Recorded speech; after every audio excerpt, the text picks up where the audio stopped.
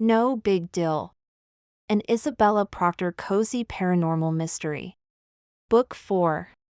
Written by Bouchard. Chapter 1. It will be like a mini vacation. What's the worst that could happen? Yeah, right. I was sure Delia didn't think the worst thing that would happen was murder, but then again, who expected murder around every corner? I was standing in line, waiting to check into our room at the Charles Bank Hotel in Boston. This mini vacation Thea and Delia had talked me into was a conference for small business owners in New England. And that was me, small business owner. I didn't know what to expect from the weekend. I was hoping to meet more apothecary owners and maybe sell them some of my less magical creations. My shop would benefit from selling more items that I didn't make as well. I was nervous about spending a weekend away from the shop and my clients, but I was pretty sure they would make it without me for a couple days. The strap of my heavy bag began to hurt my shoulder, so I set it down. There were hundreds of people in the lobby and it didn't seem full. It was loud enough that I couldn't hear the fountain in the middle of the room, and despite the room holding a half-dozen couches and many more chairs, there was nowhere to sit. In the middle of the room was a bar with two very busy bartenders serving the people at the bar and in the lobby. Conference participants were standing around chatting, and it seemed like everyone knew each other except for me.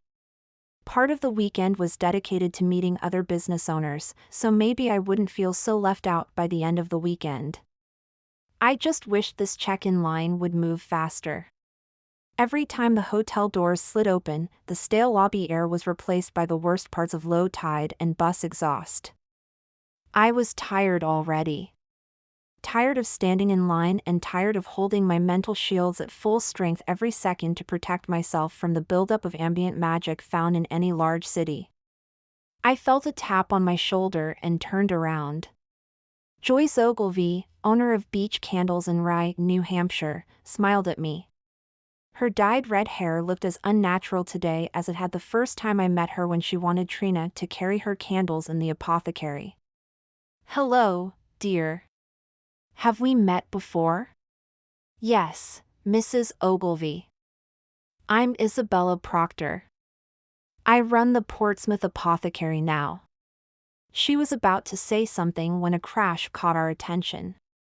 I turned toward the noise and saw one of the conference displays lying on the floor. Next to the display was a flustered-looking Caroline Arneson. The room was almost silent. Not as sturdy as it looks, she said with a little laugh as she picked it up. Oh, that woman. My poor dead husband couldn't stand her, and I see why, Mrs. Ogilvy said. I looked back to Mrs. Ogilvy, whose smile had changed to a frown. I wasn't a fan of Caroline Arneson either. She had been pressuring me to sell my shop from the moment its former owner had died. She claimed she needed the space for her own business and that I would beg her to buy it in a few months when I realized I couldn't handle the work. In fact, I loved the work, and the apothecary was gaining new clients every week. There was no way I wanted to give up my prime location in Market Square. Not only didn't I want to sell, but I felt like I would be somehow abandoning Trina's memory if I relocated the shop. She's an embarrassment, Mrs. Ogilvy continued. Caroline Arneson had a hard life, and not many people knew. Her husband beat her and she was unwilling to leave him. Now that was something I didn't understand. She acted like she had all the self-confidence in the world. Maybe self-confidence wasn't what she needed to finally stand up for herself. I tried to help whenever I could, but she never took my advice seriously.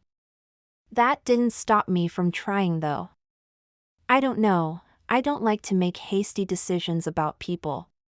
We never really know what's happening in someone else's life. Ogilvy pursed her lips. I suppose you're right. But still, a little decorum goes a long way. I can help the next guest, a hotel employee said. I was surprised to see she was speaking to me. Good afternoon and welcome to the Charles Bank. Are you here for the small business conference? I smiled at the frazzled-looking young woman. Yes, I am. Isabella Proctor checking in for myself and my two cousins, Thea and Delia Proctor. My two cousins who thought it would be funny to let me stand in line while they walked around. I handed her my freshly minted and possibly not quite legal driver's license and my business credit card. One moment, Ms. Proctor, while I check you in. It wasn't that my license wasn't legal. I got it from the DMV, except I got it after hours from a man who owed my boyfriend a favor. Maybe Detective Steve Palmer was my boyfriend, but maybe not. I didn't have a better description for our relationship at the moment. I made him dinner once, grilled cheese and tomato soup. He took me to the park for an evening picnic and to watch a play. Twice that night we almost kissed, but it never actually happened. It had been over a month since our picnic, and our schedules hadn't permitted us to spend time together since. Anyway, he caught me driving without a license over the summer, and rather than arrest a friend, he arranged for his buddy at the DMV to give me one. It wasn't something I went around telling a lot of people. And you're all set, the woman said as she handed me back my license and credit card. You're in room 498. Take the elevator to the 4th floor and turn left. I took the key card she handed me and smiled. I gave a quick wink to Mrs. Ogilvy as I passed her and went off in search of my cousins. I found them in the gift shop, looking at a display of high-priced, low-quality tourist merchandise, everything having the word Boston slapped across it in one way or another. The shop had the usual $8 mini toiletries, travel pillows, candy, and magazines too. Thea picked up a snow globe and handed it to me. Look at the price they're charging for this, she whispered. I carefully turned the globe over to read the price tag. $50. I cringed at how little the people who assembled the globes would see of that money. Not sure you'll be able to get the same price in Portsmouth, I said. I set the globe down and held out their key cards. I'm going up to the room. Here are your keys. You got through the line already? I thought for sure it would take at least an hour, Thea said. No, it only felt like an hour, talking to the woman behind me and watching Caroline Arneson knock a display over. Delia puckered her face up. Is she here? You heard the crash earlier? That was her. I wonder if she's here for the conference, Delia said. From the sounds of it, she's gotten an early start on her weekend. It's not even 4 yet, Thea said. It looked like an accident to me. Anyway, I'm headed up to the room, I said. I'll come with you. We might as well unpack before dinner, Thea said. I wish I could say our room was something spectacular, but it was a regular room with 2 double beds, a bathroom, bureau, and small table. I didn't plan to spend much time in the room, so I didn't care. Who gets to sleep alone tonight? Thea asked. We settled the question with our age-old method of peaceful conflict resolution, rock, paper, scissors. Delia threw rock, and Thea and I threw scissors. Yes! Delia exclaimed as she set her bags on the bed closest to the window. I unpacked my overnight bag and sat on my side of the other bed. I'd only gone into work for a couple hours in the morning and wouldn't be back in until Monday morning at 10. Even though it would be tough schmoozing with so many people all weekend, it was at least a nice change. It was nice to get away from Proctor House too. My apartment building had over a month of reconstruction work before it was habitable again, and I was counting the days. Don't get me wrong, I loved my family, and they had made some serious strides in treating me as an adult who could live her own life however she wanted, but living with them wasn't the same as living on my own. I wasn't sure I was ever going to be able to pry my cat, Jameson, out of the house though. Everywhere he turned, someone wanted to scratch him, make him a special meal, or ask his opinion on a complicated piece of magic. Obviously, he was not just any cat, he was my familiar. He was over 200 years old and was absolutely convinced he knew more than the 7 Proctor witches put together. He may not have been wrong. Jameson stayed in Portsmouth for the weekend, and I already missed him. I didn't realize how often I turned to him to chat or ask questions. But since he was at home, I also got a break from our training schedule. He made me work hard every night, after a full day at the apothecary, learning new spells and how to enhance them with the amulet from the sorority of Bridget. He said I was doing acceptably well. I thought he didn't like to give out compliments and that I was doing great. "I'm bored," Delia said. "Let's go down to the bar and watch people." "Okay," Thea said, and headed for the door. "Hold on, you're not wearing that, are you?" Delia asked her. Thea looked down at her holey sneakers, jeans, and t-shirt. "I look fine." "Sure you do, if you're about to go clean out a musty basement. If you want to make a favorable impression with other tour companies, maybe not." Thea sighed. "I didn't pack much that looks nicer." Delia grinned. "I didn't think you would.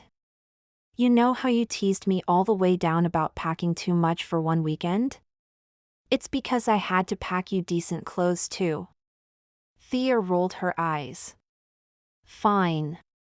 Whatever. You tell me what to wear, and I'll put it on. But I don't know if I'll like it." Delia rummaged through her bag and pulled out a navy cashmere V-neck sweater, dark wash jeans, and a pair of black leather flats with a silver toe guard. "Try this. It's about as plain as I can make an outfit." I could tell Thea didn't hate it, because when she came out of the bathroom she had a tiny smile across her lips. "Thea, you look great," I gushed. How had Delia managed to find clothes that fit Thea perfectly? Delia slipped past Thea and changed into a black dress and cropped green sweater. My heart sank, because she looked great too. My clothing had been ruined in the apartment fire, and I'd been slowly replacing what I could with thrift store finds. I hadn't found much. Delia handed me some clothing. "And in case you thought I forgot you in my great shopping extravaganza, I didn't." I took the bundle and spread them out on the bed. A red sweater that was strikingly similar to my favorite sweater and a pair of black dress pants. "You bought me clothes?" Delia handed me a pair of short black heels. "And shoes." "She's just embarrassed to be seen in public with us, that's all," Thea said. We laughed and I managed not to smudge my makeup with tears of gratitude. "You're the best." My clothes also fit perfectly, but I knew why once I felt the tingle of magic when I put them on. "You enchanted the clothes." "It's a spell I've been working on for a while now.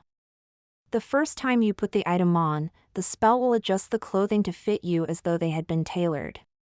They also won't stain, and you can brush any dirt off them and they'll look brand new again." "Clever," I said. "I might never want to wear anything else." Delia blushed. "Jameson has been helping me with it. I don't think there's a spell in existence that he doesn't know. And I brought enough for each of us for the whole weekend." She was probably right about Jameson. "Okay, let's go down and meet some boring businessmen. Or at least have a glass of wine before dinner." As we rode down the elevator, I considered having a glass of wine. It might be nice to cut loose a little tonight since I wouldn't be training with my cat. The door chimed and slid open. While we weren't the only people with this idea, the lobby was empty enough that we could hear the water in the fountain. "Let's go sit over there," I said, pointing to the table nearest the fountain. We sat and one of the bartenders came to take our order immediately. "Good evening, ladies, I'm Marco, your waiter. Can I start you off with a drink?" "I'd like a glass of Malbec," I said. "Same for me," Thea said. Delia paused for a moment. I'd like an espresso martini. He flashed us a smile. I'll be back in a moment with those and I'll leave you with our menu. He's kind of cute, Delia said. You've got no chance with him, he's judging you for that silly drink order, Thea said. It's not a silly drink. I looked it up, and it's one of the top 10 drinks people order. It's not my fault if I don't want a glass of red wine like you two stodgy old ladies. Marco returned with our drinks. He also brought us a platter of cheese and crackers. He smiled at Thea. The cheese is compliments of me. Can I get you anything else to eat? Since when do waiters give out free food? Delia set down her menu. Can we have an order of the curry chips and an order of the soft pretzels? That sounded good to me, so I handed him my menu. Of course. Ladies, how nice to see you here, interrupted a short man. He looked familiar, but I couldn't place him. Marco walked off with our order, and the man joined us. Mr. Branham, how nice to see you, Thea said. Evan Branham, Portsmouth's assistant mayor. No wonder he looked familiar. He waved to Marco and made a hand signal for another drink. Nice to see some hometown businesswomen here this weekend. Of course you'll say great things about Portsmouth to everyone here, right?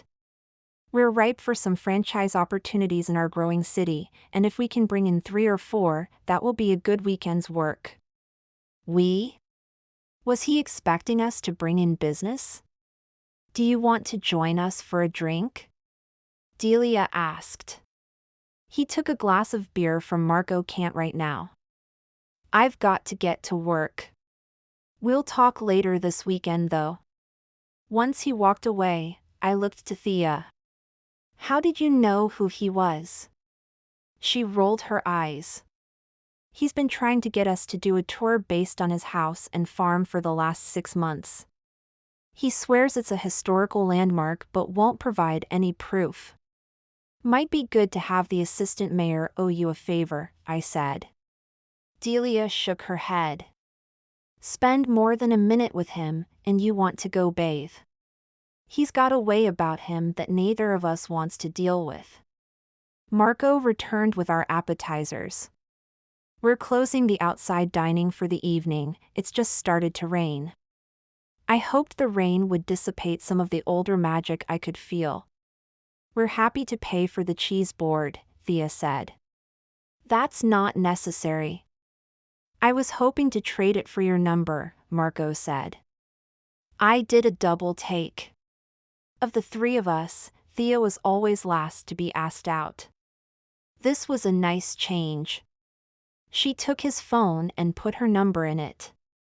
I was about to ask him where the closest drugstore was when I heard a familiar voice across the room. The 4 of us turned to see Caroline Arneson arguing with Joyce Ogilvy. Caroline stood up from her table so Joyce was no longer standing over her. Do you know why I don't carry your candles? Because they're cheap, and my customers don't want them. I beg your pardon? You heard me, cheap. Your wax is so full of air that when customers pick the candle up, they know they're getting ripped off and the candles will be gone in almost no time. Joyce looked at Caroline up and down. Your customers should be used to buying cheap. Before they could come to blows, Marco stepped between the 2 women. I have a table for you, ma'am, right over here. If you could follow me. He took Joyce's arm and escorted her to the table next to us. Joyce looked at the 3 of us. Oh, it's you again, from the line. Did you hear what that awful woman said to me? Everyone in the lobby heard what the 2 of you had to say. I hardly think this is the time or place to pick a fight with someone you don't like, Thea said. Chapter 2. Joyce didn't like Thea's comment, so she turned away from us and didn't speak again until it was time for dinner in the ballroom. About time, she muttered as we made our way through the double doors. Chandeliers lit the large room, and candles on each table provided a warm glow. Joyce Ogilvy sat at an empty table near the front of the room, so we chose the back corner table. Gray damask tablecloths set off the white china and waiters walked through the room, pouring wine for the seated guests. A microphone stood on the dais at the front of the room, and when the room seemed full, the mayor of Boston used it to welcome us and introduce the first speaker. Over the course of dinner, there were 8 presentations from cities throughout New England, each one looking for businesses to expand to their region. Assistant Mayor Branham did a reasonably good job highlighting the low tax benefits of business in New Hampshire, along with our increasing tourist numbers and growing population. By the time he was done, I was happy I lived in Portsmouth. The mayor of Farmington, Rhode Island, on the other hand, did a terrible job when questioned about his city's crime rate, police corruption, and almost undrinkable water. I was glad we'd eaten appetizers in the bar, because the phrase rubber chicken dinner was an accurate description of our meal. "I'll never take Aunt Nadia's cooking for granted again," I said as I pushed the overcooked zucchini around on my plate. "Me either," Delia said. "At least we've got the dessert bar to look forward to later on," Thea said. Our agenda said karaoke would follow dinner. To say karaoke wasn't my thing was a huge understatement. I loved to sing, but couldn't hit the right notes. Not even by accident, if you believed my high school music teacher. Once the speakers finished, the 3 of us left the ballroom and took a seat by the fountain again. We weren't the only people with this idea, and the karaoke I heard every time the ballroom doors opened told me we'd made the right choice.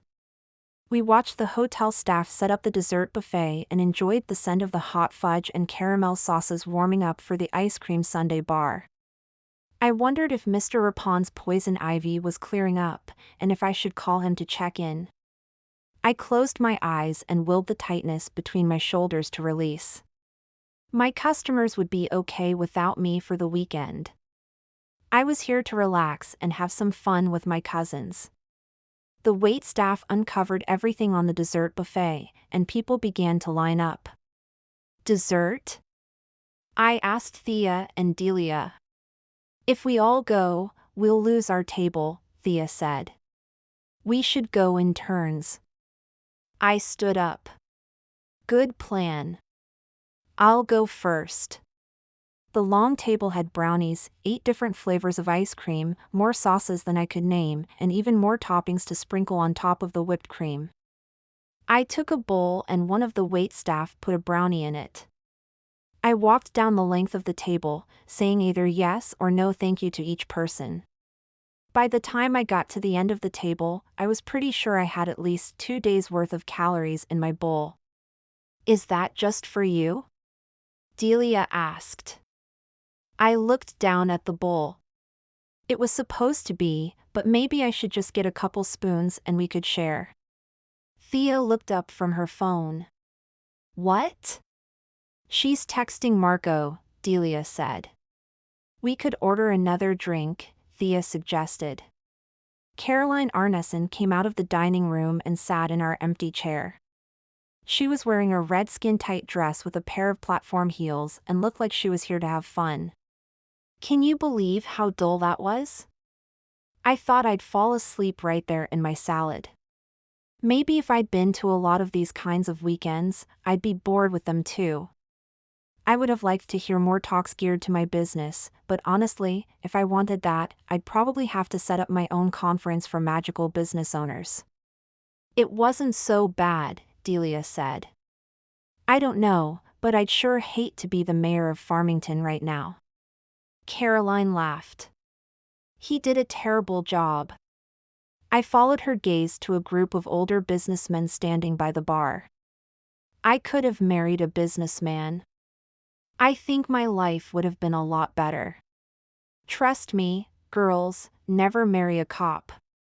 You'll always come second to the job. Why do you say that? Is your husband really that bad? Delia asked. I closed my eyes. I had never told my cousins about the problems in Caroline's marriage, and I doubted she would want to talk about them now. I wonder, statistically speaking, half of those men are divorced. No sense jumping ship without someplace to land, she said. My grandparents were the only happily married couple I knew. My mother and aunts hadn't been able to make their relationships with our fathers last, so I felt like I was just as jaded as Caroline. Only our approach was different. She was looking for another man, and I hadn't even been looking for the one I had. As it was, most people I knew no longer considered marriage a lifetime commitment. Caroline stood up and tugged at her dress so that it lay flat. "Wish me luck," she said as she strode over to the bar. Thea rolled her eyes. "She's so jaded, she makes me happy to be single." "Something must have happened to her, most people don't have such a hard heart," Delia said. We watched her laugh and flirt her way into the center of the group of men. Almost immediately, a tall man with an immaculate suit and a hint of gray at his temples touched her arm. She cozied up to him and laughed at something he said. "She's a grown woman and can do whatever she wants," I said. And I really believed that, but I still kept my eye on her. We weren't friends, not by a long shot. But I knew her secret, and she was my customer, and somehow that made me feel a little responsible for her. About half an hour later, another man joined the group. He seemed to be friendly until he grabbed Caroline's arm. She winced. "Hey, cut that out. You're hurting me." He didn't listen to her and pulled her out of the group of men. To my dismay, none of them stepped up to stop him. He wasn't steady on his feet and almost fell over when she tried to stand her ground. "I know what you did. Just admit it and I'll leave you alone." She looked genuinely confused. "I don't even know who you are." His face turned red with anger. "I'm Ken McCormick." Rather than cower at his anger, she held his stare. "I'm sorry, have we met?" "I have no idea what you're talking about." "Just admit what you did to my brother," he said. "I don't know what you're talking about. We've never met before." "No, we haven't. But you've met my brother, Lee. And you know exactly what you did to him." I could tell by the way she was looking at him that she had no idea what he was talking about. "If you don't let go of me, I'm going to call the police." A few of the men in the group she had been standing in started to drift away. Cowards. I stood up and walked toward her. "What's going on here?" I asked, hoping I could sound clueless and defuse the situation before anyone got hurt. McCormick's gaze shifted to me. "You two friends?" "I'd be careful if I were you. She'll ruin your business just as easily as she ruined my brother's." I didn't know what he was talking about. I wasn't sure it really mattered either. "I can see you're really upset, but I don't think this is the right place to talk about it. Why don't you come back to my table and we'll try to work it out?" He looked at Caroline and then back to me. "Wouldn't that be better than making a scene here?" I asked. He scowled at her but dropped her arm and stormed off. Before she could walk away, I put my hand on her arm. "Listen, this is the second argument you've been in today. What's going on with you? I can't help it if people are jealous when my business is more successful than theirs. It's not my fault that horrid Ogilvy woman uses aerated wax, and it's not my fault the Old Port confectionery was selling candy that had bugs in it." Now I knew why he was so angry with her. Old Port confectionery was the shop on the other side of hers. In her quest to expand her business, maybe she'd indulged in a few dirty tricks to get them to close. How long would it be before she tried that with mine?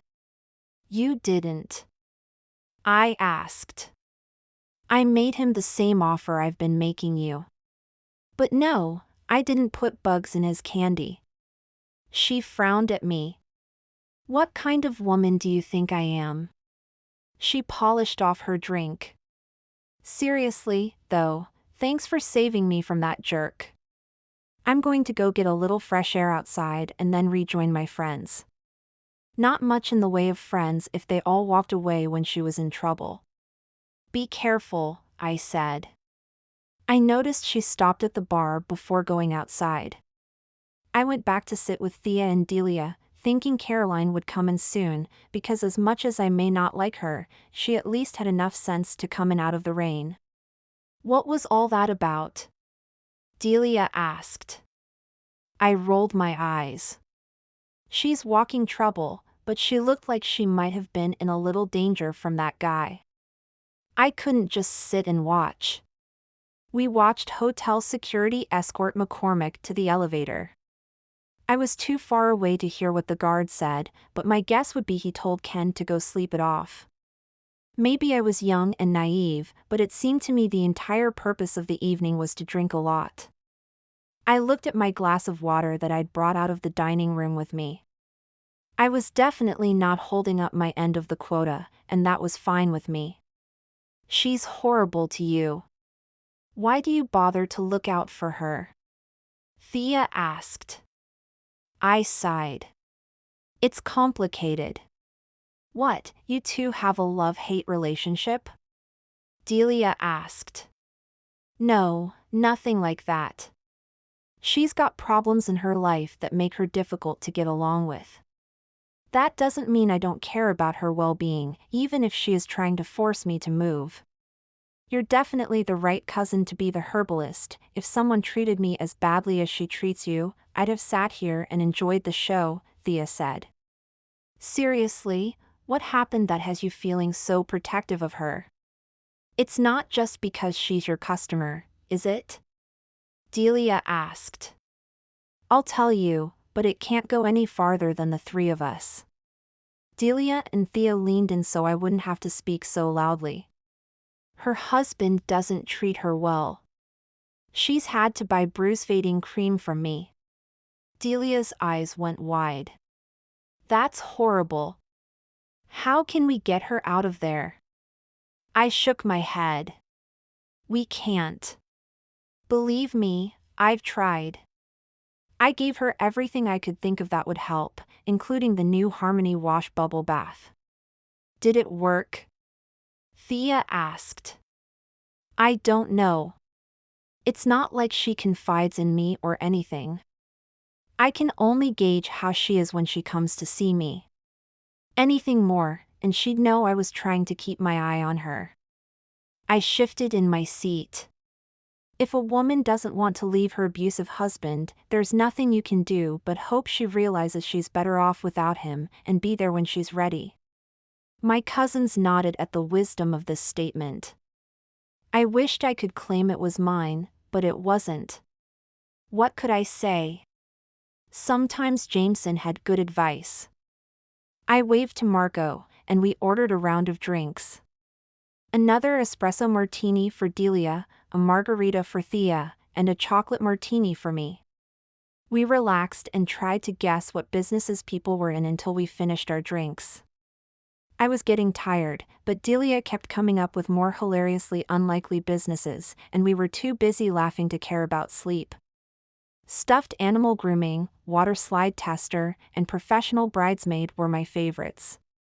A man in a gray suit and a woman in a green dress walked through the door to the outside dining area, and I realized I hadn't seen Caroline come back in yet. I shrugged, thinking I must have missed her, or she had decided to call it a night once she'd gotten some air. A scream echoed through the lobby, and we all turned to see the woman in the green dress, pale as a sheet, pointing at the door. Chapter 3. Her screams echoed through the lobby.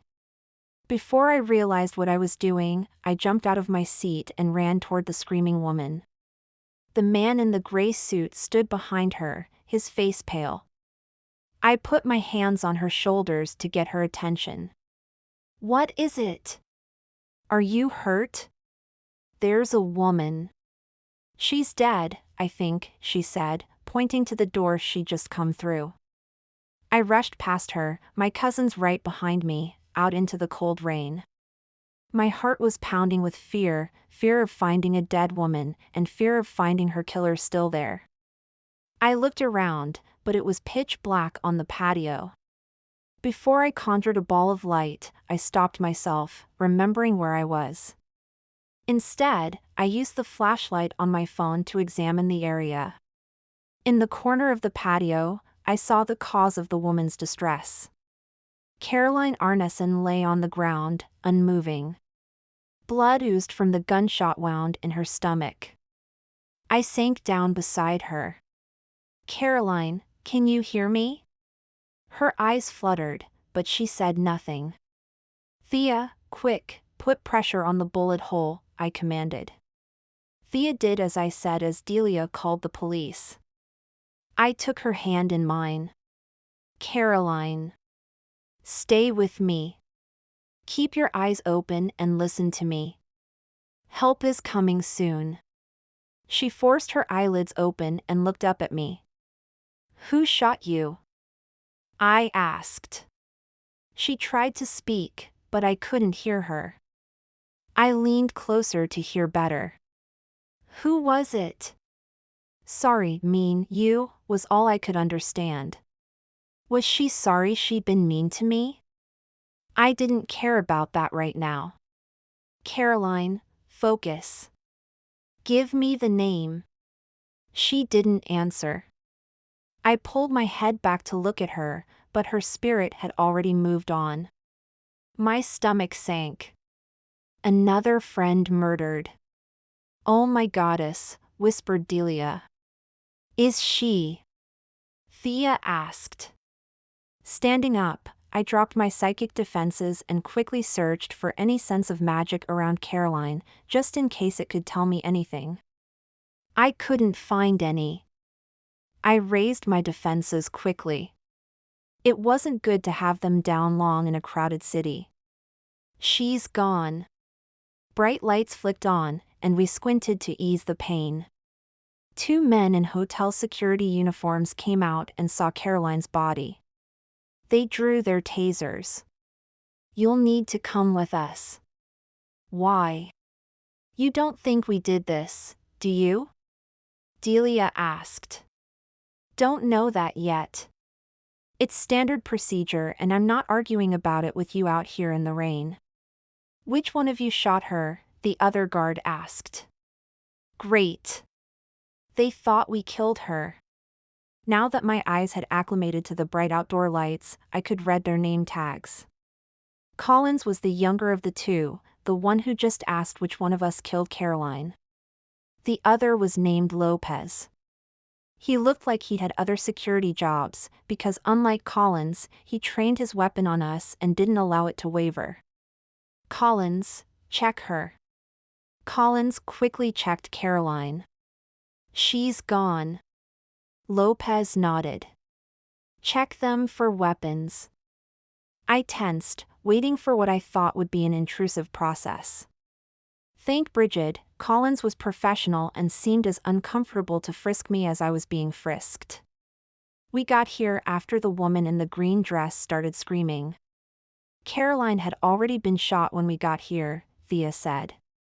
A third security guard, Mungsuri, stepped out onto the patio.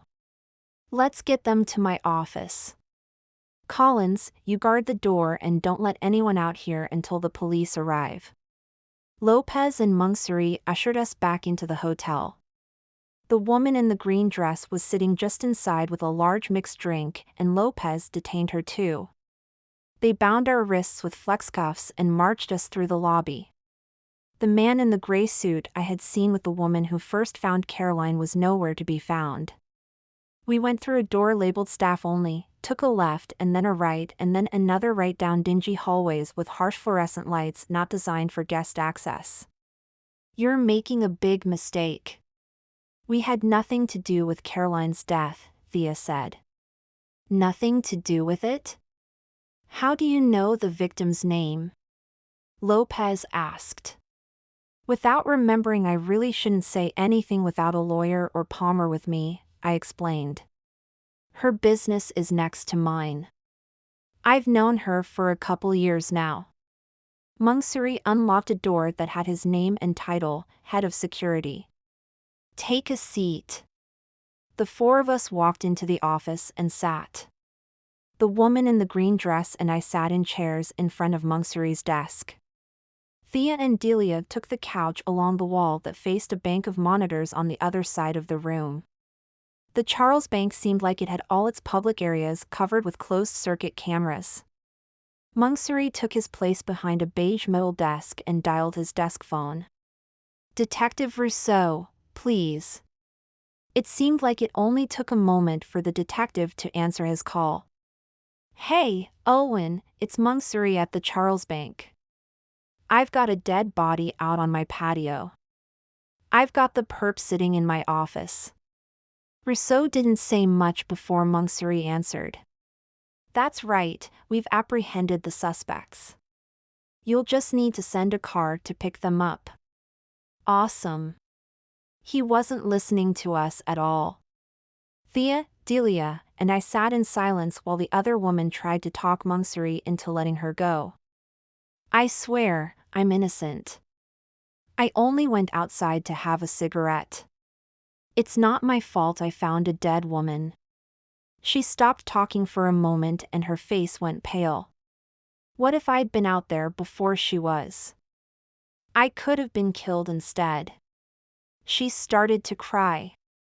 Her nose ran, but because her arms were restrained behind her, she couldn't even blow her nose.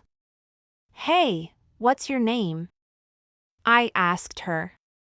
The poor woman needed a distraction. "Anita."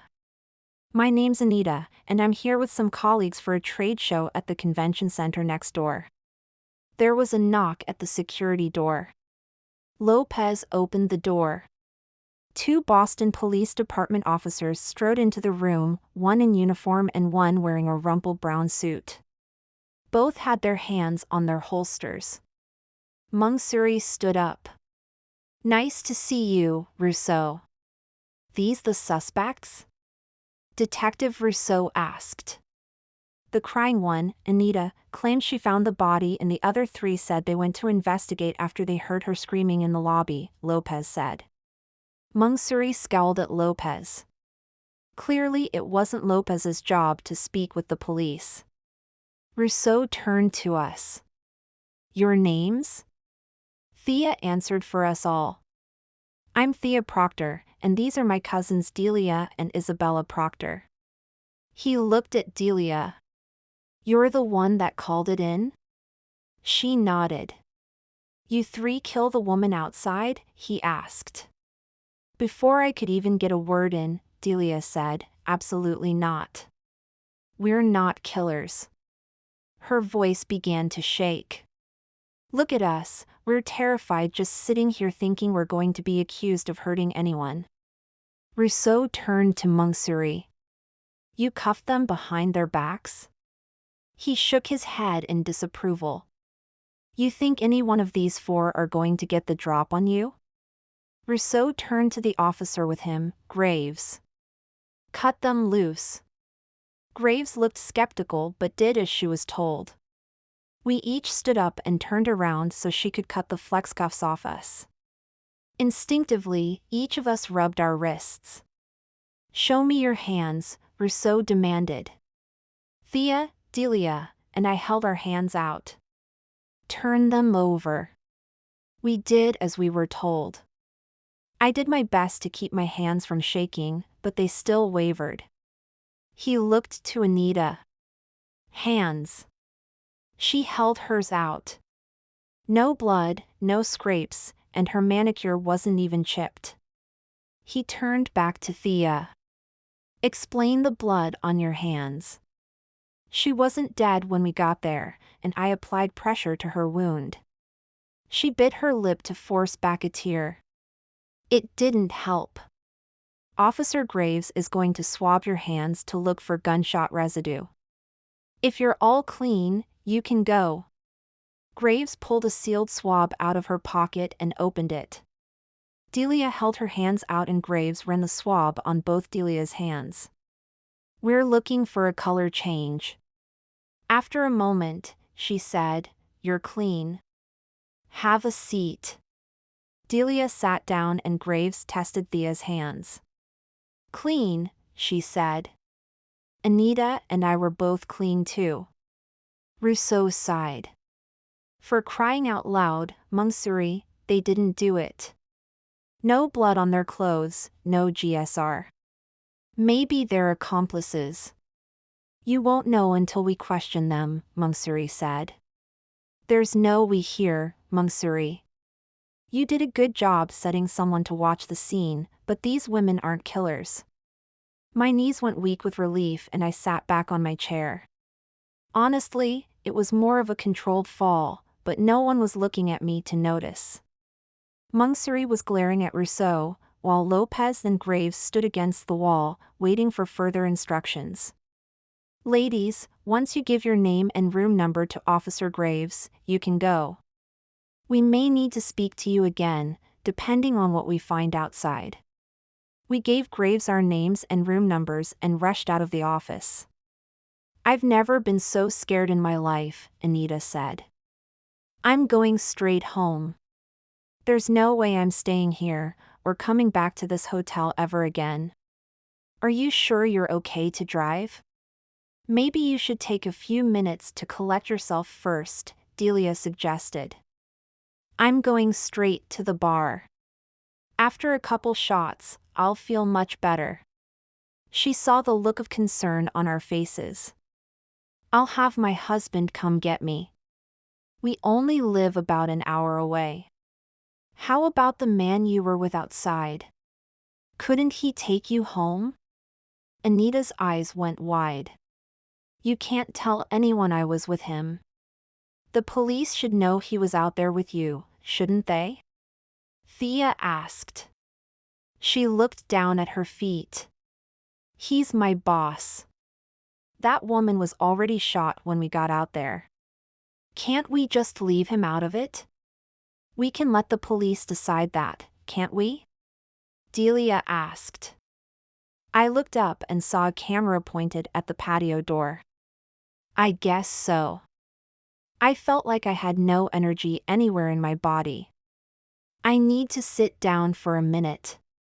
Where do you want to go? Thea asked. Definitely not the bar. Maybe a nice hot shower and then a good night's sleep to put all this behind us, Delia said. Sure, we could relax all we wanted tonight, but first thing in the morning, I'd be trying to figure out who killed Caroline. Chapter 4. The next morning, hotel staff ushered all conference participants from Portsmouth into the smaller ballroom. A table waited, draped in black and laden with pastry, coffee and tea. We helped ourselves and sat at the same table we'd used the previous night. Since there were far fewer people here this morning, no one sat near us. It was then that I saw the image of Caroline Arneson, surrounded by flowers, projected onto the screen at the front of the room. This is thoughtful, to have a memorial for Caroline, Delia whispered. Evan Branham stepped onto the stage and turned a microphone on. He looked like he hadn't had any sleep last night. I know I didn't sleep so well either. If I could have your attention, please. The room slowly quieted down, and he began to speak. Last night we lost one of our own to a senseless act of random violence. It seemed a bit early to be drawing those kind of conclusions, but maybe he knew something I didn't. The door opened and a man in a Portsmouth police uniform walked in and stood to the side. Is that her husband? Thea asked. I shrugged. Never met him. Maybe the police are here to question each of us. She was a warm, kind, and witty woman who had a tremendous love for Portsmouth and her fellow citizens, Branham continued. I had the pleasure of working with her on various fundraisers, including the Portsmouth Chamber Orchestra. Thea leaned over to me. I've heard she loved some more than others. I held back my grin. From what Caroline had told me in the past, Thea was right, but it was way too soon for jokes. Our city will be forever diminished without her light in it. And now I'd like to invite anyone who knew her to come up and say a few words about our friend. He gestured to the photo, Caroline Arneson. He peered into the crowd. Her husband, Sergeant Rudy Arneson of the Portsmouth Police Department, will be joining us this morning. Sergeant, are you here? Please join me. The officer at the door strode through the room and onto the stage. Branham shook Arneson's hand and tried to hand him the microphone. Arneson made no move to take the microphone, however, and the two men stood in awkward silence. I looked around the room, but no one seemed interested in speaking. In fact, no one was looking at the stage anymore. Reluctantly, I stood up and made my way to the stage. I took the microphone from the assistant mayor and looked out at the small group of people. Good morning. First, I'd like to say what a tragedy Caroline's death is. She was young, too young to die, and full of energy, life, and determination. I didn't know her well, even though her shop is next to mine. But I knew she was dedicated to her business, her customers, and to the people of Portsmouth. She leaves behind a husband, and I'm sure I speak for all of us when I say our thoughts are with him at this difficult time. Second, I'd like to encourage anyone who saw her on Friday evening to contact Detective Rousseau or the hotel's chief of security, Monsieur. I tried to hand the microphone to Sergeant Arneson, but he clasped his hands behind his back. Branham reached across Arneson and took it from me. What kind of man doesn't want to say anything in this situation? As I walked back to my seat, a few people stopped me and shook my hand. No one else joined the assistant mayor on the stage. I felt sad that she had no one here to speak nicely about her except me, and I didn't even like her.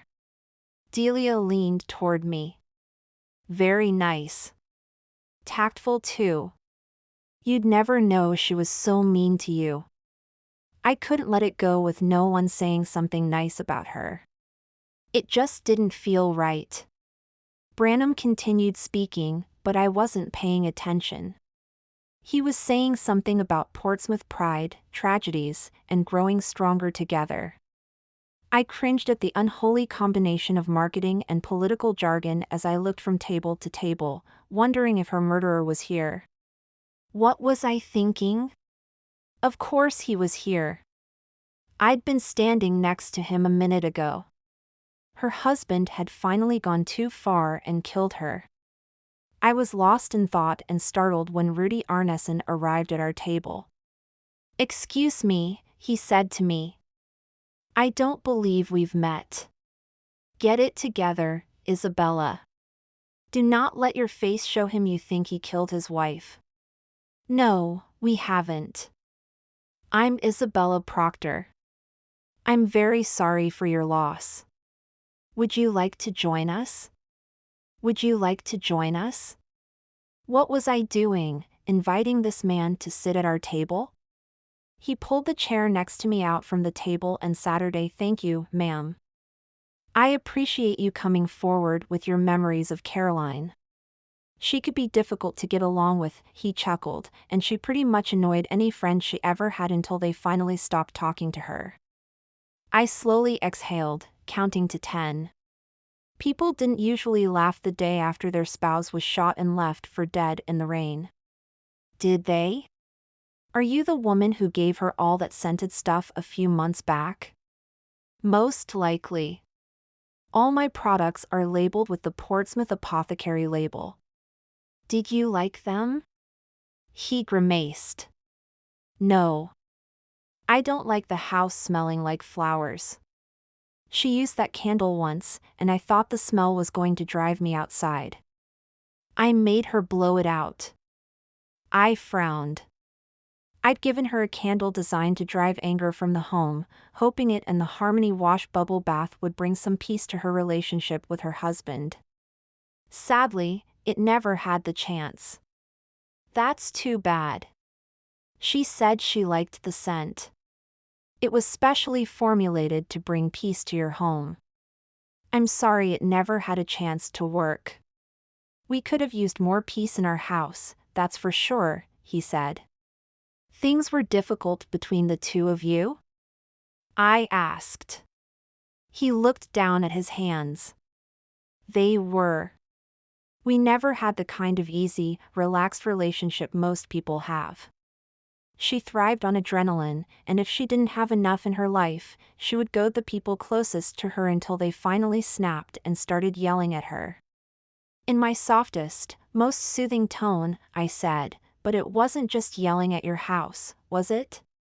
His grin fell, and his icy gray eyes bored into mine.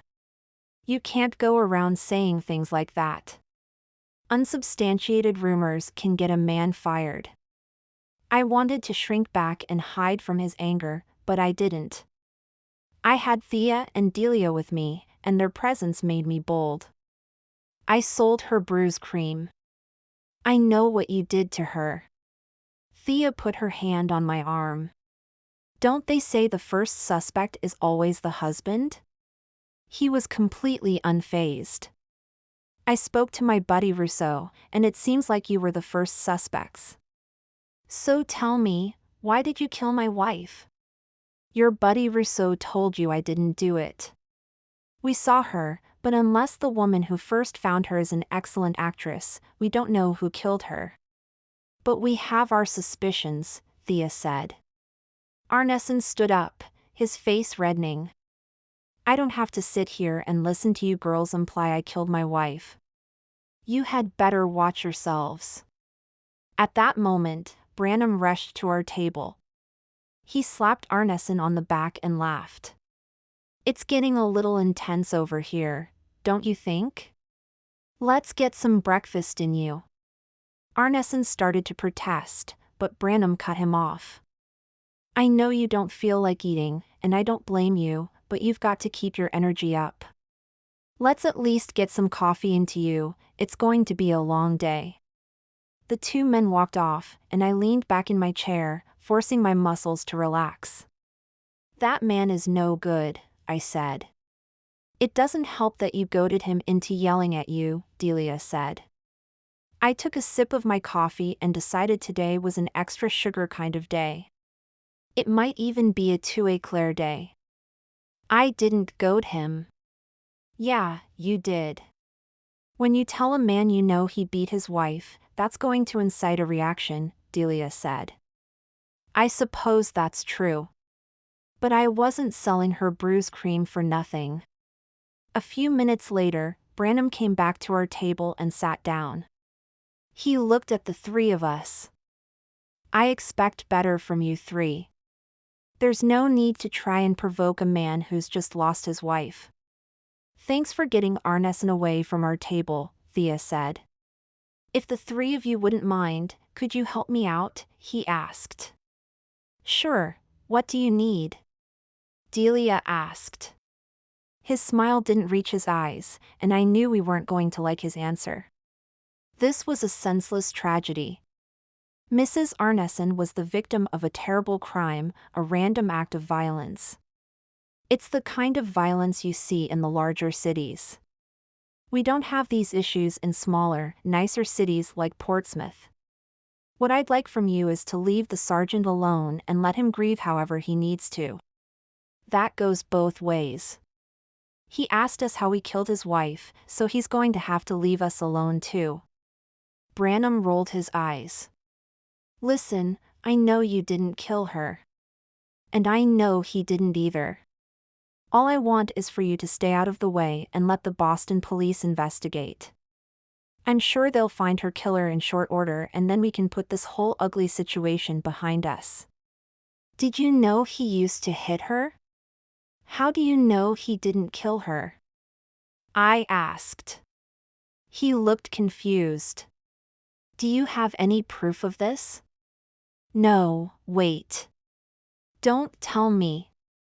Go to the police instead." I rolled my eyes.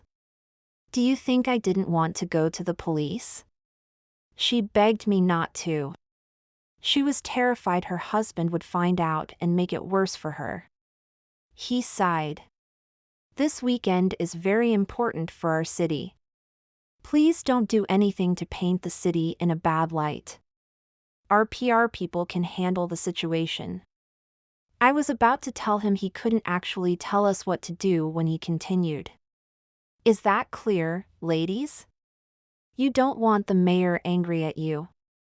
Assistant mayor, I said. He glowered at me. Only until the next election. As he walked off, I wondered how far he would go to keep Portsmouth looking pristine. Would he be willing to let Rudy Arneson get away with murder? A wave of guilt washed over me. I could have prevented her death if I'd been able to convince her she'd be safe without her husband. I could have saved her life if I'd forced her to leave. It would have been easy, just a little magic, and she'd still be alive today. Isabella? Delia asked, bringing me out of my thoughts. Are you okay? I looked at the retreating back of the assistant mayor. I could have saved her, I whispered. Chapter 5. Delia pulled me into a fierce hug. Don't say that. There's no way you could have known she'd be killed this weekend. I let her hug me as I wished what she said was true. Let's get out of here. I need a change of scenery. She released me and we went outside.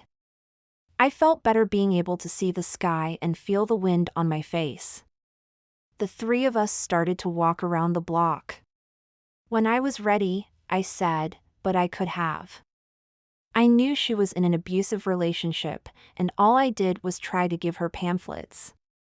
I could have worked harder to keep her safe. How?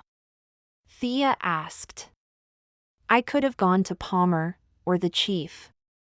They could have taken care of her and made sure her husband. But you didn't, because she asked you not to. She didn't want your help. In fact, she specifically told you not to help, didn't she? Thea asked. Yes, but nothing. You did what she wanted. You're not responsible. We turned the corner and continued walking.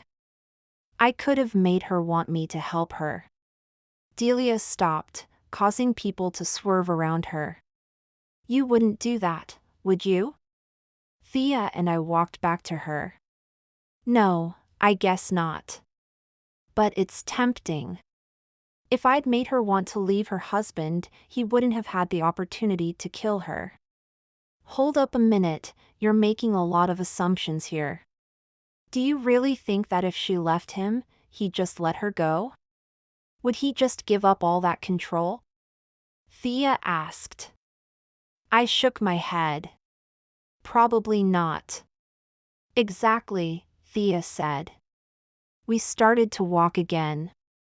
Another thing, you're assuming he did it. Was he even here last night? Delia asked. I don't know. Maybe? It won't be hard to check, I said.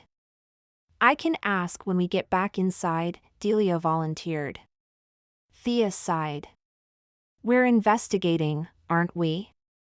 Are you saying you want to? I asked. I think we have to. Caroline reminds me of Agatha.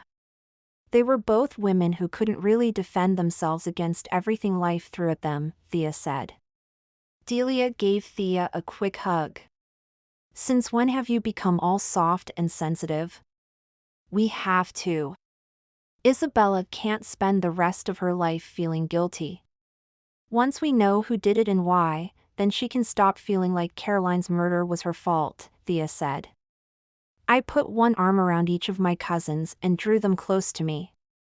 You two are the best cousins I could ask for. What would I do without you? They hugged me back as we finished walking the block. When we returned to the hotel, Delia went to the reception desk. I turned to Thea. Let's get coffee and get to work. The coffee shop in the lobby had eclairs. Already my day was looking up. We took our usual seats in the lobby and watched conference attendees and tourists walk past. It was easy to tell the difference in the two groups, only the conference attendees wore suits, even though it was a weekend. Delia returned after a few minutes. He checked in yesterday afternoon. Alone. How did you get them to tell you? I asked, astonished. Hotels were generally tight-lipped about their guests. Delia looked back to the reception area and waved. A stunningly handsome blonde man waved back to her. That's Yuri. I promised him you'd have coffee with him on Monday. Delia, I said. It's just coffee, not a real date. Delia said. But we won't even be here on Monday, I said. Delia grinned. And that's the beauty of my plan. I smiled and gave Yuri a little wave before putting him completely out of mind. What if she was killed by a tourist? I asked. Delia pursed her lips. I hadn't thought of that.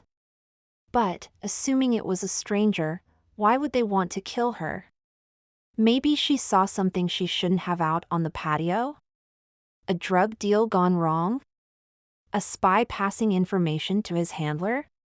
An informant meeting with a cop, suggested Thea. I laughed. I think you've been watching too much TV. The real motive is probably much less exciting and probably much closer to home. I still think it was the husband. What do you think? Should we go to the first session? Thea asked. I looked toward the door to the patio, still blocked with crime scene tape. I'd rather take a look at the patio first. Think we can get out there? Nothing a good cloaking spell won't handle, Delia said. I didn't want her to do the spell, even though her spells weren't as bad as I'd thought they were going to be. But we can't just have the door seem like it was opening by itself. Why don't you open it for us, while visible, and then Thea and I can sneak out and look around. So I get all the danger and you two get all the fun? She asked. I smiled at her. I promise I'll make it up to you. Fine, she huffed. Let's go find a place for you two to disappear. I don't want to go all the way back to our room. Ladies' room? Thea suggested. The first session had just started in the ballroom and the lobby was almost empty. I presumed the ladies' room would be too. Sounds good. The problem with a cloaking spell is that Delia wouldn't be able to hear us say we were through the door. While in the ladies' room, we devised the plan where she would open the door, Thea would tap her shoulder, she would count to 5 and then close the door. It worked well as we exited the bathroom, so I had hopes it would be okay for the crime scene. It was a really weird feeling when people looked right through us. We had to take care to stay out of the way of the few people walking across the lobby. They'd be very confused if they banged into what seemed like nothing. We got to the patio door, and before she could open it, hotel security arrived. At least this guard, Stone, hadn't seen us last night. Excuse me, miss, you can't go out there. Delia tried her cute, innocent act, but he wasn't going to have any of it. Thea turned to me and laughed. That's never going to work, is it? Not likely, I said. Maybe we should all take an acting class this winter. It's a crime scene. See the tape? She fanned herself with her hand. I just needed a breath of air, the ballroom is too warm and stuffy. He took her arm and said, "Let me help you to the other door." As he guided Delia to the front doors, Thea and I returned to the ladies' room. We reappeared and started laughing. So much for playing innocent, I said. I thought about opening the door myself, but Collins was on the other side of the lobby and I thought he'd notice, Thea said. Bats. We'll have to make another plan. But for now we should at least try to catch some of the presentation. Invisible? She asked. I grinned. I think Branham would say it didn't look good for Portsmouth if we didn't go to at least the keynote. We met Delia outside, where she was making a show of cooling down for the guard who had not yet left. Here you are, we thought we'd lost you, Thea said. Oh, I'm sorry. I was getting too warm in the ballroom, so I came outside to cool down. Are you okay? I asked, fake concern tinging my voice. Should we bring you back upstairs? Delia shook her head. I think if we get water before we sit down, I'll be fine. She walked to Stone and said, Thank you for keeping an eye on me. My cousins can take it from here. He gave her a little nod. You have a nice day, and keep an eye out for police tape. I will, Delia said as we walked back into the hotel. We tried to be quiet as we entered the ballroom, but the door squeaked and a lot of people turned to look at us. We took seats at the back of the room, feeling sheepish for having disrupted. I looked at the screen in the front of the room, supply chains and just-in-time shipping for small businesses. Did someone say nap time? To distract myself, I looked for guilty or suspicious behavior from the people in front of me. It was hard to determine a guilty look from the back of someone's head, so I gave up and tried to pay attention to the talk. Maybe having several supply chains would work for other businesses, where the quality coming from each would be the same, but I shuddered at the thought of playing one supplier off the other to drive down the price of the ingredients I ordered. I'd be afraid the quality would go down as well. I couldn't imagine how this talk could apply to a tourist business like Thea and Delia's, so I leaned over and whispered, Want to get out of here? The door would squeak again, but I reasoned that would be less distracting than the three of us falling asleep and snoring. Out in the hallway, Delia said, I had a thought about what the guard said about security tape. Do you think they cordoned off Caroline's bedroom as well? I bet they did, I said, but I don't know which room it is. The building doesn't have that many floors, we can just walk them until we find one that's been blocked off, Delia said. But will they actually use crime scene tape, or will they just lock the door and leave it at that? Thea asked. I frowned. Probably just lock the door, and I don't know any spells to find her room. It's too bad Jameson isn't here, I bet he knows some, Delia said. Maybe so, but this was my weekend off from him, from training, and from his never-ending snark. He probably does, but I'm not calling my cat for advice on my vacation.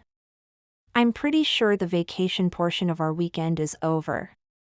We're trying to go to presentations and catch a murderer, Delia said. It definitely feels more like work than vacation at this point, Thea said. I looked at the program of today's presentations. We could go to the next talk on partnering with the federal government, or we could check each floor to see if we can find her room. Each floor? Thea asked. There's only 16, Delia said, unless you'd like to investigate how tours of Portsmouth benefit the government? Thea sighed. This would be great if I needed to count my steps for the day. At least walking the halls we won't fall asleep. We headed to the elevator and pressed the button for the second floor. When the door slid open, we walked out. Left or right? I asked. Right first, then left, then back to the elevator, Thea said. I was surprised any of us had a definite opinion, because it didn't seem to me like it mattered. But we went right first, following Thea. Nothing looked amiss on the second floor, so we went to the third floor. Then the fourth floor. Then the fifth. Each floor was exactly the same. Blue carpet, beige walls, white doors with gold numbers. Do you think the security guards have noticed we're going through each floor? Delia asked. I remembered the monitors in Monsieur's office. Maybe we should be more stealthy, I said. We kept walking and Thea pulled us around a corner to a small room that held the ice machine and a few vending machines. Here? She asked. I looked up and shook my head. There was a security camera pointed at the vending machines. Our room, I said. We went back down one floor to our room, where I cast a quick cloaking spell. Yes, it would look odd that our door opened and closed with no one there, but there wasn't much to do about that.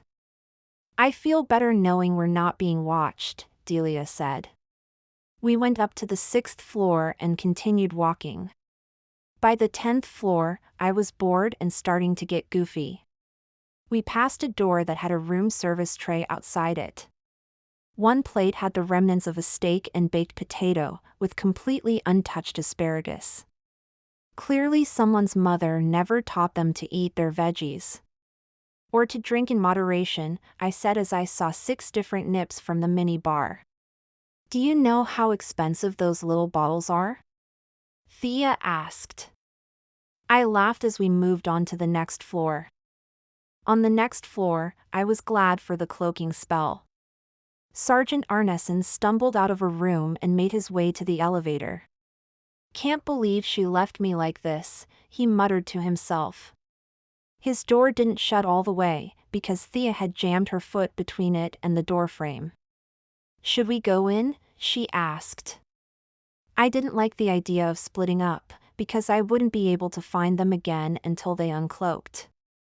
On the other hand, this was too good an opportunity to miss. You two go in.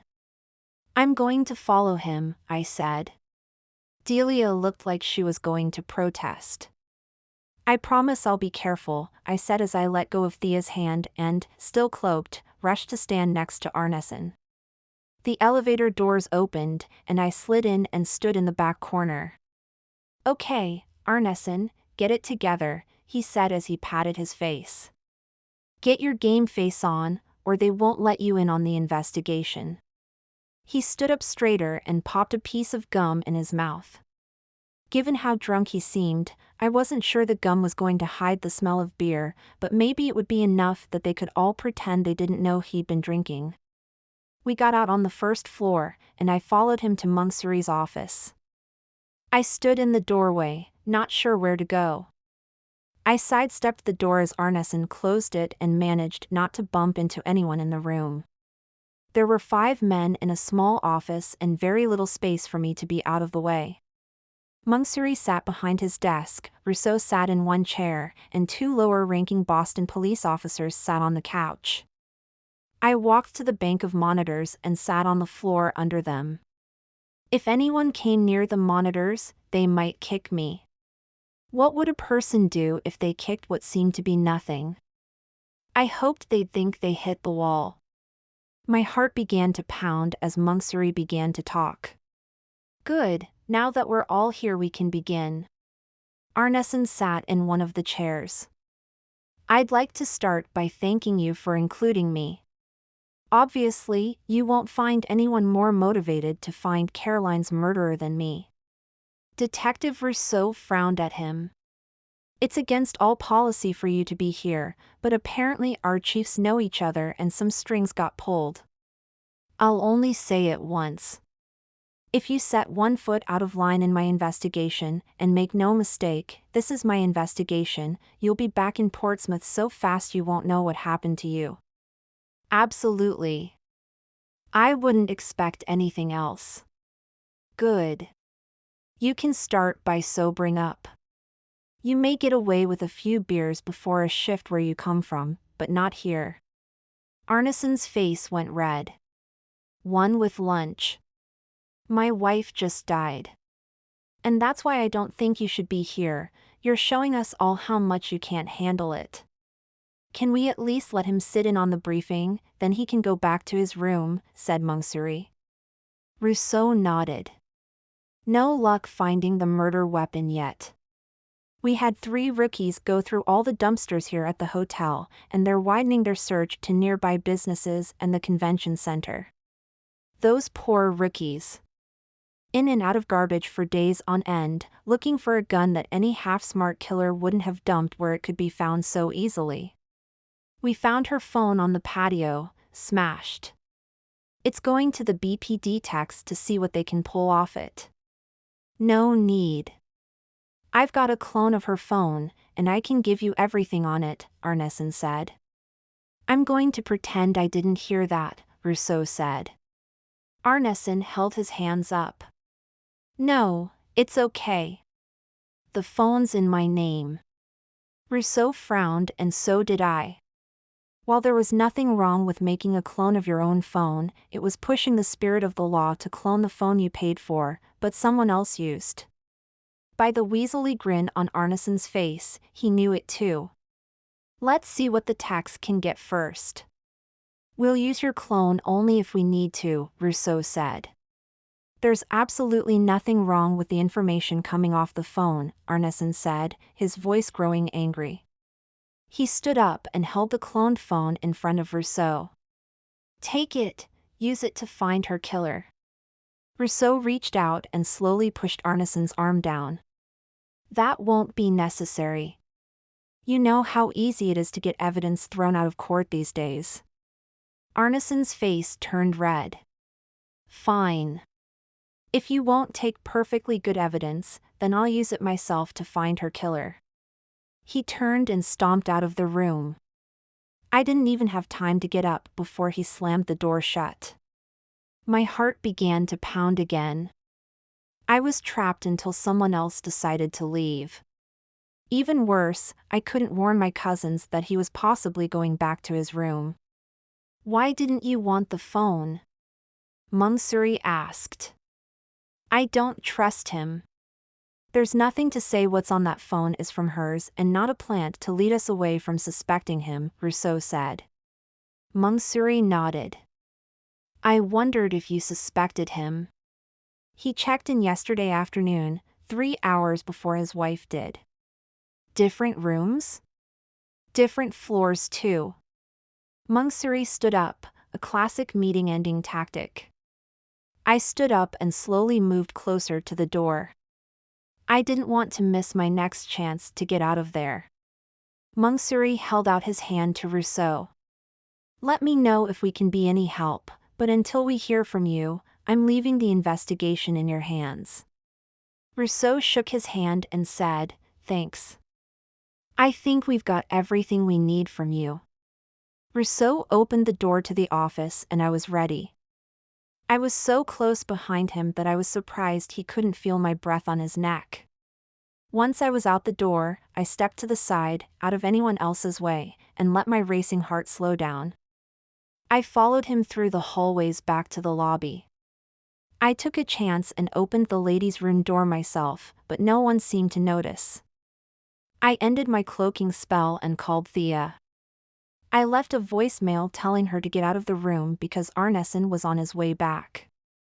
I wasn't sure she'd hear the message in time, but she'd at least know it was me calling by my ringtone. Chapter 6.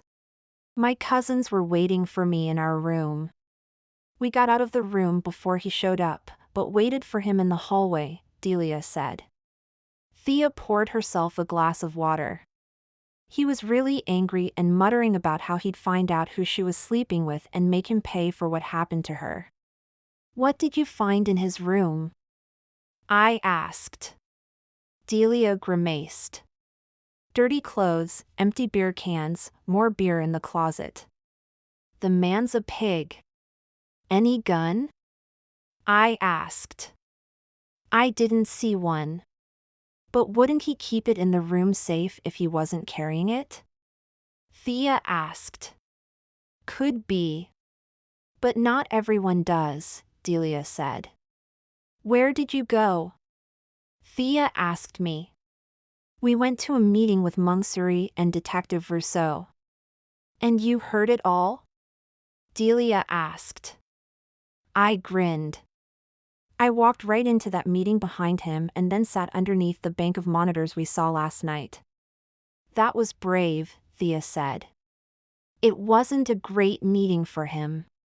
They knew he'd been drinking, and they refused his offers to help. I stood up and paced the room. He cloned Caroline's phone and they didn't take it. Once he left, Rousseau said he didn't trust any evidence given by the prime suspect. He cloned her phone? I'd love to see what's on it, Thea said. He must know everything she was up to. I bet he was angry enough once he figured out she was cheating on him that he came here to kill her. Is he really the prime suspect now that we know she had a boyfriend? Delia asked. I don't know about prime suspect, but he's definitely still a contender. Plus, he checked into the hotel hours before Caroline did, so he was probably watching her, waiting for his opportunity, I said. Weren't you worried about getting caught? Delia asked. Honestly, I hadn't considered getting caught when I walked in. I didn't even think about that until I was already in and the door was closed, I said. So you jumped in without thinking? Thea asked. Why am I not surprised? Yeah, it wasn't until I saw how crowded the room was that I worried about someone accidentally bumping into me. That's why I sat under the monitors. Thea laughed. Can you imagine what they would think if someone ran into you? Is there any way we can get our hands on that cloned phone? I smiled. We might be able to. He's still got it, and if he continues to be not so sober, it would be fairly easy to get it from him. Yeah, but if Arneson killed his wife, he's not likely to leave any incriminating evidence on the clone.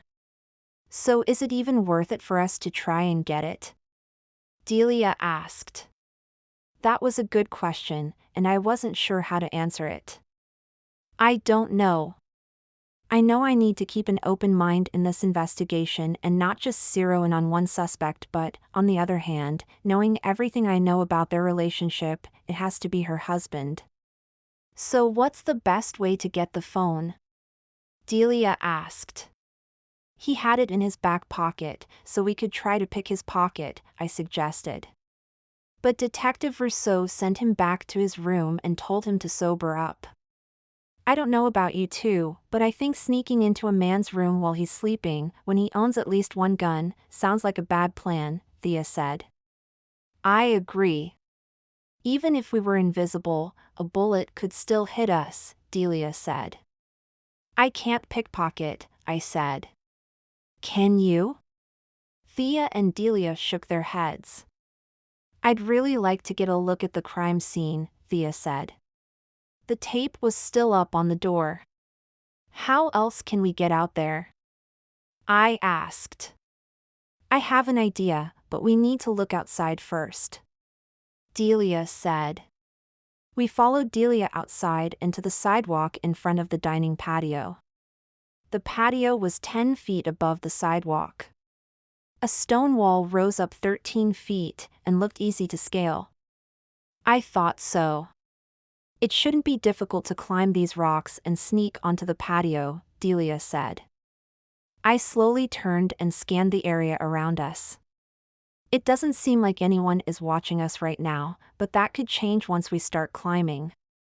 How do you feel about climbing while invisible? Thea asked. I'm not really thrilled with the idea. I'd like to make sure I know where my hands and feet are going. Sure, this looks like an easy climb, but I've never done anything like this before. Have you? It would look less conspicuous if only one of us went up. I vote Isabella do it, Delia said. And you two are just going to stand here and watch me? I asked. Oh, I know what we can do. Thea exclaimed. We'll draw people's attention away by having a really loud argument. Once we start yelling, you duck down and cast a cloaking spell. I didn't have any better ideas. Okay, go for it. I'll try to be as fast as possible. And I'll meet you at the bar. I ducked down as Delia started to yell at Thea, I can't believe you stole my husband. I let out a short laugh before I heard Thea say, oh honey, I didn't need to steal him. He walked himself over to me. The few people on the other side of the street stopped to look at my cousins, then hurried on. I stopped listening to them as I started to climb. This wall was made for climbing. The rocks embedded in concrete stuck out far enough that my feet could rest easily on them, and there were enough that I never had to search for handholds. It didn't take long to scale the wall, and after I slid over the top, I tossed a pebble from the patio down to their feet. Once I caught their attention, they stopped arguing and walked into the hotel. The tape outlining the spot Caroline was found and was still there. Rain had washed away her blood, and I wondered if I could find any other evidence the police might have missed. I completely let down the shield that protected my mind from magical interference and focused on the patio. I felt no magic, or at least no recent magic. In a city as large as Boston, there was always magic somewhere. No recent magic on the patio confirmed for me that she wasn't murdered by a witch. Not that this information whittled down the suspect list very much. Since I was invisible, and no one would laugh at me, I got down on my hands and knees and started examining the ground around the tape. I didn't expect to find anything, because anything the police didn't find they'd have trampled all over while examining the scene. Still, I had to look. I started where the tape outlined her head. I bent down even further until my nose was almost touching the pavement. I didn't want to miss anything. There was nothing stuck in or under the tape, so I moved on, following the tape line down her shoulder, torso, and the side of one leg, moving my way back up until I reached her other shoulder. There was a small piece of what looked like leather on the ground. It had blood soaked through it, and as the blood dried, the leather had stuck to the ground. I only noticed it because it was slightly darker than the patio tile. If I hadn't been down on my hands and knees, I would have missed it. I reached into my back pocket and pulled out a small zip bag that I keep in my shop for selling small amounts of herbs. I didn't have tweezers with me. Note to self, maybe put together a small evidence collection kit for the future. I looked around and found a small twig nearby. I used it to pry up the leather and deposit it in my bag. I continued my search for clues around the tape, but found none. How close could we get to finding a killer with a tiny scrap of shoe leather? Probably not very, by conventional means, but I wondered if Jameson knew any spells to locate the shoe this leather came from. I continued searching the patio floor, but my knees were starting to ache. I stood up and massaged them, promising I wouldn't do this again anytime soon. Now all I had to do was figure out how to get off the patio without being seen. Crime scene tape was on the door to the lobby, but there was another door close to the edge of the patio that I hadn't noticed before. I reached for the handle and gently pulled. It didn't budge. I pulled harder, but that didn't help. Time for a quick spell. I reached up and grabbed hold of my amulet and murmured a half prayer, half invocation. Guardian Bridget, who protects all who serve her, unlock this door and keep me safe from whatever is behind it. I heard the lock click and the door swung open. I jumped out of the way as one of the hotel's prep cooks stepped outside. He had a cigarette in one hand and a lighter in the other. The door slammed shut before I had the chance to get through it. Great, now I had to stand here and breathe cigarette smoke before I could follow him back inside. He lit his cigarette with trembling hands, then made a call on his phone.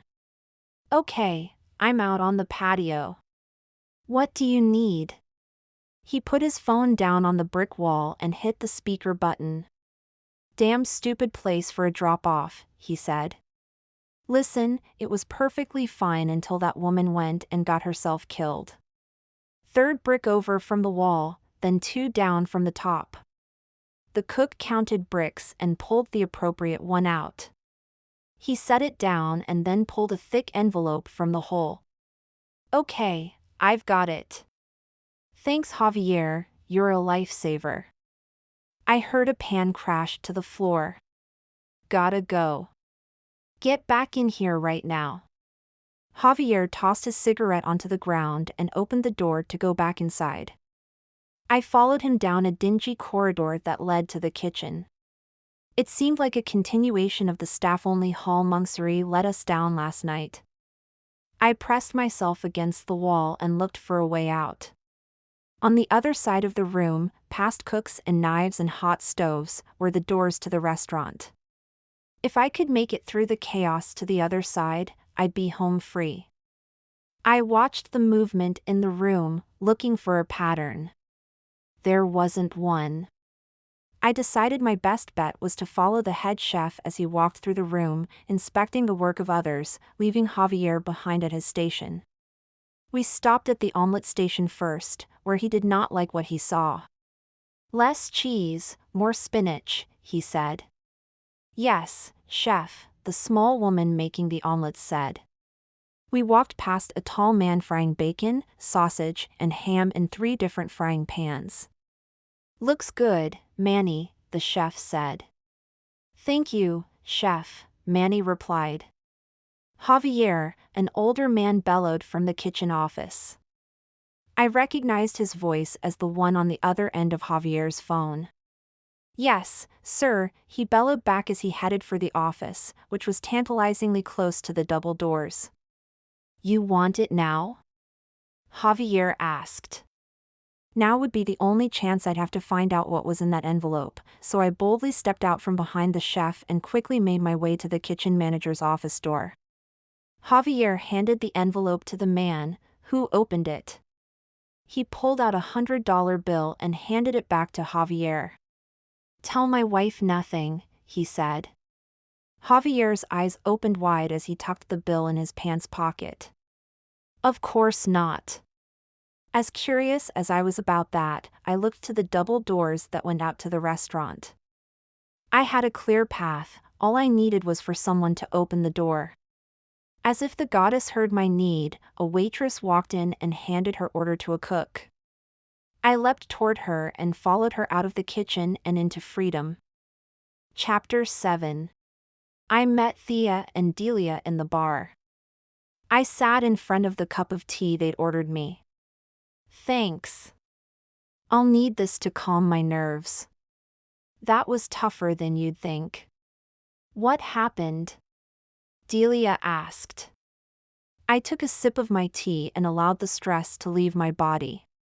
Climbing up was fine. Looking around was fine, but getting off the patio was a lot harder. There's another door that waitstaff go through to the kitchen, so I followed one of the cooks back through it. Thea's eyes widened. "There was someone on the patio with you?" "Not when I first got there. He came out when I was done looking around. He was picking up an envelope someone had hidden out there for his boss." "That's weird," Delia said. "I know. It had money in it, so maybe it was some kind of payoff?" I suggested. I had to follow the cook through the crowded kitchen and make sure I didn't bump anything. I'm not sure Aunt Nadia would approve of how crowded or messy that kitchen was. When we got to the other side of the room, I made a break for it by following a waitress out into the restaurant. "Did you find any clues?" Thea asked. I grinned and pulled out the bag that held the small piece of leather. "I did. It's leather that's had blood splashed on it." Delia stuck her hand out. "Let me see." I handed the bag to Delia. "Don't take it out, though. I want to keep it as uncontaminated as possible." Delia took the bag and examined both sides of the leather. "Shoe leather?" "I think so." "I wish there was some way we could find who the shoe belongs to," I said. Thea's eyes lit up. "I can do that. Not sure I can do it through the plastic bag though." Thea's psychometry. I'd forgotten about her talent. We just didn't have much use for it on a day-to-day basis. "Absolutely, but I can't do it right now. We really ought to get to the lunch." Lunch was in the ballroom, and we were seated according to our businesses. That meant I sat alone with a table full of pharmacists. Snobby pharmacists who had no respect for what I did. One younger man from Manchester coughed, but very clearly said quack. I smiled and offered to make him some honey ginger tea. As unhappy as I was there, I wasn't going to leave just because they wanted me to.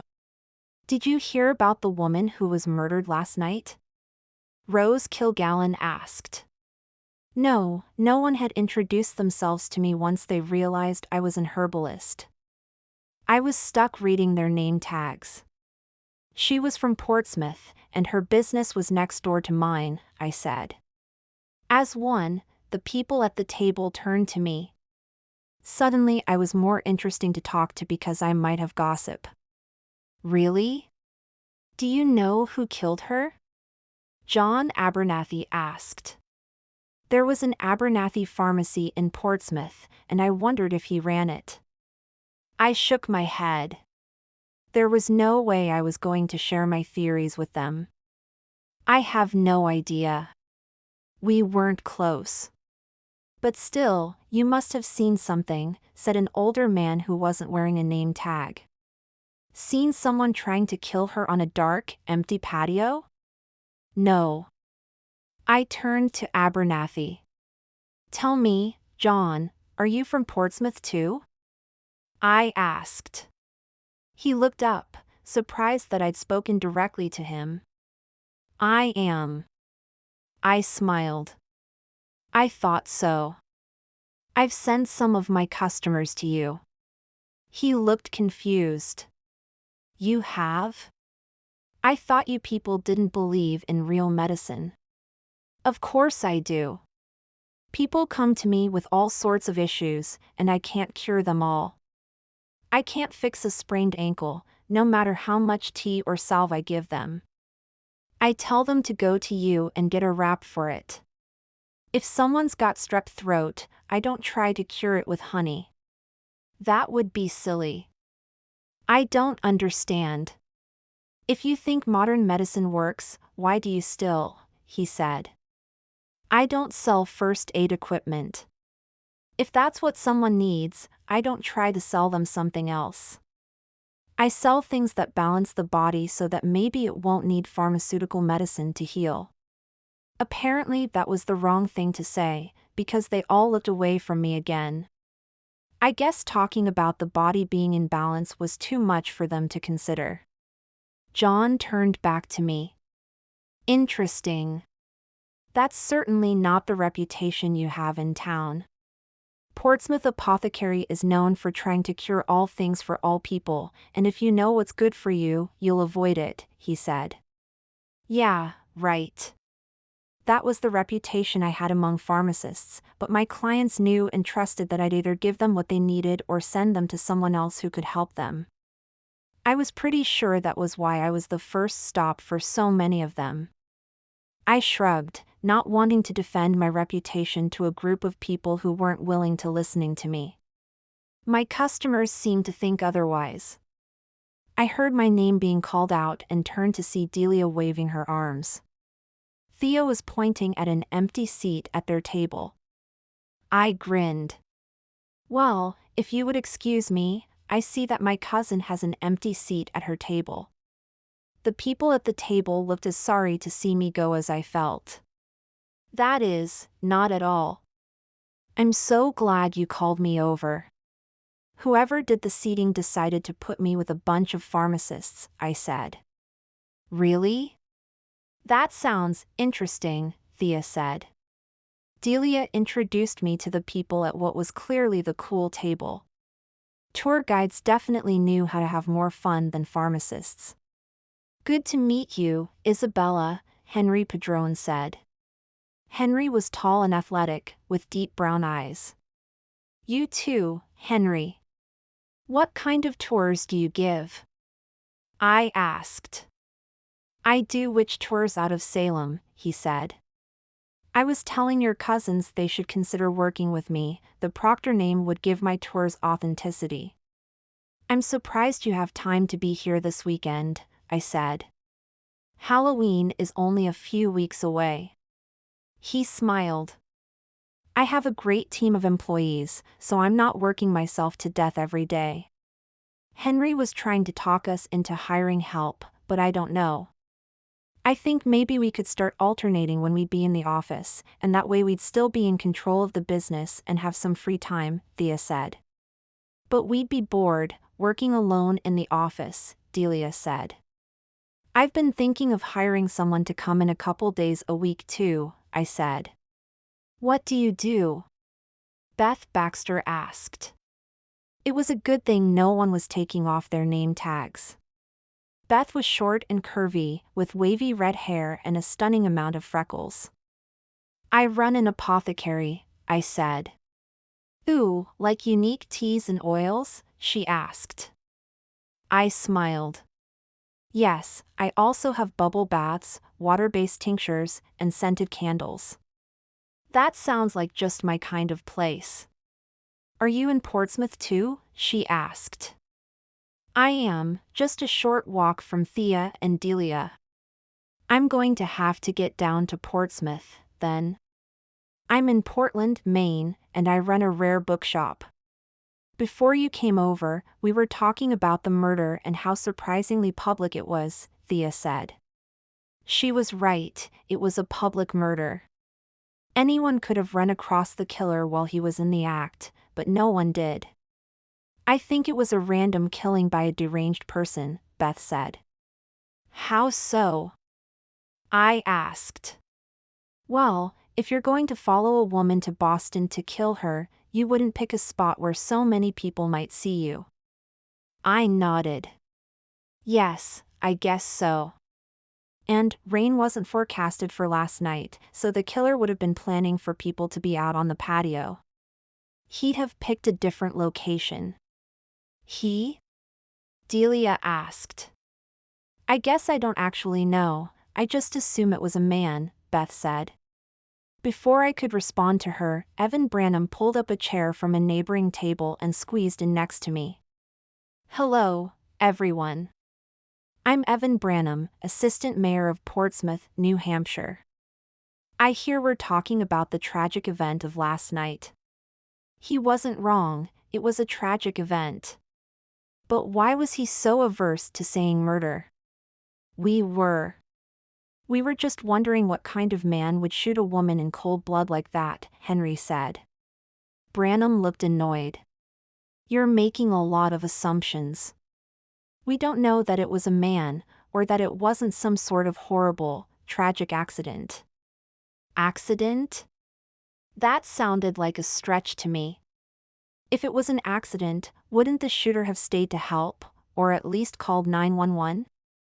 I asked. Branham looked even more annoyed.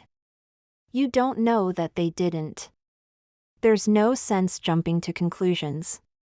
"Well, actually," Thea said, "Detective Rousseau asked Delia if she was the person who called the police. He made it sound like she was the only one who did." "Did he now?"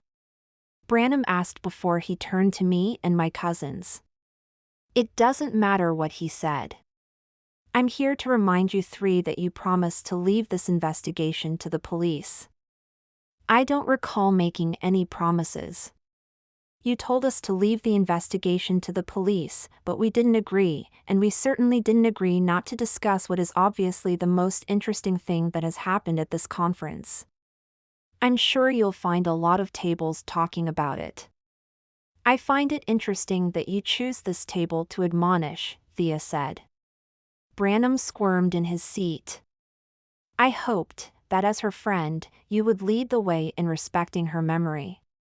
"We weren't her friend, we were acquaintances at best." "We don't owe her memory anything," Delia said. Delia must have been angry, because she didn't usually speak this harshly to anyone. I put my hand on hers. "It's okay, Delia. We can respect his wishes here. There's only one more day of the conference and then we'll be back home. I'm sure the Boston police will find the man who shot her quickly." Thea leaned forward and put her elbows on the table. "I'm sure the Portsmouth police could help out here." "Has anyone called them?" We looked to the assistant mayor. "I assumed Sergeant Arneson called them," he said. Thea pulled out her phone and began to dial. "Hello, Chief Dobbins? It's Thea Proctor."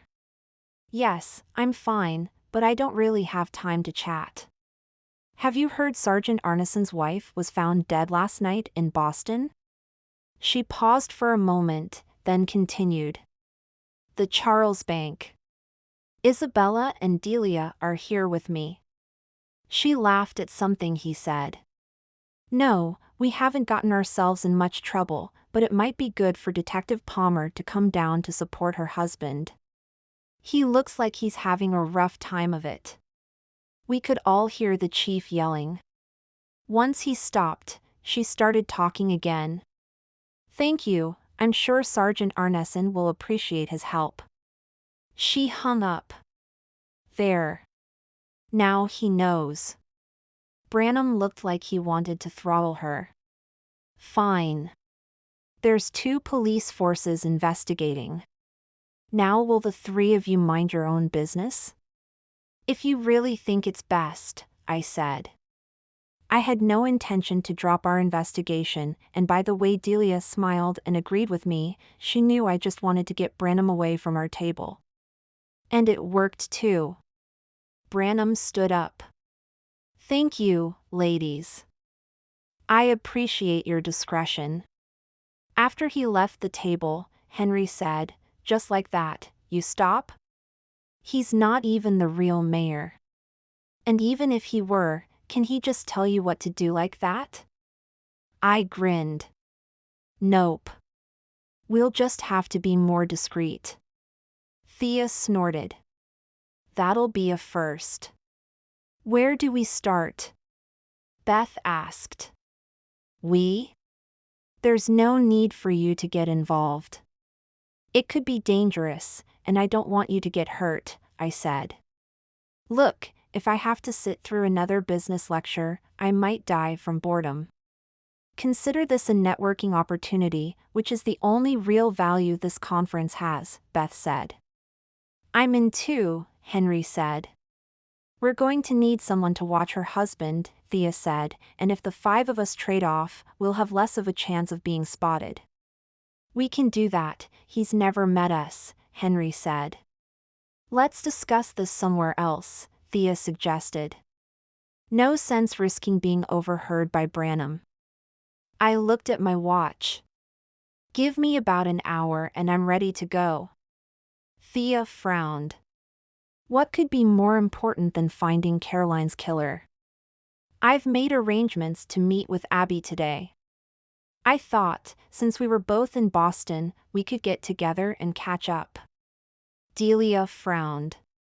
"Are you sure that's a good idea? Her parents were very adamant that she never speaks to you again." I knew that, but I really missed my best friend. I thought that if she didn't want to go against her parents' wishes, she would have told me she couldn't make it. "You're not easy to say no to," Delia said. "I hardly think just having coffee with her is going to cause an incident with her parents." "We're going to have to come with you," Thea said. "No way. If she gets any idea about what's happening here this weekend, she'll run so far and so fast I'll never see her again." "How about this? I promise to stay in the lobby, and you 2 can spy on us as much as you like." Thea said. "I guess that'll be okay." I stood up. "Thanks. Just try not to be obvious. I really don't want to scare her off." I waited for Abby, pacing by the lobby doors. I was nervous. What if Delia was right, and she didn't know how to say no to me? What if she didn't really want to see me? What if she found a new best friend and didn't need me anymore? Abby walked through the lobby doors, looking uncertain. I rushed up to her and grinned. "It's so good to see you," I said as I grabbed her in a big hug. She didn't exactly hug me back, instead she stiffened up. I let go of her, and she stepped back. She didn't look as happy as I felt. She looked exhausted, she had bags under her eyes, and her skin was pale. I dropped my mental shield and realized she was just hungover. Thank the goddess for that, just get some coffee and food in her, and she'd be feeling much better.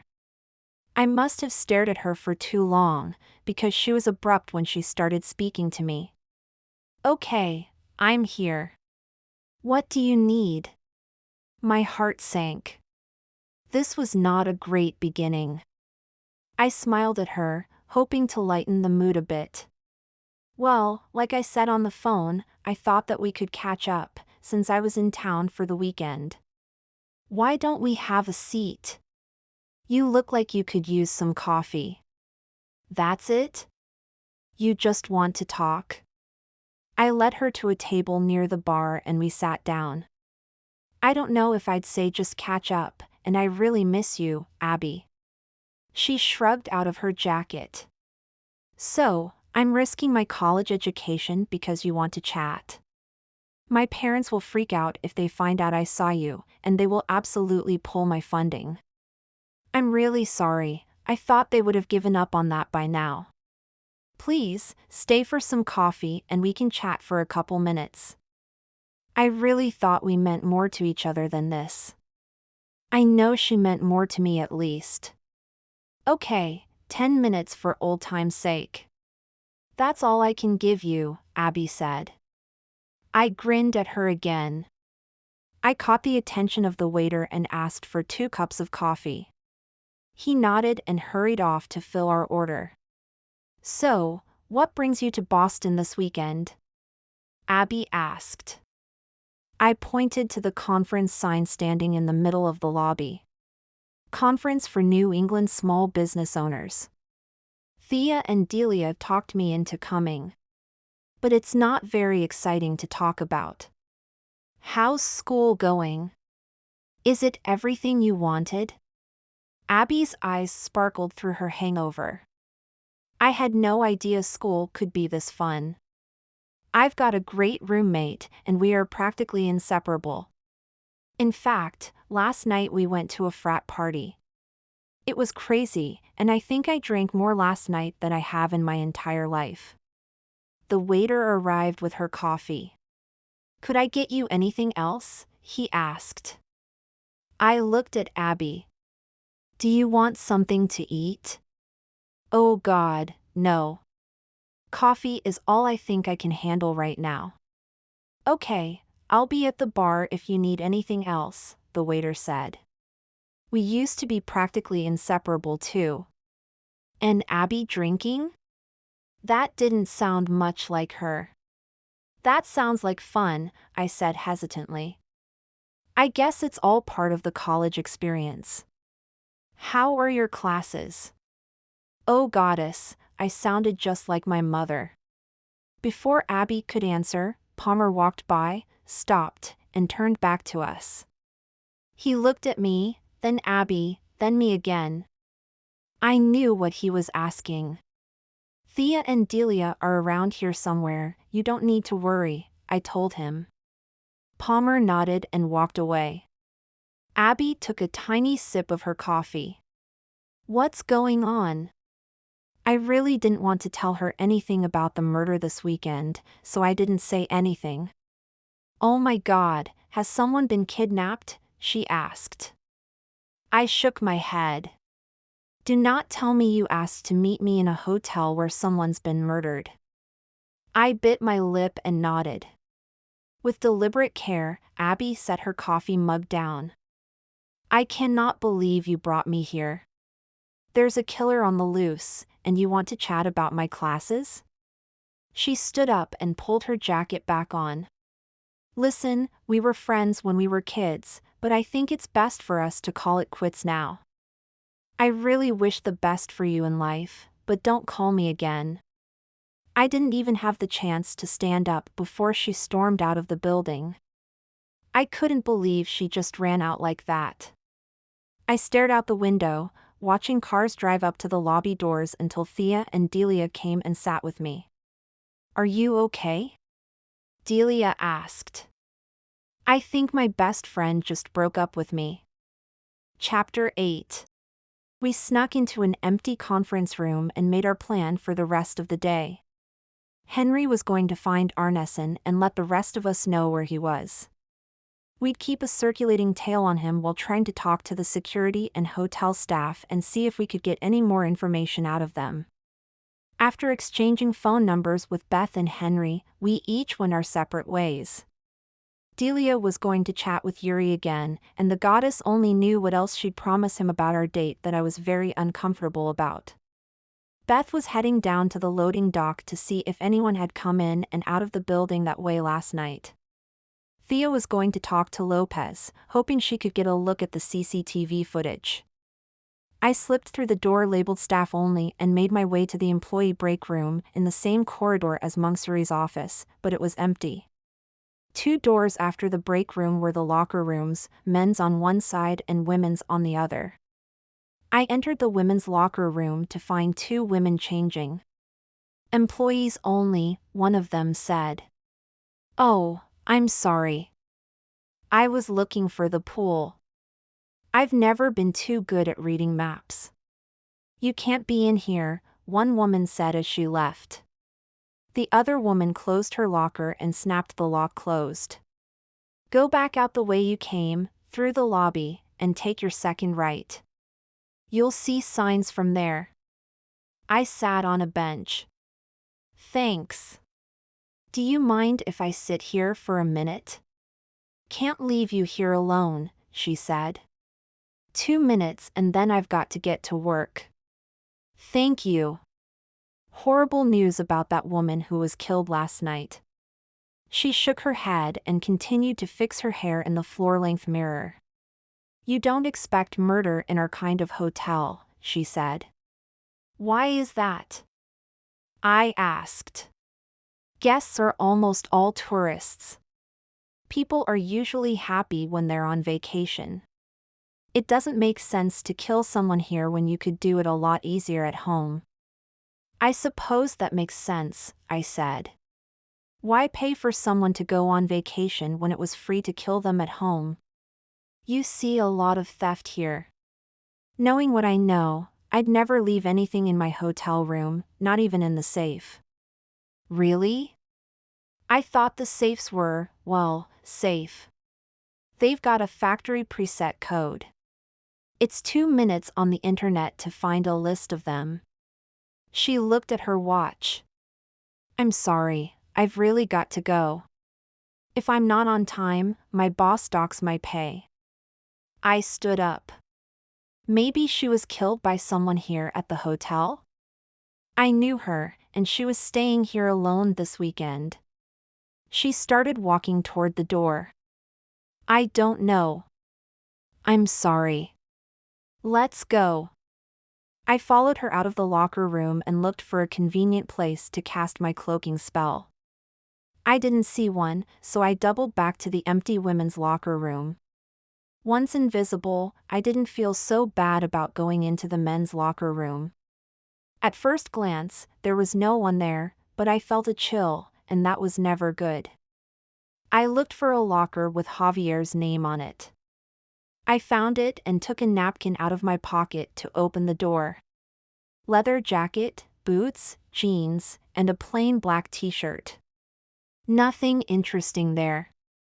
I slowly walked around the room, hoping something would jump out at me. I stopped when I noticed blood on the carpet in front of a closed locker. The locker labeled Margot.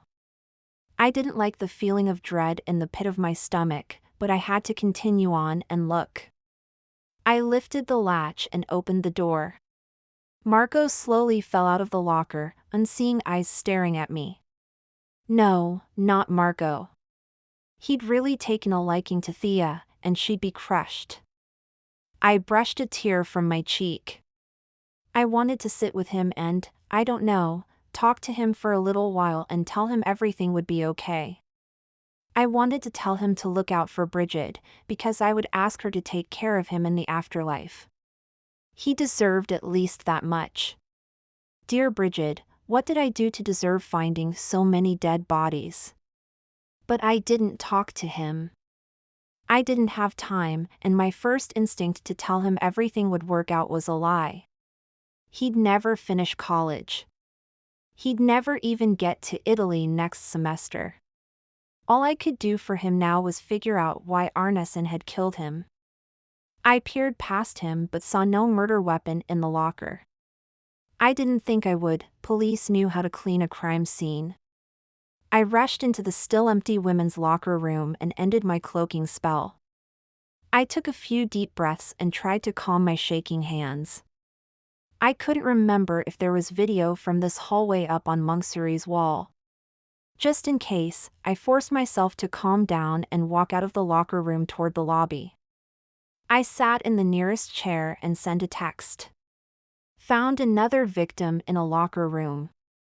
Where is Arneson? I closed my eyes and tried not to think about Marco, his future as a translator cut tragically short. My phone chimed. He's in his room. He's been there for 10 minutes. That didn't mean Arneson hadn't killed Marco.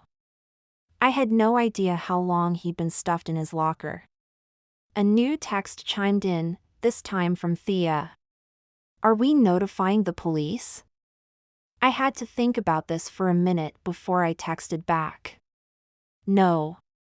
He's on the floor, and it won't be long before someone else finds him. Where are you now? Thea's text asked. In the lobby. Within 2 minutes, my cousins and our 2 new friends joined me. Beth took one look at me and said, I'll be right back. She returned with a bottle of water and a glass of whiskey. Not sure what you like in a crisis, so I thought I'd cover all the bases. Water first, I said. She opened the bottle for me, which was good, because my hands had started to shake again. I drank some and handed her the bottle. Switch. Grandma has been giving me whiskey to settle my nerves for years now, and I knew it would do the trick. I drank it quickly, then had more water. It was Marco, I told them. No, Delia said. He'd been shot, and I was too late to save him. Thea said nothing as the color drained out of her face. Hey there, take a seat, Henry said, leading her to the chair next to me. Maybe put your head between your knees. Thea did as she was told, and I saw a tear fall to the floor. Let me take her to our room, Delia said. You 3 can continue on without us for a while. Once they were in the elevator, Beth, Henry, and I went to the bar. Are you sure you're okay? Henry asked. It can't have been easy to run across a dead body. The sad fact of my life was that it was astonishingly easy to find dead people these days. Yeah, I'm okay. Just give me a few minutes to get my thoughts collected, and I'll be ready to go. One of you should probably go back up to keep an eye on Arneson. Henry stood up. I'll go. I'm not comfortable leaving either of you alone near him. After he walked away, I turned to Beth. What's up with the 2 of you? Are you a couple? She laughed. Oh, God no. He's my cousin. We're both only children, so he's more like my brother though. Same with me, Thea, and Delia. We were raised in the same house too. Excuse me, a familiar voice said behind me. I turned to see Steve Palmer scowling down at me. I stood up and was going to give him a hug, but he took a step back. Okay, it was time to be professional. Detective Palmer, this is my friend Beth Baxter. Ma'am, he said to her before turning back to me. Can we speak in private? I looked around, but the bar was full of people. Sure, but I don't know where. Follow me, he said. We walked to the reception desk where he flashed his badge and asked for an empty conference room. Let me look, the hotel clerk said. The saffron room is available for the next hour. It's down the hall to the left. Palmer pointed down a long hallway. This way? Yes, sir. Without thanking him, Palmer turned and left. He didn't turn back, so he must have assumed I would follow him. When we got to the saffron room, he held the door open for me. Maybe he wasn't angry with me after all. The room was set up with one table at the front with 3 chairs and microphones. The remainder of the room had chairs in evenly spaced rows. Once the door closed, he turned to face me. He opened his mouth to speak, then closed it. He ran his hand through his hair and shook his head. I followed him as he walked to the front of the room. He must have left Portsmouth right after Thea called the chief. Is it bad that he looked even more handsome when he was frustrated with me? His eyes seemed darker, and every time he ran his hand through his hair, it got a little clearer. Why is it that I have to hear through the chief, who heard it from Thea, that you found another body? Yeah. I was in trouble. Well, it seemed like the Boston police had it under control, and I didn't think that you could do anything here. If you ever wanted to know exactly the wrong thing to say to your maybe boyfriend who was also a detective, take note. I didn't think you could help is guaranteed to make him angry. Isabella, he said with a sigh. On my way down, I spoke to Detective Rousseau. He told me hotel security had you in flex cuffs. If I knew from the beginning what was going on, I could have prevented that. I hadn't considered he could do that. But isn't that wrong? I mean, he did find us standing over Caroline's body. And the time he wasted with you allowed the real murderer to escape. Oh, bats. And if you told him you knew me, he'd have kept looking. I pulled a chair out from the table next to me and sat down. My eyes prickled with tears and I closed them, hoping not to cry in front of him. Not only could I have prevented Caroline's murder by helping her escape her abusive husband, now I let him flee the scene and get an alibi straight while Monksuri and Rousseau were questioning us. I'm sorry, I said in a shaky whisper. He knelt down in front of me and took my hands in his. It's okay. It's not your fault. Given your history, I should have already told you to call me whenever you got near anything that even remotely looked like trouble. I took a deep breath to steady my nerves. If that's the case, then I should probably tell you about the deadwaiter in the men's locker room. Chapter 9. Palmer stood up and turned away from me. He turned back, and I could see him restraining himself, locking his mouth shut so he didn't yell at me. I never realized it was so challenging to be close to me.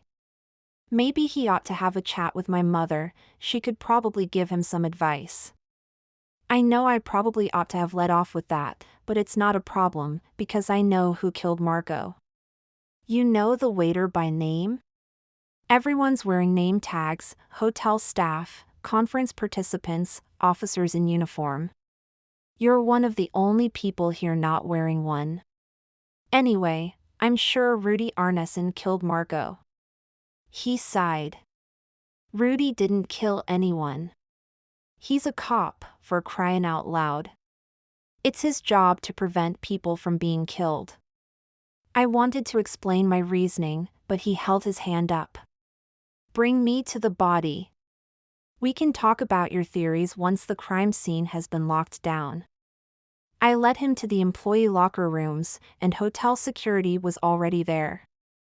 Not you again, Monksuri said to me.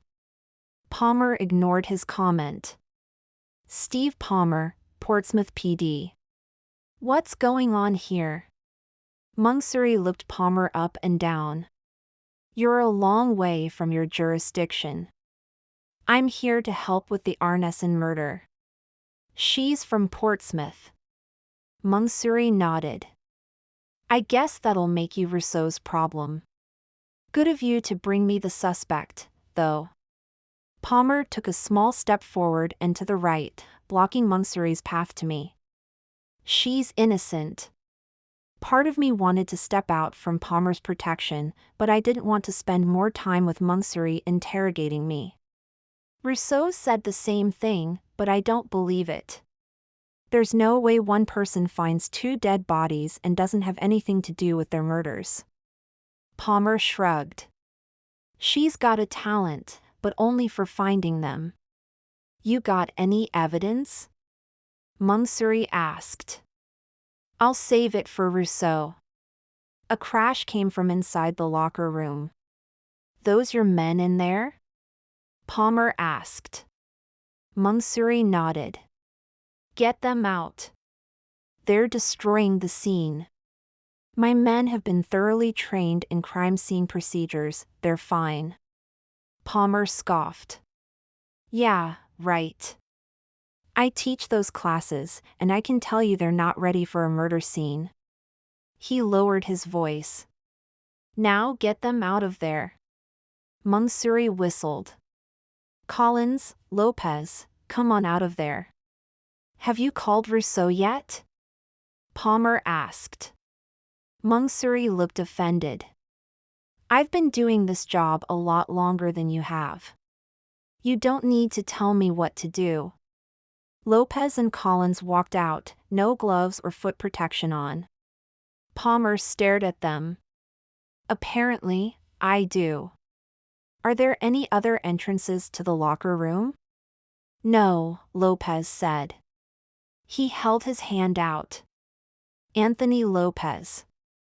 I'm hoping to get into the academy this year, next at the latest. I'd love to buy you a beer and talk about your strategies for getting in. Palmer frowned. Maybe after the case is closed. Lopez flushed. Oh, right. Of course. Is that you, Palmer? A man said from the end of the hallway. I turned and saw Rousseau with two women in overalls carrying large valises. Sure is, you old swamp rat. The two men shook hands and smiled at each other.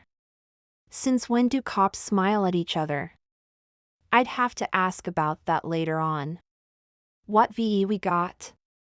Rousseau asked Palmer. I haven't been in. Palmer pointed to Lopez and Collins. These two were in there when I got here. No gloves, no booties. Rousseau grimaced. This is Pierce and Lynn, my best crime scene techs. Take their prints and get started in the room. Call me when you're ready. One of them went into the locker room and the other said, Gentlemen, if you'd step over here. Once your guys get their prints taken, you three can go, Rousseau said to Mansouri. You won't need additional security at the scene? You three can go, Rousseau repeated in a tone that warned he had no more patience. What's she doing here? Rousseau asked Palmer, as though I wasn't in the room. I found the body, I said. Did you now? Rousseau asked. 2 in 1 weekend. You didn't kill this one, did you? I couldn't tell if he was joking or not, and I didn't know how much he knew about my relationship with Palmer. No. I'm an herbalist, I work to keep people healthy. Rousseau turned to watch Mansouri, Lopez, and Collins leave. Good, now that the mall cop wannabes are gone, we can get to work. Palmer, you sure you vouch for Miss Proctor? Palmer nodded. She doesn't kill people, but she does trip across more than her fair share of bodies. I smiled. What can I say, it's a gift. Okay. I've got 20 plainclothes officers in the building now. It won't be long until we catch this guy. Until then, I don't want you going anywhere alone, Rousseau said to me. Why? I asked. You're close to this case, and if the killer thinks you're putting any clues together, they may come after you next. I gulped. Not a problem. I'm here with my cousins and we're almost always together. Palmer, you bring her up to her room, then come back down. I'll fill you in and we'll talk strategy. Palmer nodded. Let's go, he said. I really think I can help. You're going to. You're going to tell me your theory about Arneson later on tonight. And you're going to stay put with Thea and Delia until I come get you in the morning. I can't work if I'm worried about you. I blew a piece of hair out of my face. Fine. But don't blame me if Thea, Delia, and I figure it out overnight without you. Palmer chuckled. You do that. It'll save us all a lot of work. Palmer escorted me to my room, still all business. Had I misread his cues? Was he no longer interested in me? I wanted to ask him, but he was giving off a definite don't say anything in public aura that I didn't like. Once in our room, he checked the bathroom, closet, and under the beds. Okay. You three stay here.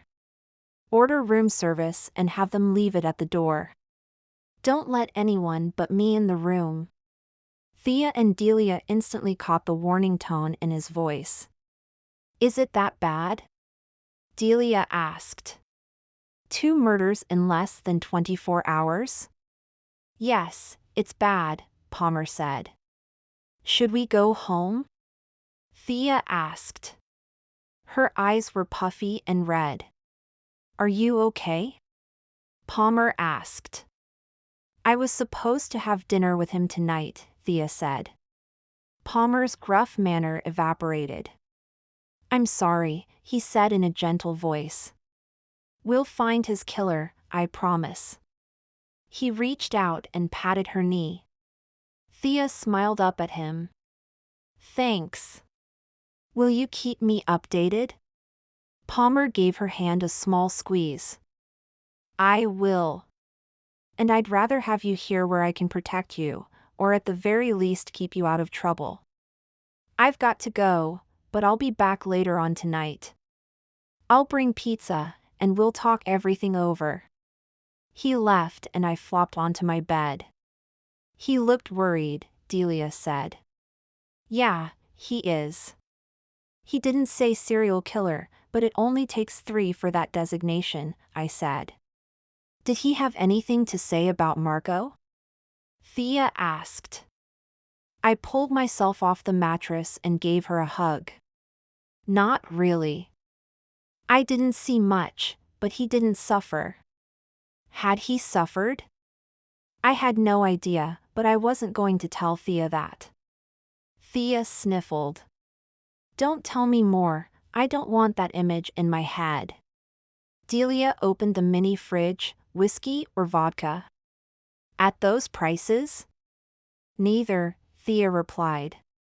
I think I'll take a bath and try to meditate. Thea shuffled into the bathroom and started filling the tub. When she closed the door, I turned to Delia. Do you think she'll be okay? Delia put the nips back in the fridge. She'll be much better by morning. My guess is she'll turn into an avenging angel, and the killer had better watch out once we find him. My phone buzzed with a text from Henry. I'm done for the night. Arneson has seen me twice now. Sorry. Can someone take my place at the bar? I texted back. Yes.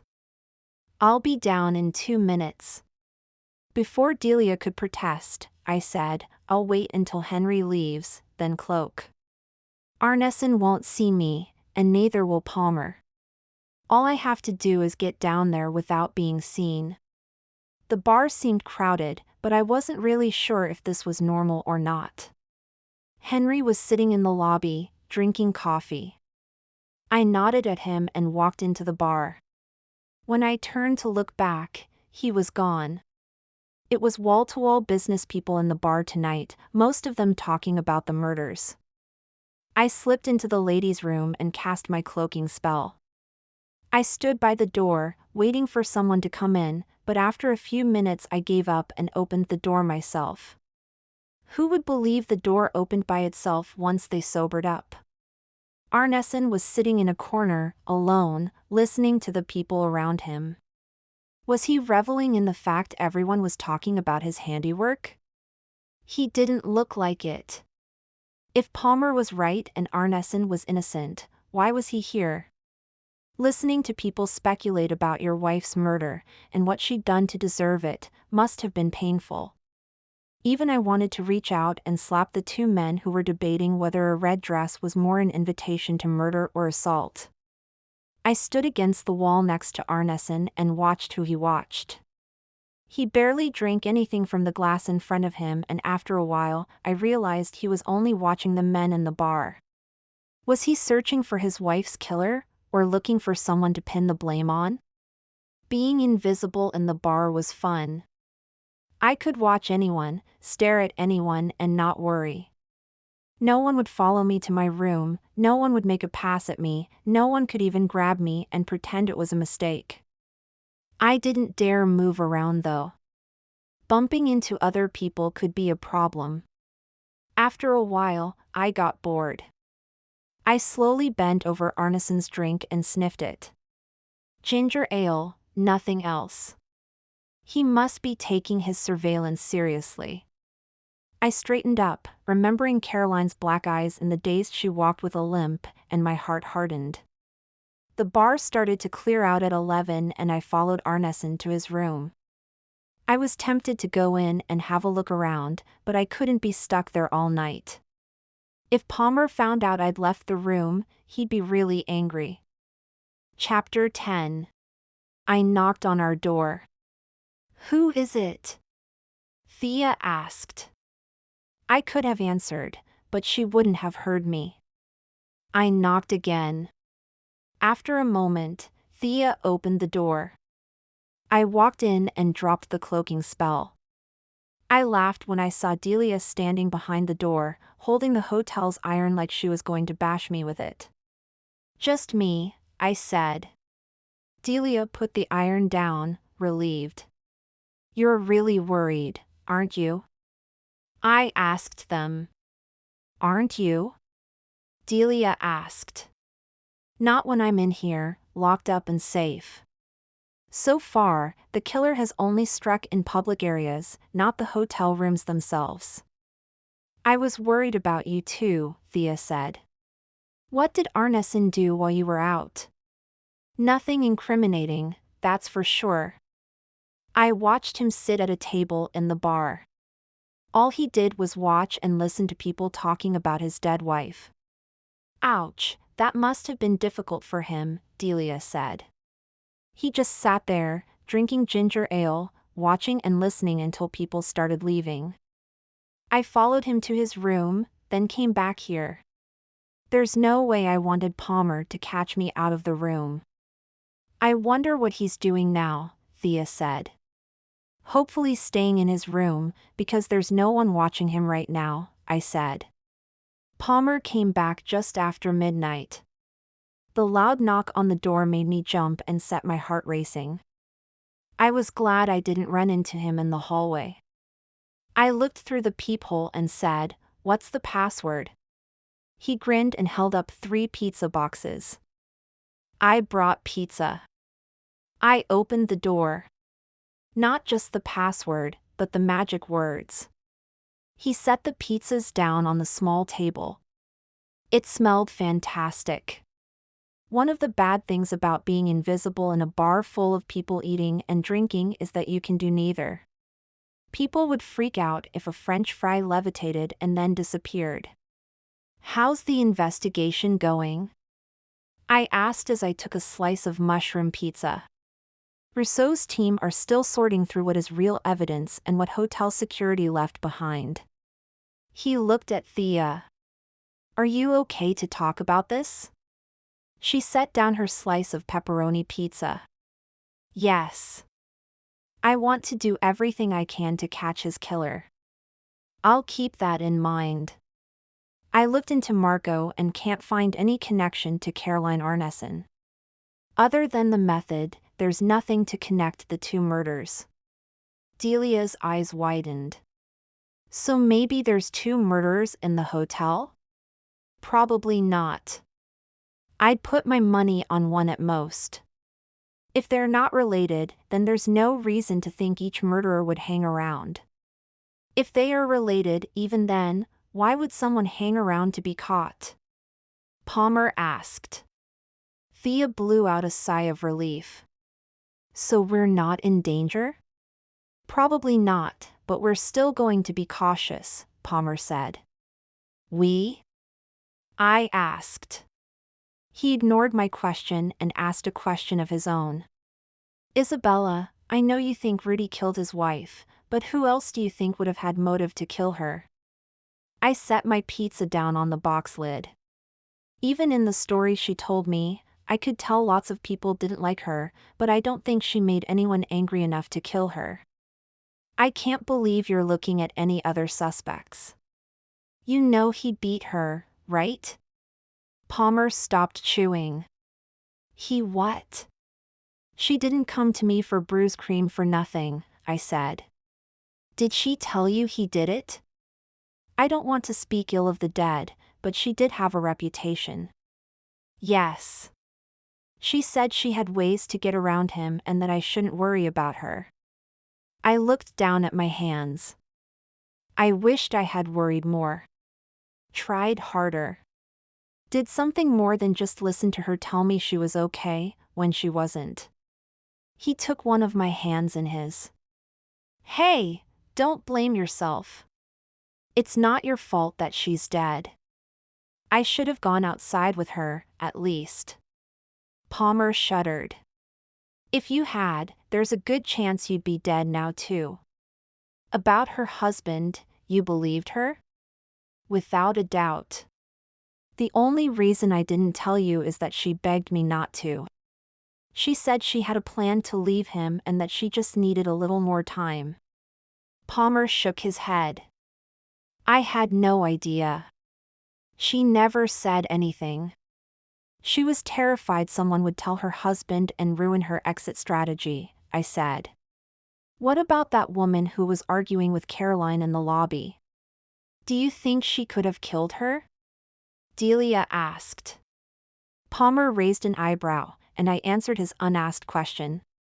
Joyce Ogilvy. She was angry Caroline didn't carry her candles. Caroline said it was because they were cheap, and Joyce looked her over and said her customers must be used to cheap.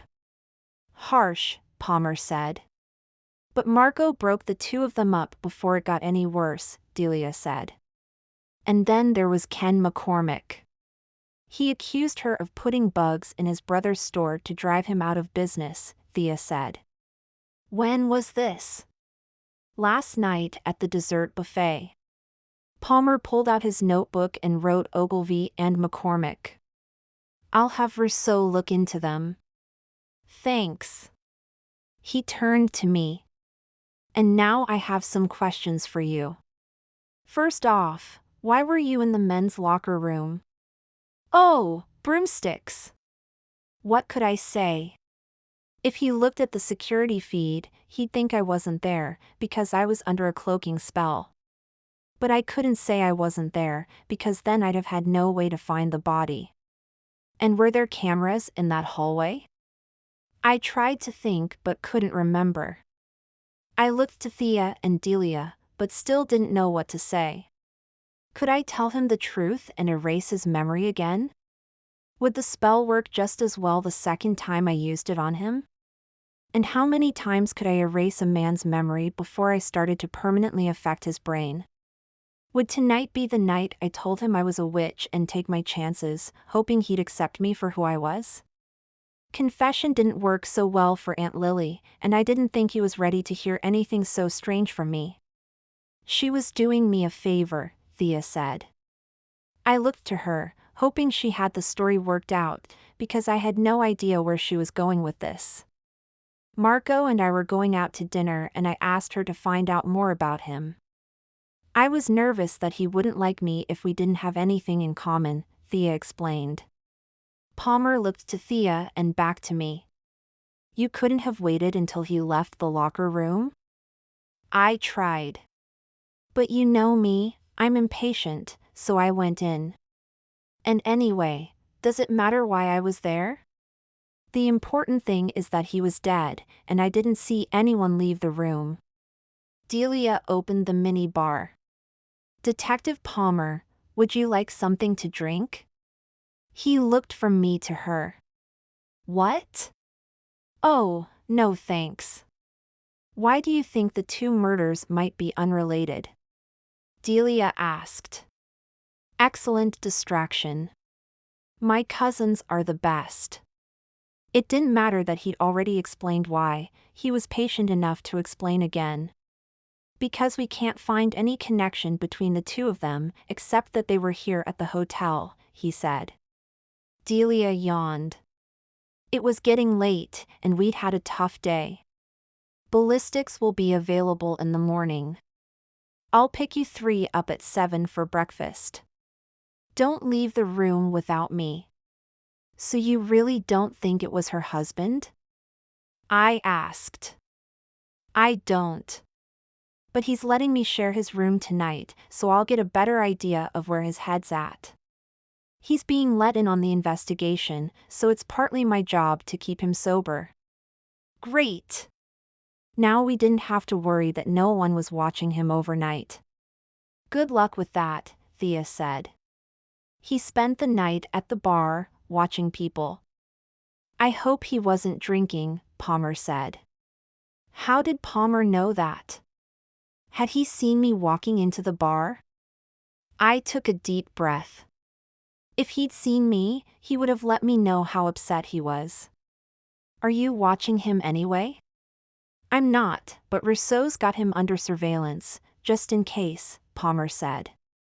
That reminds me, why do you call Rousseau an old swamp rat? Palmer laughed. He was one of my training officers and he gave everyone nicknames, but we weren't allowed to call him anything but Detective Rousseau until we graduated. By the time we were done, no one wanted to give him one except me, and I picked Old Swamp Rat because, at the time, he had a god-awful mustache that made him look like a rat. I walked him to the door and squeezed his hand. I'm glad you're here. I think we'll sleep better tonight knowing you're with Arneson. He bent down and kissed my cheek. Stay safe. Once the door closed, I turned to my cousins. Not a word. Not a single word. Would we say anything about the super handsome detective kissing you? Delia asked. I wouldn't even bother for a kiss on the cheek, Thea said. I thought you two were dating. I pulled my pajamas out of the drawer. Me too. I guess it's complicated when your boyfriend is a detective and you keep finding dead bodies. Chapter 11. I suspected I wouldn't hear the end of it from Thea and Delia unless I came up with a distraction. Delia, what kind of location spells do you know? I asked. She closed her eyes and thought for a moment. I'm not sure I know any, and that's not an area Jameson and I had been working in. Thea picked up an empty pizza box and put it next to the trash. You know who had a good location spell? Mrs. Thompson. I wish I'd been able to hear the spell, but she was deliberately being too quiet for us to hear when she used it to find Abby. Mrs. Thompson's spell used Abby's necklace as a focus to help us find Abby when she had been kidnapped by our former neighbor, Chuck. Do you think that spell would work well on a piece of shoe leather?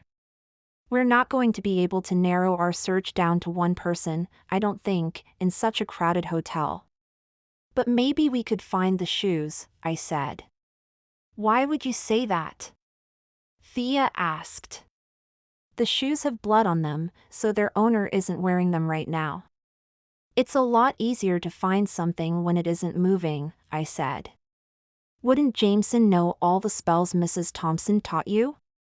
And if he did, is there any way to ask him about them from here? Delia asked. I'm not sure.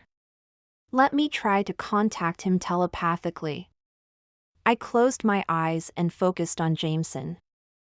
I imagined what he would be doing right now, which was sitting in the kitchen, waiting for someone to feed him another tasty bit of food. He was not going to like the diet I put him on once we got back to our apartment. I imagined him sitting on his chair in the kitchen, washing his face, and patiently waiting. Once I had his image as clearly defined in my mind as I could, I thought, Jameson, can you hear me? Nothing happened. After a minute, I opened my eyes and said, I don't know if he heard me, or if I just can't hear him. I don't think I'm ready for a telepathic link at this long distance. Delia pulled out her phone.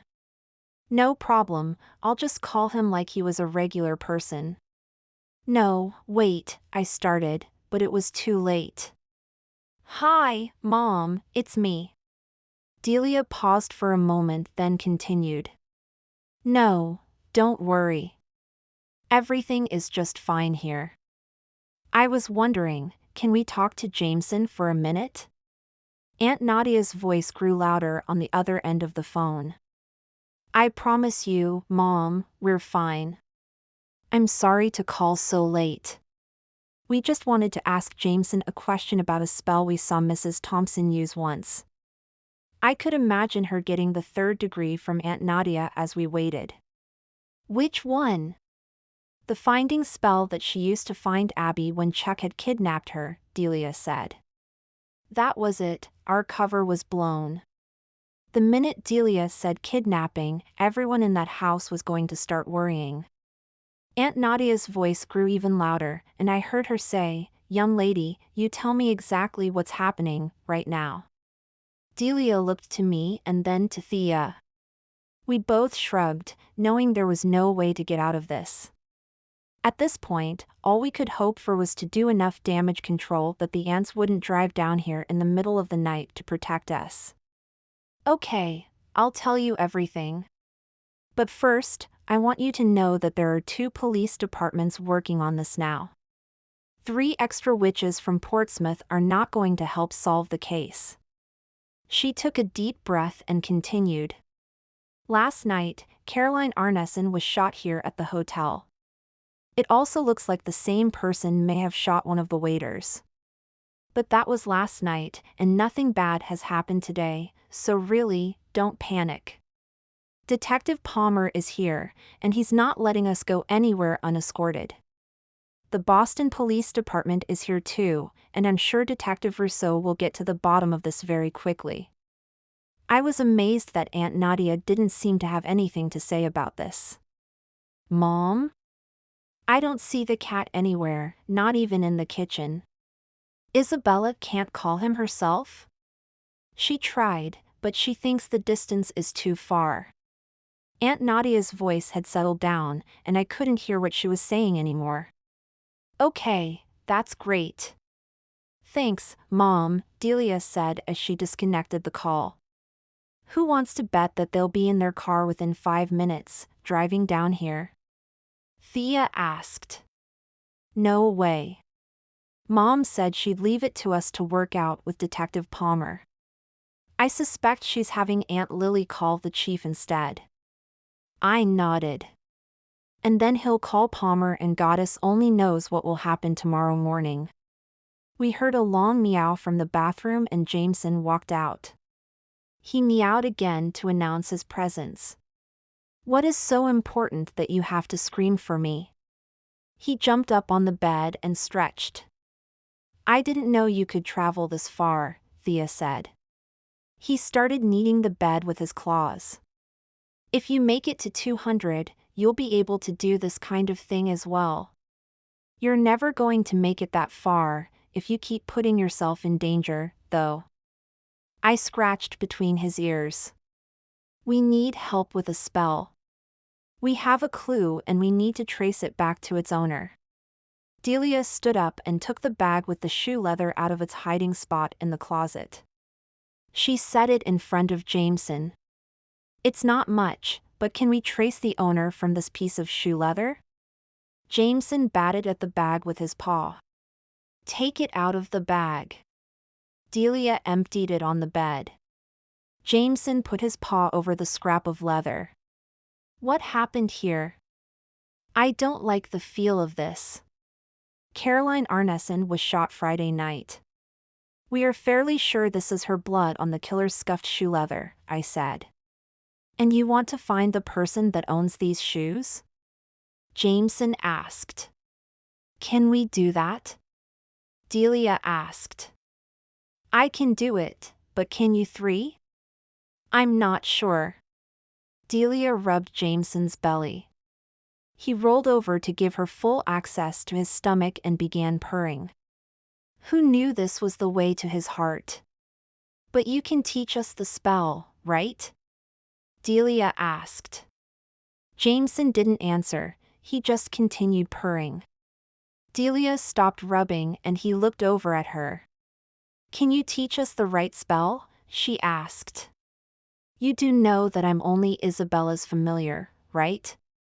I'm teaching you two things just because I want to, Jameson said. Thea snorted. You're teaching us because we feed you well. Jameson rolled over. Fine. I'll teach you the spell. Like all spells, it's not nearly as much about the words as it is the intention. So, focus your mind on the shoe leather. Just the leather. When the idea of that shoe is the only thing in your mind, cast your awareness to the rest of the hotel and say, "Great and wise Bridget, lead us to the owner of the shoe. Help us bring this killer to justice." I closed my eyes and thought about the shoe and who it might belong to. I could feel Thea and Delia focusing as well. At the same time, we all began the incantation. When we were done, Jameson said, "One of you pick up the leather and another of you cast a cloaking spell on us, then we'll go out and find the owner of the shoes." We held hands, Delia picked up the leather, and I cast the cloaking spell after Jameson arranged himself across my shoulders. Thea opened the door and we walked out. Can you feel the leather pulling you? In any direction? Jameson asked. Down, I said. We took the elevator, and guided by my connection with the shoe leather, I pressed the button for the lobby. On the third floor, Rousseau and Graves got into the elevator, causing us to flatten ourselves against the walls. I know Palmer vouches for him, and the alibi looks solid, but Arneson doesn't strike me as an innocent man. He may not have killed his wife, but I know he's hiding something. I've got the same feeling. But what can we do about it? Graves asked. I've got someone in Portsmouth looking into him for me. We already know he had problems at home. Maybe these problems started spiraling into his work life. Rousseau looked at his watch. We'll pick it up again in the morning. I was glad I wasn't the only one with lingering suspicions about Arneson. When we reached the lobby, the elevator doors slid open. Rousseau and Graves stepped out, but before we could get out, two couples came in and blocked our exit. Shoot. Now what do we do? Thea asked. I guess we just go for a ride, I said. We rode the elevator to the 5th floor, then the 8th floor. I pressed the button for the lobby, hoping we'd be able to get out this time. Okay, get in a line behind me and we'll leave fast, hopefully before anyone else can block us again. The doors slid open, and this time, Palmer and Arneson walked in. Let's go, I said as I pulled Thea's hand. You didn't want to stay and see what they had to say? Delia asked. No. I'm already losing focus on the direction we're supposed to be going. You should stand out of the way and try to regain focus, Jameson said. I led us to the wall by the check-in counter and focused on our clue again. After a moment, I felt a distinct tug to the left. Okay, I'm ready. Where are we going? Jameson asked. I pointed my chin to the left toward the gift shop. Slowly, I lead us past the gift shop and down the hallway until we reached a set of double doors, labeled loading dock. I opened the door and the leather led me through. The leather led us outside. We stopped at a row of dumpsters. Dumpsters. Why did it have to be dumpsters? I said. Now what? Thea asked. Do we drop the cloaking spell and start looking for the owner of the shoes? Not yet. I'll look in the dumpsters first and tell you what I find, Jameson said. I dropped the cloaking spell from him and we watched as he walked around the rims of the dumpsters, peering inside. He stopped at the third one. This is the one. I wasn't sure what to do next. I couldn't ask him, because he couldn't hear me while I was still cloaked. Don't just stand there, you'll need to uncloak and start looking through the garbage, he said. I dropped the cloak. No sense in all of us getting covered in trash, or contaminating another crime scene.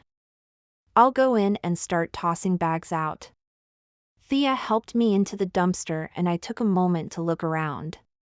The top layer of trash looked like half-filled bathroom trash bags. If the whole dumpster was filled with clean and dry bags, this wouldn't be such a bad job. You okay? Delia asked. Yeah, it's not so bad here. I'm going to start tossing bags out. You two go through them and then toss them in another dumpster. After a half hour of searching, I finally found the shoes. Did anyone remember to bring gloves? I asked. Pick them up by the laces, Thea suggested. I lifted one up by its laces. Oh yeah, they were the shoes we were looking for. Success. Shoes with blood on them. I handed them out to Delia, then climbed out of the dumpster. Here's the spot the leather scraped off, she said as she held our clue up to one of the shoe's toes. I thought we were going to find the owner of the shoes though, I said. You didn't see anyone else in there, did you? Delia asked. I shook my head. No dead bodies, thank the goddess. So why didn't the spell bring us to the shoe's owner? Thea asked. Jameson sniffed at me. You need a bath before I'm willing to ride on your shoulders again. The shoes have no owner anymore, so the spell brought us to the shoes instead. I brushed my clothing down and the rust and grime that clung to my pants disappeared. Delia's clothing spell worked as well as she said it would. Now what are we going to do? It's not like we can bring the shoes to Palmer or Rousseau. We wouldn't be able to explain how we found them, Delia said. We can't bring them to our room either. What if Palmer saw them? I asked. I think we have to leave them here. What size are they? Thea asked. Delia inspected the shoes. Size 12. There's nothing unique about them, is there? I asked. No. They're just average men's shoes. I knew what I'd have to do to make sure Palmer saw this clue. I didn't like it, but this was too important to ignore.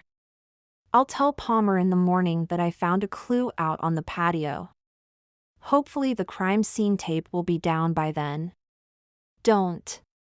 You'll probably be with him for most of the day tomorrow. Delia and I can slip away and say we found it instead. That would make it a lot easier for me. I like that. Just wait until the tape is down. But how will he know to look in the dumpsters? Delia asked. I think there's enough blood on the leather that he'd realize no one would wear the shoes anymore. I can say something like I'd just throw out ruined shoes. So we're agreed? Toss the shoes back in? Delia asked. Yes, Thea and I said. Delia tossed the shoes back in the dumpster. Let's just hope it doesn't get empty before Palmer gets here. I yawned and looked at my phone. It's almost 2 in the morning. Let's get back to the room and try to sleep, Delia said. I scratched between Jameson's ears. Thank you for coming. You should probably go home now. He scoffed. Of course I will. I have the run of the house with you three gone. I had no idea how he did it, but he vanished. Chapter 12. My alarm rang at 6:30 in the morning and I woke up starving. I always wake up hungry if I eat right before bed. Makes no sense to me, but it happens every time. We rushed through getting ready, because we didn't want to keep Palmer waiting. At 7 we were practically crowding around the door, waiting for his knock. By 10 past, we had given up on him and thought we might head downstairs ourselves. We should be fine, as long as we stick together, Thea said. Delia frowned. I don't know that should is good enough. Isabella, text him and see if he'll be here soon. I was sure he wouldn't leave us waiting for long, but it was 1/4 past and I wasn't going to last much longer without breakfast. I unlocked my phone, and as I did, it vibrated, alerting me to a text. Running late with Arneson. Be there in 5 minutes. Wait for us. I held my phone up so Thea and Delia could read it. Thank the goddess. I'm not sure I'd make it much longer than that. Now both Thea and Delia were frowning. I am not looking forward to eating breakfast with Arneson. Are you? Thea asked. No. But Palmer is convinced he's innocent, and as much as I don't like it, I trust him. A loud knock at our door startled me. Delia jumped up to open the door. Check the peephole first, I said. We'd never hear the end of it if Palmer thought we would open our door to anyone. Delia checked and opened the door. Palmer walked in, but Arneson stayed in the hallway. The dark shadows under Palmer's eyes told me he didn't get much sleep last night. I opened my senses to him and saw what he needed was coffee and rest. Poor Palmer. He must have been up half the night with Arneson. I didn't think I'd have slept at all in that room, wondering if Arneson was going to snap and come after me next. Arneson looked as tired as Palmer, but my senses told me he, too, just needed coffee and rest.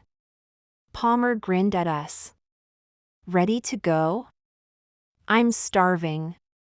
Absolutely, I said. Does he have to be here too? Thea asked. Thea, Delia said. What? I'm just saying what we're all thinking. I'm not comfortable eating breakfast with a man who may have murdered his wife. Arneson took a step forward, but stopped at a gesture from Palmer. I'm setting some ground rules that we're all going to follow. He looked at each one of us, even Arneson. Is that clear? Thea, Delia, and I nodded reluctantly. Good. We are one big, happy family today. Anyone not up for that can go straight home to Portsmouth. He slowly looked to each of us. Is that understood? We each nodded, but weren't happy about it. Good. Now let's go get breakfast. Palmer pressed the button for the elevator. It was a rough night, and neither of us got much sleep, he said to me. The lobby was empty, except for one lone clerk at the check-in desk. Even the fountain was off. My shoes clicked across the tile floor and echoed, the only sound in the large area. Very few people were up this early on Sunday morning, so we had no wait for a table. The hostess seated us near a window and handed us menus. Can I start you off with coffee? Absolutely, Palmer said. Great. Your waitress will be back shortly with those, she said before she left. Arneson's foul mood was infecting the table. No one spoke until our waitress arrived. She was young enough that I thought she wasn't even out of high school yet. I wondered if she was always this cheerful, or if she felt the tension at our table and was trying to break it. Good morning, I'm Trish, your waitress. She poured coffee for each of us. The specials this morning look super delish, and I highly recommend them. We've got a buffalo chicken omelet with shredded chicken breast, the chef's own buffalo sauce, with a blue cheese sauce. Our oatmeal of the day is sesame and toasted nori, and today's waffle is Nutella and strawberry. She paused for a moment to let us think. Are you ready to order? I looked at my breakfast companions. I am, is everyone else? No one said no, so I continued. I'd like the buffalo chicken omelet, please. The rest of the table ordered variations of eggs, bacon, and toast, and our waitress left.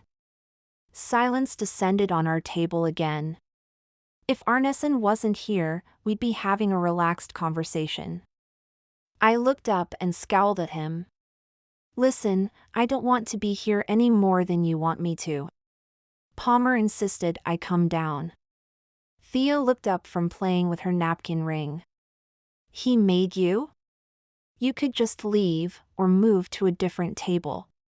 Arneson set his mug down so hard his coffee sloshed out. Why should I leave? I haven't done anything wrong. I've got just as much right to eat here as you do. But do you, though? Thea asked. Okay, you two, that's enough, Palmer said. Thea, he didn't kill his wife, and you need to stop needling him. I'll believe it when. I said you need to stop, Palmer repeated. Thea sat back and glared at Palmer and Arneson. Trish returned with our breakfasts. Here you go, everyone. Can I get you anything else? Ketchup, more coffee? No, thank you, Palmer said. We ate in silence for a few minutes until Detective Rousseau joined us. He put a folder down in front of Palmer. Ballistics report. Gun belongs to Joe Larkin, who lives in Portsmouth. And we know that because... Palmer asked. I took a guess and called your station looking for guns reported missing. Larkin reported his missing earlier this week. A few years ago, Larkin shot a man he thought was breaking into his house, and photos of the recovered bullet show the same markings as the bullets recovered from Arneson and Pangioli. I looked to Arneson, who was barely able to control his emotions. Rousseau looked to Arneson. We won't know for sure until we recover the gun, though, so don't go off half-cocked and do something you'll regret later. I'm completely in control. I haven't had a drink since that meeting. Won't drink again until my wife's been avenged. I didn't like the sound of that. Brought to justice? I asked. Also an option, Arneson said. Palmer opened the folder. I know Larkin. He's part of the volunteer fire department. You have anyone questioning him yet? Rousseau shook his head. Thought we'd leave it to your department. I was hoping you'd set it up with your chief. Palmer pulled out his phone. Morning, sir. Sorry to call so early. I've got the ballistics report in front of me. It was Joe Larkin's gun. He paused to let the chief speak. Exactly. I think if you go speak to him yourself, we can get to the bottom of this quickly. He listened more, then hung up. He'll call back after he talks to Joe. I don't see Joe as a murderer, Arneson said. Palmer took a sip of his coffee. Seems unlikely, but we'll see what he says during interrogation. Do you want to join us for breakfast? Delia asked Rousseau. He shifted his weight from one foot to the other. Can't. I need to bring Sergeant Arneson to the station. He looked at Arneson. You'll come without trouble? Arneson nodded and stood up. You're not under arrest, but that could change. Don't give me cause and you'll be back later on today, Rousseau said. I know the drill, Arneson said as they walked away. Once Arneson had left the restaurant, Henry and Beth joined us. Hi, can we talk? Beth asked. Palmer furrowed his brow. Friends of yours? Detective Palmer, this is Henry Padrone and Beth Baxter. They were helping us keep an eye on Arneson before you got here, I said. Nice to meet you, they said in unison. Palmer scowled. Investigations are supposed to be small, quiet, discreet. You don't just pull in anyone off the street to help you. I bit the inside of my lip to keep from smiling. I can't help it if people like me and want to help. I gestured to our 2 empty seats. Go ahead, sit. You could just say no, he suggested. It's not her fault, Beth said. We basically bullied our way in last night. Why were you eating breakfast with your main suspect, anyway? Henry asked. He's not a suspect, Palmer said. He's a bereaved man who doesn't know how to deal with his emotions. I'd say so. No one to hit anymore. At any rate, I appreciate your help, but I can take it from here. You two should go back to enjoying the conference, Palmer said. Henry and Beth looked to me. I shrugged. What could I do? I promise I'll call when we get back home and let you know how it turns out. If you're sure, Beth said. I'd hate for something to happen to you because you didn't have anyone watching your back. I looked to Palmer. I think we'll be all right now. Thanks for stopping by. They stood up and left. I was going to have to do something to make up for Palmer's rude dismissal of them. Isabella, I need to speak to you privately, Palmer said. I looked around. I didn't like the idea of leaving Thea and Delia alone. I pointed to an empty table in the corner of the room. How about that table? I had no idea what he wanted, but I had some ideas about what we should do next. Do you have that hotel door opener with you? That way we can talk and investigate at the same time, I said once we were seated. No. I didn't think to bring it. Breaking into hotel rooms isn't something I do often. I wasn't sure I believed him. He obviously broke into hotel rooms often enough to realize he needed a tool for the job. Hotel security will let us in, he said. Great. Mungsuri isn't my biggest fan. You'll have to ask, I said. Palmer stood up from the table. No problem. He'll do whatever I want him to. Chapter 13. Mungsuri grumbled all the way to Caroline's room about how Palmer shouldn't let the murder suspect in the victim's room and how Palmer was making a big mistake. Palmer gave my hand a reassuring squeeze and ignored Mungsuri, so I did the same. Mungsuri opened the door to her room. I can't hang around and watch the two of you. If you find anything, bring it to me first. It's my hotel. Absolutely, Palmer said. Keep an eye on her. She may try to tamper with evidence. And if you get locked out, I don't have the time to let you back in again, Mungsuri warned. I decided to make nice with him. Of course.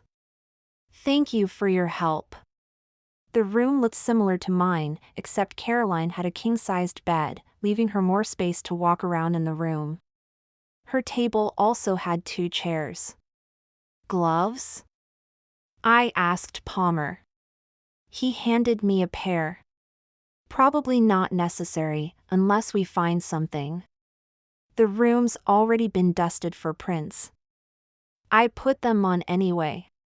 Feels like we were just doing this, doesn't it? He flipped the mattress up on its side. We were just doing this, a month or 2 ago. I looked at the box spring. Nothing there. There were no rips in the bottom of the mattress either. Palmer put the bed back together, and I moved on to the bureau drawers. I took each one out, inspecting the back and bottom and the interior of the bureau itself. Nothing here. I'm not surprised. I don't expect to find anything. Then why did you agree to come inspect the room with me?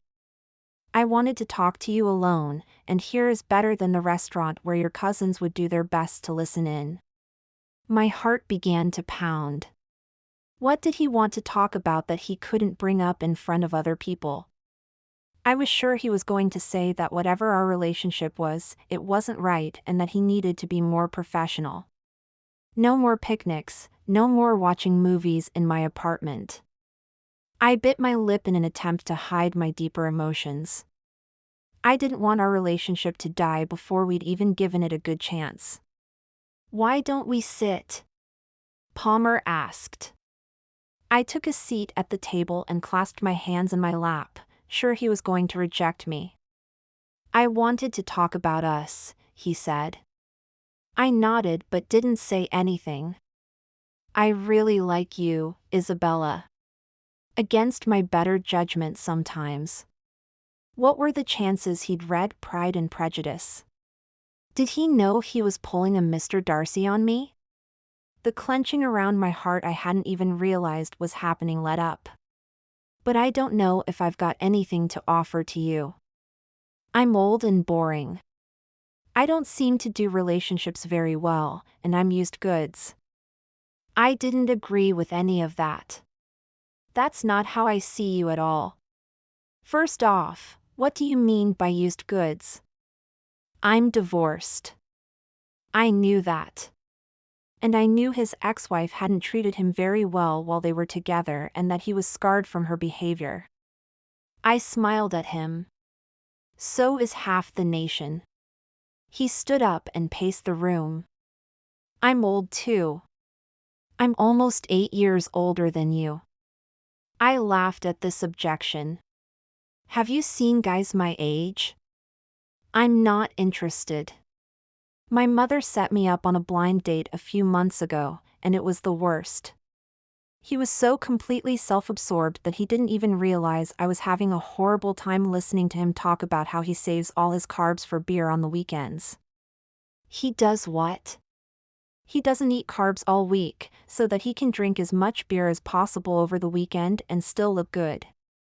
And did he? Look good, I mean. I thought back to Jeff. He had looked good, but that was all. He did. But that's not something you build a relationship on. By the middle of the meal, I was practically praying for a kitchen fire so we could end the date early. Palmer laughed. A bit drastic, don't you think? Not for this date. Palmer stopped pacing and sat back down. So I'm not too old? I shook my head. But this goes both ways. Aren't I too young for you? I've lived in Portsmouth for my entire life, I haven't been to college, I've barely moved out of my mother's house, and now I'm back in it again. Don't you want to date a woman who has more to offer than me? Someone who's more of an adult? He rested his hand, palm up, on the table. I put my hand in his. He held it gently and stared into my eyes. I don't know there is a woman who could offer me more than you do. My eyes widened. Holy smokes! You sure know how to take a woman's breath away. I need to, take it slow. I still haven't gotten over Sophie's effect on me. Can you be patient with me? Wow. How did I stumble across a handsome man who seemed to think I was amazing and who was willing to share his feelings and be vulnerable with me? Of course. He raised my hand and kissed my palm. Could your knees go weak if you weren't even standing?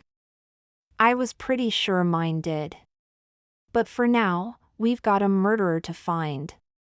You're not going to tell me to pack up and go home, stay safe, and stay out of it? I've tried that. You don't listen. At least if you're with me, I can keep you safe. But while we're investigating, I've got to look professional. I can't make it look like I'm letting my girlfriend tag along on a case. He said girlfriend. I was officially his girlfriend. Of course. Since we're alone, can you tell me why you are so sure Arneson didn't kill his wife? You've never seen the bruises he left on her face. I can't even imagine what he'd done to the rest of her. He's got an alibi. I can't tell you what it is, though. You'll have to trust me on this. I did trust him, but I really wanted to know what it was. Maybe if I knew, I could poke holes in it. Wife Beaters Anonymous? I was joking, but he looked very serious. That's not what it's called. But yes. I didn't realize there was such a group. So if it's not him, there's still a list of people it could be. And while we're on the subject, Palmer said, I'm sorry I didn't believe you at first. I know you wouldn't make up a story like that, but it's just so hard to believe. I've never seen Rudy lose his temper with a suspect, so I assumed he had the same composure, at a minimum, with his wife. Who are your suspects, then? I asked. Same as yours. Tell me everything you know about them. I raised one finger. Ken McCormick. He says she put his brother out of business. If someone I knew put Thea and Delia out of business, I'd be really mad. I put up another finger. I had thought it could be Joyce Ogilvy, but would you really kill someone for not stocking your product? I raised a third finger. And it could be the fireman, the guy who owns the gun Caroline and Marco were killed with. I don't see how the two murder victims could be related, though. I'm not convinced they're connected yet. A third murder would show us a better pattern. My stomach sank. Do you think he'll kill again? Why? People kill for lots of reasons. It's not uncommon to kill to keep a secret. If we get too close to finding out he might come after one or both of us. Some people like the power or control and won't ever stop until they're caught. And that's why you keep telling me to go home and let you investigate. He nodded. We should probably get back to your cousins. I don't want any of you alone for the rest of the weekend. Right. And remember, no matter how fantastic I am when I solve this crime for you, we need to act professional. No showering me with kisses in front of everyone else. He laughed. You solve the crime first, and I'll kiss you in the lobby in front of everyone. Chapter 14. We held hands on the short ride down the elevator. Palmer walked me straight to the restaurant, no hand-holding in public though. Thea and Delia were still sitting, finishing their breakfast. The crime scene tape had finally been removed from the patio doors. Now all Thea had to do was find a good time to pass our clue along to Palmer. Where did you two go? Delia asked. I wanted to look at Caroline's room. I was hoping we would find something the police missed. Thea put her coffee cup down. And did you? No. She didn't have anything hidden up there. I sat and took a bite of my now cold eggs. I've got some things to do this morning, and I want the three of you to promise me you will stay out of trouble, Palmer said. Delia smiled at him. Who, us? Get into trouble? You must have us confused with someone else. Palmer laughed. I don't think so. But seriously, all joking aside, this isn't the safest place to be. I was getting that impression, Delia said. Palmer took a slice of toast off his plate. I'm glad you took me seriously. I don't want to have to investigate 3 murders. Stick together, stay in crowds, and I'll catch up with you later on this afternoon. With one last warning stare, he turned around and walked away. Delia stared at me. So, you finally got him alone. What really happened? The first thing I was going to do when I got home was look up an anti-blushing charm. Nothing. That blush is telling a different story, Thea said. I grinned. Fine. We had a little chat. He thinks he's not good enough for me, but if I'm willing to put up with all the things wrong with him, he'd be happy to be my boyfriend. Thea looked concerned. What's wrong with him? I took a sip of my coffee before I answered. Nothing. He thinks he's old and that being divorced is a problem. Hey, speaking of problems, look who's coming back, Thea said. We followed her gaze out the door to see Rudy Arneson walking toward us. The moment he saw we were still at our table, he veered off, almost colliding with another guest. I guess no breakfast is better than sitting with us, Delia said. I looked down at my plate. The eggs were too cold, and the cheese sauce had gone a little rubbery. I picked up a piece of toast. Did anything happen while I was gone? No. We got to eat our breakfast in peace, though, Thea said. Should we get the check? I don't want to rush you, but I don't want to sit here all day either, Delia said. I finished my coffee. Sure. I think we need to start looking at everyone at the conference. Maybe get as many alibis as possible before people start going home. Thea looked out the door and then turned back to the table. Oh, no. I am not ready to speak to him today. I looked out the door and saw Evan Branham waving at our table. My heart sank. I didn't want to speak to him either. It's too late, though. He's seen us already. I returned his wave and tried to smile. Good morning, ladies, Branham said. Can I join you for a cup of coffee? Well, broomsticks. I didn't have it in me to be rude enough to say no. We were about to leave, but one more cup of coffee wouldn't hurt. Branham waved and got the attention of our waitress, Trish. What can I get for you? Branham smiled at her. Coffee for the table, sweetheart. Trish's smile faded. Just a minute. She turned and strode away. Did you see that?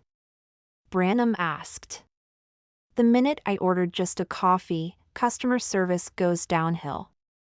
I rolled my eyes. You don't think it had anything to do with you calling her sweetheart? What? That doesn't make any sense, Branham said. Delia pursed her lips and tried to explain. You've never met her before, right? Branham nodded. Never seen her before. Okay then, how many young men that you've never met before do you call sweetheart? Branham frowned.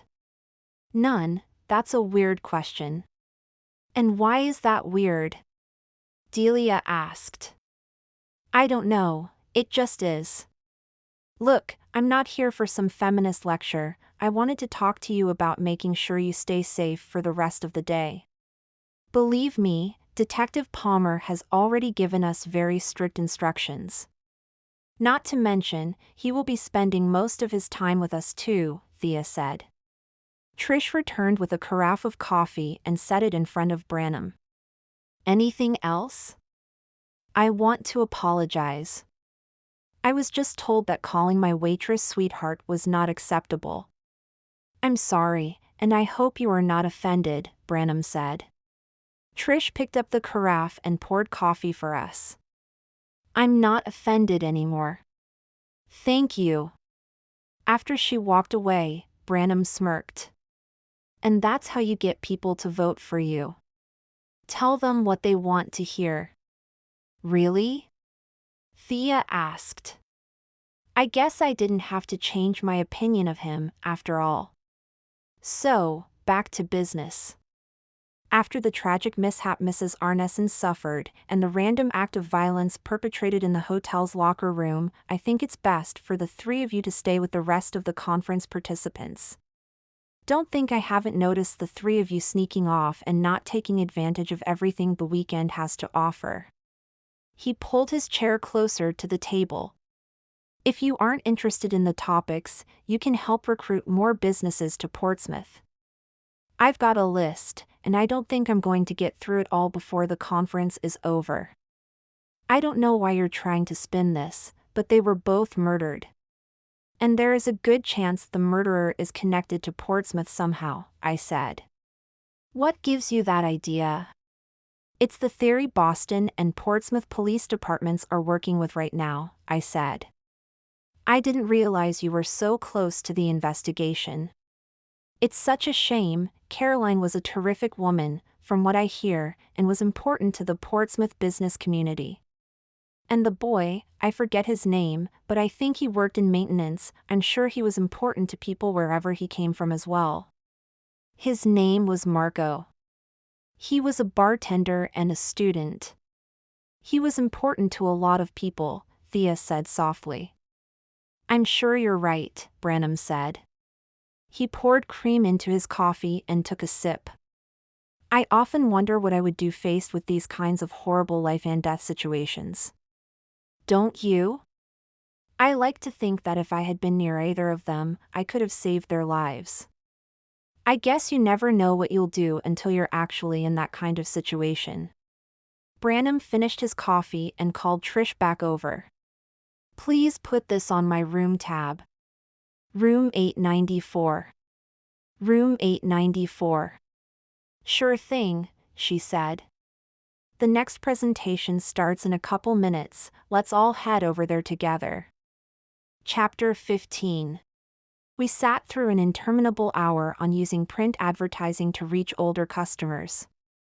I wasn't sure who used print advertising anymore, even my customers found me through the internet.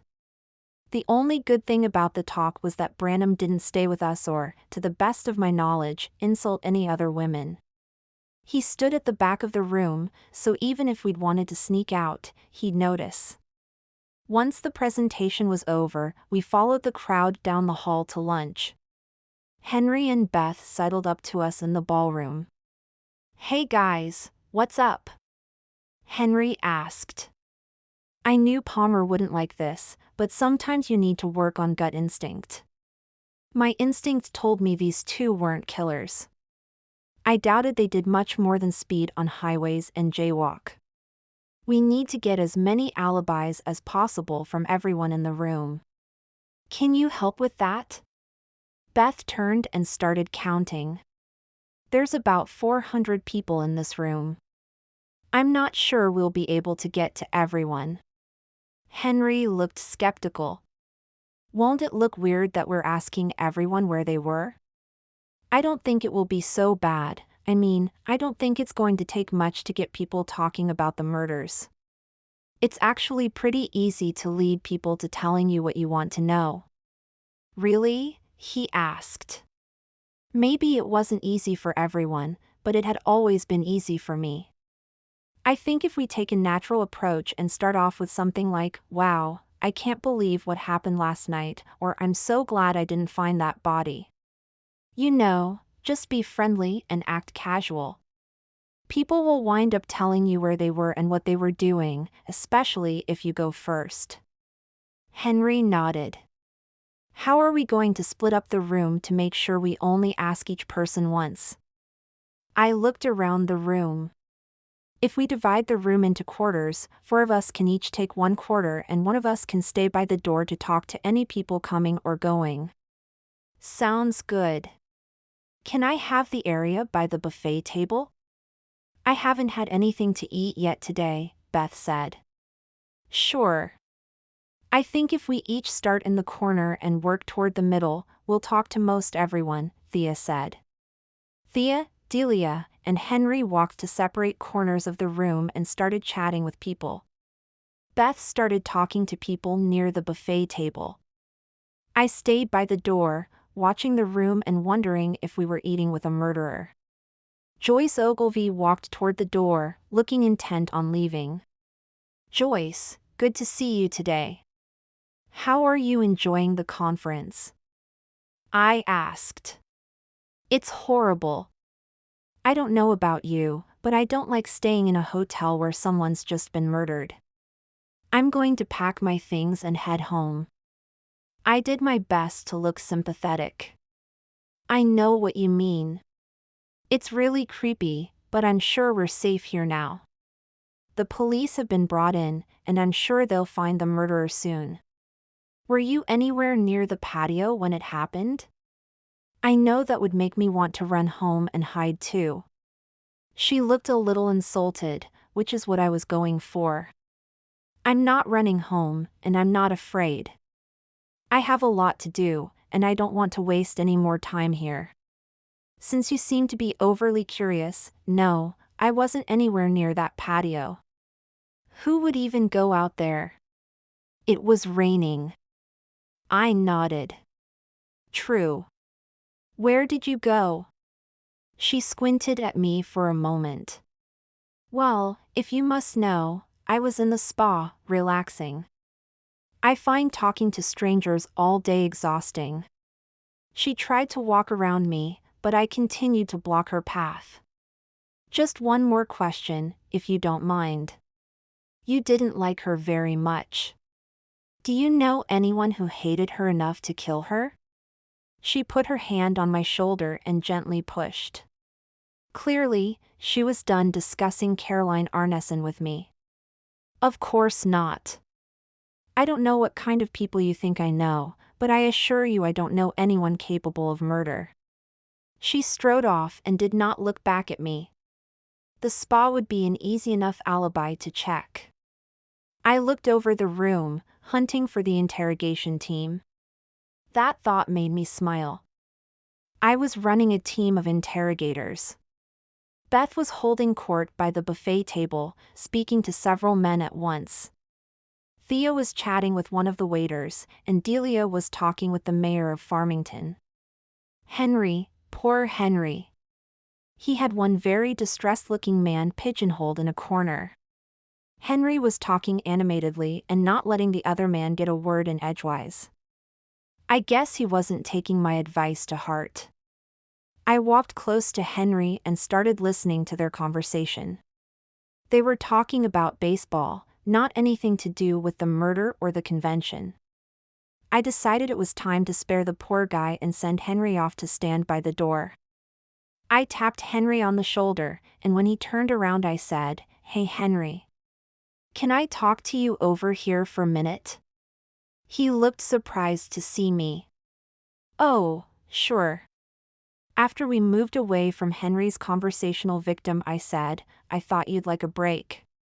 Why don't you watch the door, and I'll finish up this part of the room?" He looked relieved. "Thank you. I don't think I was doing a good job there." I smiled at him. I didn't want to lie and tell him he was doing a good job, but I didn't want him to think he was useless either. So I said nothing as he walked toward the door. I turned to find the man who had been flirting with Caroline on Friday night standing very close to me. "Oh, I'm sorry. I didn't see you there," I said. He grinned at me in a way that made me feel much more like a conquest than a person. "Alexander Partington, at your service. It's not the best of times for women to be alone in this hotel. If you'd like, I would be happy to escort you so that you don't need to worry about the killer on the loose." Then I'd only have to worry about him. It's a terrifying thought, a murderer somewhere here in our little conference. In fact, it could be anyone. You, me, anyone. Certainly not. I promise it wasn't me, and I doubt such a pretty young thing like yourself would have killed that woman. So between the two of us, we should be perfectly safe. I was not liking the creepy vibe this guy was giving me. "And what did you say your name was?" "Alexander Partington. I own a string of bars and restaurants throughout New England." "A string of? You must be very successful." He chuckled. "I guess I am. Do you mind if I ask you a question?" "Not at all. I'm happy to help. I saw you with Caroline Arneson Friday night. Had you ever met her before?" "I'm not sure. I've talked to a lot of women this weekend. Maybe if you could describe her to me, I could help you." I let my voice take a cold tone. "She's the woman who was murdered." His eyes widened. I had no idea what her name was. She was, and I hate to speak poorly of the dead, more interested in other things. I got the feeling she didn't care who I was, as long as I had enough money. "So did you bring her up to your room?" I knew he hadn't, but I wanted to see his reaction. "Of course not. A man in my position needs to be discreet. And if there's anything that woman was, it wasn't discreet." He started to look around, clearly uncomfortable with the way the conversation was headed. I put my hand on his own. "One more question. When was the last time you saw her?" As I recall, a man came and pulled her away from me. It was at that point I decided she was more trouble than I wanted to deal with, so I walked away. I didn't see her after that. You didn't think maybe she needed your help right then? For as much as you seem to want to make sure I'm safe today, when a woman was actually in danger, you walked away. Why was that? He didn't even bother to look sheepish.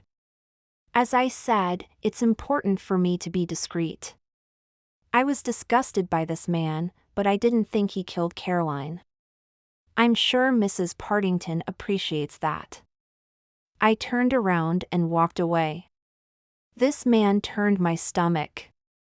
I rubbed my temples and closed my eyes for a moment. It wasn't that difficult to be kind and to watch out for other people, but apparently it was asking too much from him.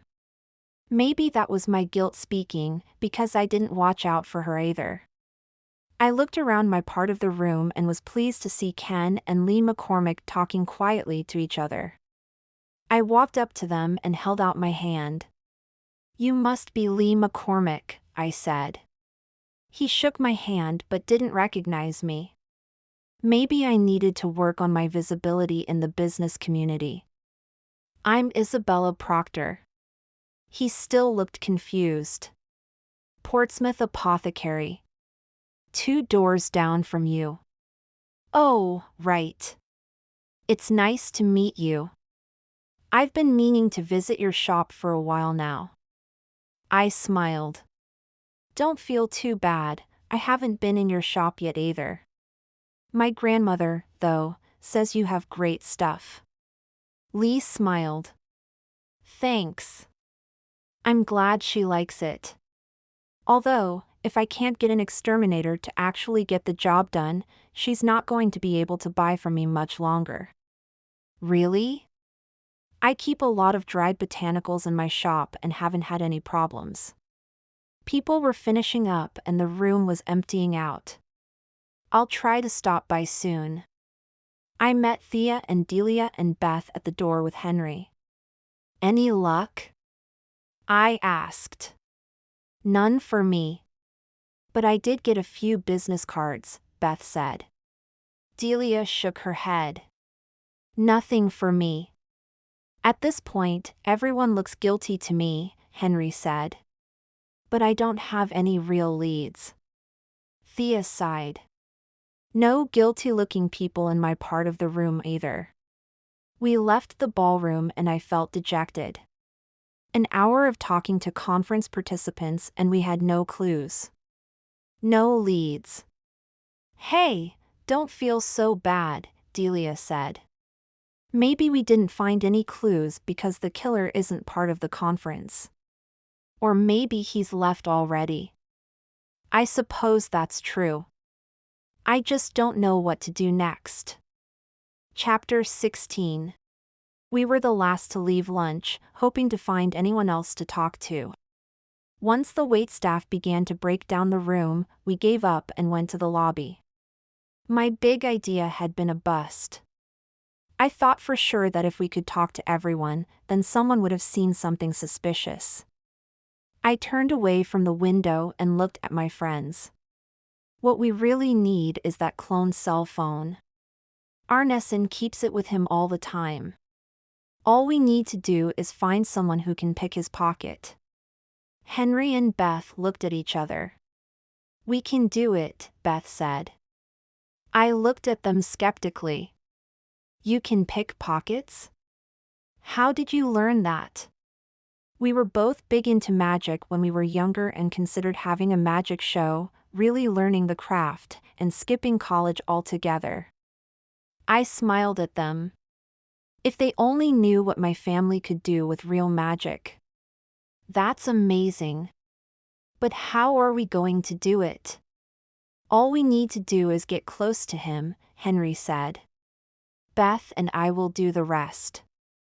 Beth is the distraction, and I'm the one who actually takes the phone. We'd need a spot that's not too crowded. "We don't need anyone telling him he just lost the phone," I said. "I think the hallway past the gift shop would be good. Not too crowded, and not many cameras." "And you're sure he won't feel you take his phone?" Delia asked.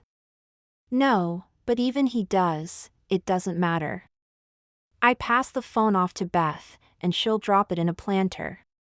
He could search us all day long and never find it. Okay, but how are we going to get him there?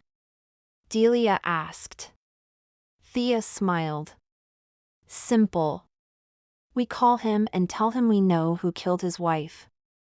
We can meet him at the end of that hallway. That sounded good, except for one thing. How are you going to call him without him being able to look up the number? I can think of a couple options, Henry said. I could borrow a stranger's phone, make the call, then return it without them knowing anything. We could use one of the hotel house phones, or if we can find one, we could use a pay phone. Are you sure you two didn't spend high school as criminals? I asked. Beth laughed. With our strict family? No way. Thea pulled out her phone and started typing. The nearest payphone is 2 blocks from here, at the T station. I'll head over and make the call. I'll tell him to meet me in half an hour, so we can get set up. Once Thea made the call and returned, we hid in the hotel gift shop, looking out the window, waiting for Arneson to walk by. It didn't take him long to get from his room to the first floor. Beth, at a quick hand signal from Henry, started walking down the hallway, her nose buried in her cell phone. My heart started to pound. What if they weren't as good as they said? If they got caught, they could get arrested and it would be all my fault. I reached out and grabbed Delia's hand. It's going to be fine, she whispered. We watched as Beth ran right into Arneson with enough force to almost knock him over. To be fair, he was probably distracted. Oh, I'm so sorry. I didn't even see you there. It's just, I got this text from my boyfriend and... She must have bit the inside of her lip, because tears sprung up in her eyes. Well, it doesn't look so good. Henry walked past Arneson and stopped, looking at Beth. Is everything all right here? When Beth didn't say anything, he looked at Arneson. What did you do to make her cry? Arneson frowned and shook his head. She ran into me, I gotta go. At that moment, Henry sneezed and bumped into Arneson. Oh, excuse me. Henry brushed Arneson's shirt with one hand while he used 2 fingers to pinch the phone in Arneson's back pocket. Beth made a disgusted face. Really, if you're going to be sick, you should stay at home. She walked past Arneson and took the cell phone dangling from Henry's fingers. She continued walking toward the lobby and gently dropped the cell phone into one of the large potted ferns. If I hadn't known what she was going to do, I'd have never seen her drop the phone. I watched as Arneson walked toward the end of the hallway. Once he was out of sight, we left the gift shop. I picked up the cell phone and slid it into my bag. We had already agreed not to speak to each other, but to wait until we met back in our hotel room. Thea, Delia, and I took the elevator to the 4th floor. As soon as the doors closed, we started laughing. I can't believe how easy that was, I said. I think they just made it look easy, Delia said. To be able to distract someone so easily takes a lot of practice, I think, Thea said. I just hope they use their powers for good and not evil, I said. The elevator doors slid open and we went to our room. As soon as the door closed, I took the phone out of my bag and turned it on. Excellent. No password, I said. Let's wait until they get here so we can all look at it together, Delia said. 3 minutes later, Henry and Beth knocked on our door. That was amazing! Delia exclaimed. You two were so smooth. Henry grinned. You'd think he'd be more aware of what was happening around him. I'm pretty sure they teach situational awareness in every police academy. We should give him a break. He was distracted. If he didn't kill his wife, he wanted to find out who did, and if he did kill her, then he was probably ready to kill the caller too, Thea said. You won't believe this, but he doesn't have his phone password protected. We can read everything we want, I said. Maybe we should check her contacts first, Delia suggested. That was a good idea. I pulled up Caroline's contact list and was surprised she didn't use names for anyone. Instead, she used nicknames. She had parental units for her parents, I assumed, Ball and Chain, which was probably her husband, and Annoying Tea Lady. I looked at Annoying Tea Lady and recognized the number of the apothecary. Look, I made it into the list. This is the apothecary. I continued scrolling with everyone looking over my shoulder. One name stood out as a person I couldn't identify, outsourcing. I started reading the texts and was stunned by the graphic nature of both his texts and her responses. How did I know outsourcing was a man? Let's just say there were pictures. Wowza, Thea said. I looked up to see all 5 of us were blushing. Well, I guess I have a lot to learn about texting a boyfriend. I don't know about that, I think this would frighten me off more than anything else, Henry said. I flipped through more of the texts with outsourcing until I got to the most recent ones. They were planning to spend this weekend together in Boston, and she was demanding he finally tell his wife he wanted a divorce. Oh honey, Beth said. It never works out like that. You should have known better. Okay, so this is some serious evidence. Now all we need to do is figure out who outsourcing really is. What's the number? Delia asked. I read off the number, and not surprisingly, it wasn't familiar to any of us. I hit the button to call it. The phone rang for several seconds before the voicemail system picked up. Hey sweetheart, you've got the right number. Leave me a message, and I'll get back to you when I can. I put my hands over the receiver and whispered, no answer. What should I do? No one seemed to have any good ideas, so I improvised. Hello. This is a courtesy call regarding your car's warranty. It will be expiring at the end of the month. Please call back as soon as possible. I hung up just before we all broke out laughing. That's the only good use of that message ever, Henry said. Whose number is it? Thea asked. I have no idea. Some guy. Maybe Palmer or the chief can figure out who owns that number. Let me see, Thea said. I'll try a reverse lookup. She typed the number into a website. No luck.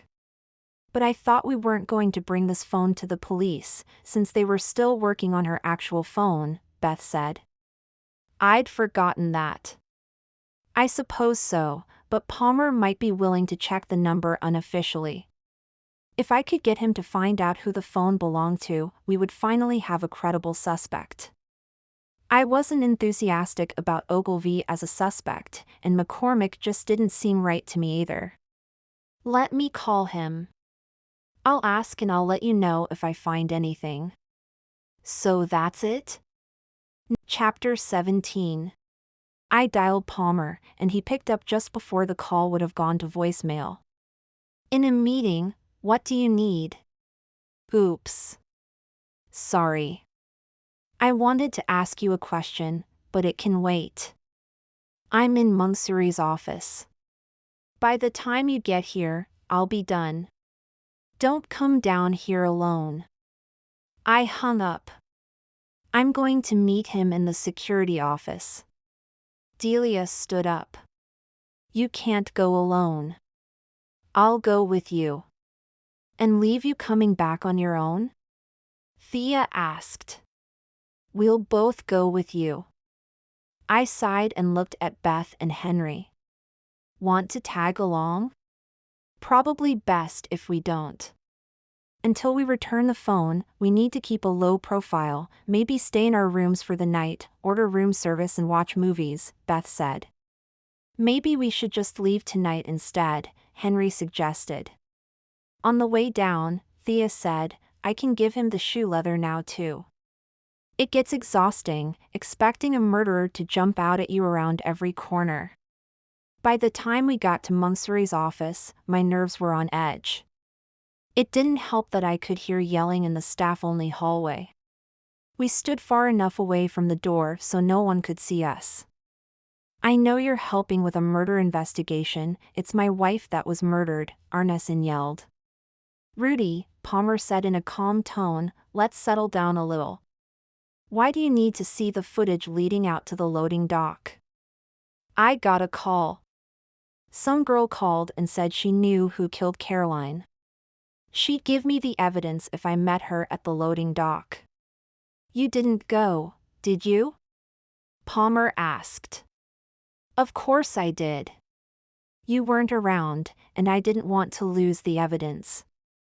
I can't believe you took that kind of risk. What if she was the killer and was setting up a trap? I looked to Thea. Let Delia give him the clue, I whispered. I hoped Arneson never recognized Thea's voice. Nothing happened. It was just two guys unloading a shipment of canned food. I waited for over an hour and she never showed up. That's why I want to see the footage.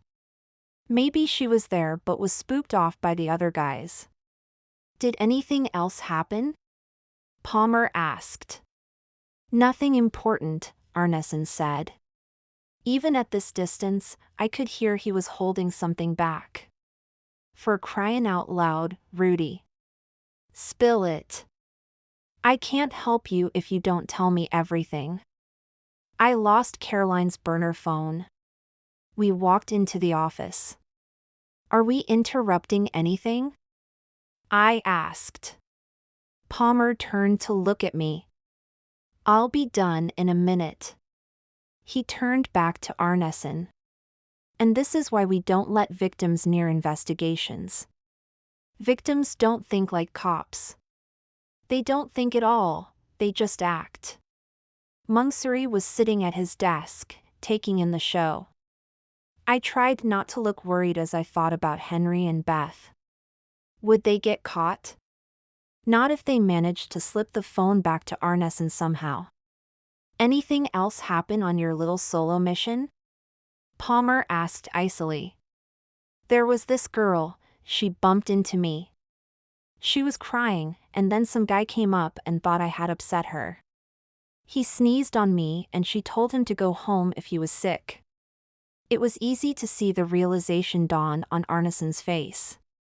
And that's when they took the phone. I am so stupid. Palmer gentled his voice. Not stupid, Rudy. Bereaved. Why don't you go to your room and get a nap? Munksuri and I will look through the video. I looked to the wall of monitors. I saw one camera trained on the gift shop, but none pointing down the hall to the loading dock. My phone rang. I unlocked it and read the text from Thea. Delia will drop the phone off with Yuri as soon as we're out of here. He'll bring it to Lost and Found. Relief flooded through me. At this rate, I might really have to go out with the guy. I can't just sit around and do nothing, Arneson said. Have you called her parents? Made any arrangements yet? Palmer asked softly. Palmer put his arm around Arneson's shoulders and gently led him out of the room. He stayed in the hall, softly talking to Arneson, leaving Munksuri and me to stare at each other in awkward silence. His eyes were filled with tears when he returned. I hate to see a man break down like that. Now that I know what he wants, and he's not yelling at me, I'll have one of my guys go through the video and pull up images of everyone who went down that hall and send them to you, Munksuri said. Palmer nodded in thanks. You ready to go? He asked me. Before you go, Thea and I found something that I thought you should see, Delia said. She handed him the zip bag with the fragment of shoe leather in it. "What is it?" Palmer asked. "We were out on the patio, looking it over, and we found this near where Caroline died. It looks like someone scraped their shoe in her blood." Palmer held the bag up. "Could be. I'll give it to Rousseau." "Great, thanks," Delia said. "You two going anywhere this afternoon?" he asked. "Nope. Just staying in our room." "Good. There are plenty of investigators on the case now." The four of us left Munksuri's office and walked back to the public area of the hotel. I was worried about what I was going to say. I couldn't ask him to look up a phone number for me, because he'd know we had the phone. "I'm sorry you saw all that." I was angry because Rudy's going to get himself killed if he keeps on like this. I had an idea that would keep him safe and maybe get Beth and Henry off the hook. Can't the chief force him to go home? For his own good? He will if I call him and tell him what happened. "Give me a minute." He walked to the wall of windows in the lobby and pulled out his phone. I sat on a couch and wondered how my life had gotten so complicated so quickly. Thea and Delia dropped off the phone with Yuri, who immediately waved at me. I didn't want Palmer to wonder what I was up to, so I only smiled at Yuri and hoped I wouldn't get caught. Chapter 18. My phone rang with Delia's ringtone. "Hey, have fun going swimming, I'm going to stay down here." "Forget that." "Is Palmer with you?" "We need him in our room right away." That was weird. "Are you okay?" "I don't know. We need him up here right now." "Talk to me," I said, but she'd hung up. I waved to Palmer. He hung up his phone and slowly walked toward me. I grabbed his hand and pulled him to the elevators. I pressed the button for the 4th floor and watched as it seemed to take an eternity for the door to close and the elevator to start moving. "What's wrong?" "I don't know. Delia called and she said they needed you up in our room right away." "I don't know what's wrong." I didn't know what was wrong, but my brain was having no problem imagining what might have happened. Was Thea hurt? Did they find another murder victim in our room? Were they being held at gunpoint? Palmer took charge of the situation. "When the door opens, you stay behind me." He unholstered his gun and we waited in tense silence until the elevator door slid open. He moved quickly, quietly, and deliberately to our room. He knocked on the door and stepped to the side. Thea opened the door. "Thank the goddess you're here." Palmer turned to me and said, "Stay." I did as he said, and no more than 2 minutes later, he reopened the door and let me in. Thea and Delia were sitting on a bed, holding hands. Their faces were pale and their eyes were wide. My greatest fears vanished. They were both unhurt and no one else was dead in the room. "What's wrong?" I asked. Palmer pointed to a sheet of paper on the table. "Read it, but don't touch." The letter read, "You were right in the first place. Arneson killed his wife. Stop investigating and ruining the good name of innocent people, or you'll regret it." What in the world was this? We already knew Arneson was innocent. Whose good name were we ruining with our investigation? We hadn't even begun interrogating suspects. I turned to my cousins. "Arneson is innocent. Palmer has proof, but it's sensitive, and we can't share it. This note came from the real murderer. He's trying to put the blame on Arneson and get us to stop investigating." "How can you be so sure it wasn't Arneson?" Delia asked. I looked at Palmer, who shook his head. "I'm sorry, I can't tell you. I wasn't even supposed to know, but I guessed, and he accidentally told me I was right." Where was the letter? Palmer asked. On the floor. Someone slid it under the door, and I almost stepped on it when we got back, Thea said. Delia bit her lip. Do you think someone will come after us if we keep investigating? I don't know. But we can use this note to help narrow down our suspect list. Who knew you were investigating? He asked. We talked to a lot of people at lunch, asking where they were and if they saw anyone go out with Caroline, Thea said. How many is a lot? I knew Palmer wasn't going to like our answer. We tried to divide the lunch buffet in quarters and each of us tried our best to cover everyone in our area. We think we got to almost everyone. Quarters? Palmer asked. Beth and Henry helped us, and that left one of us on the door to catch anyone going in or out, Delia said. Palmer rubbed his face with a hand. You've heard too many cooks spoil the broth? Well, too many investigators spoil the manhunt.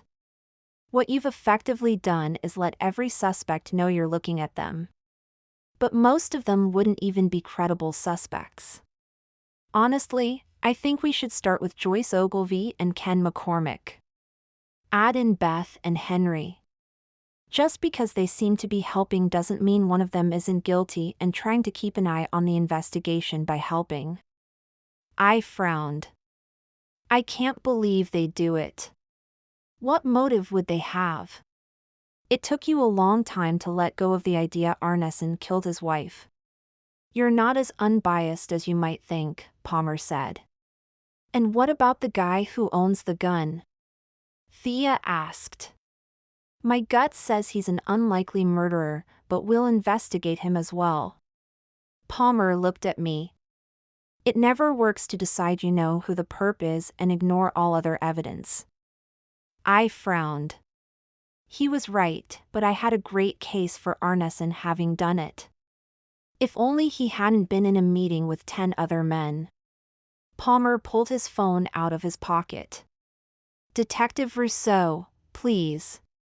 He waited a moment and then continued. It's Palmer.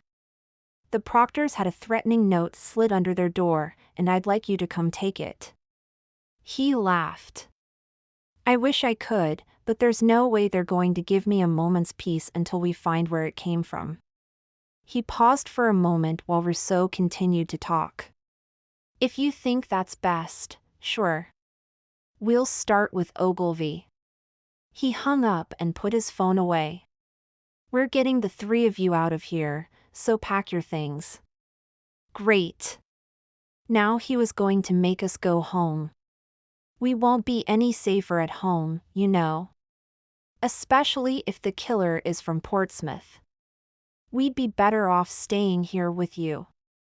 Palmer grinned. I know. That's why you're being moved to a different room.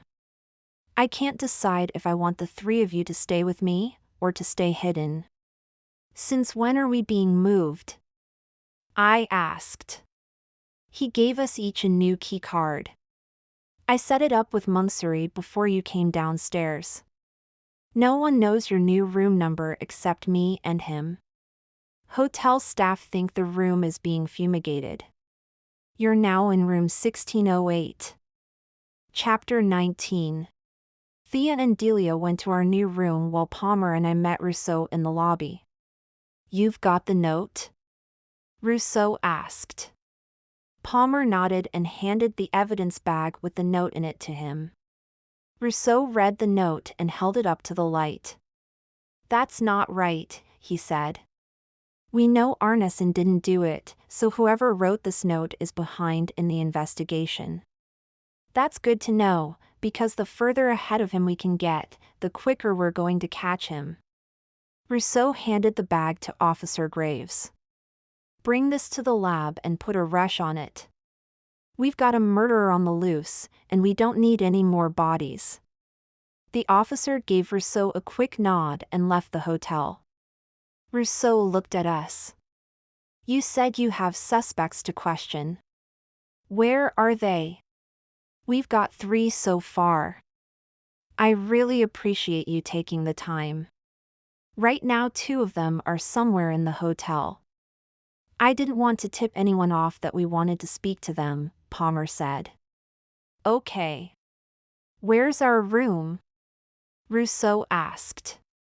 The hotel has set aside the saffron room for us for as long as we need it. It's this way, I said. I led the way while Palmer and Rousseau followed me.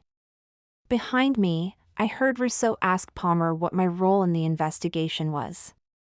You ever meet one of those people who just has a knack for this work, but their talent for it suddenly appeared out of thin air, like magic? Zero clue about what she's doing, but in the 3 cases she's been involved in, she's found the murderers before me, Palmer said. I smiled at Palmer's words. He didn't know how close he was to the truth. And it was nice to know he recognized that I found the murderers before he did and was willing to tell other people. So she'll be with us in the interrogation? Rousseau asked. Unless you have a real problem with that, yes. I like her view of the case. She knew the victim and feels personally responsible because the victim was one of her customers. Rousseau lowered his voice, but I could still hear them. Have you considered she's caught up in these murders? That was the first thing that came to mind, but my chief has cleared the entire family. He's known the family well for decades and categorically vouches for them.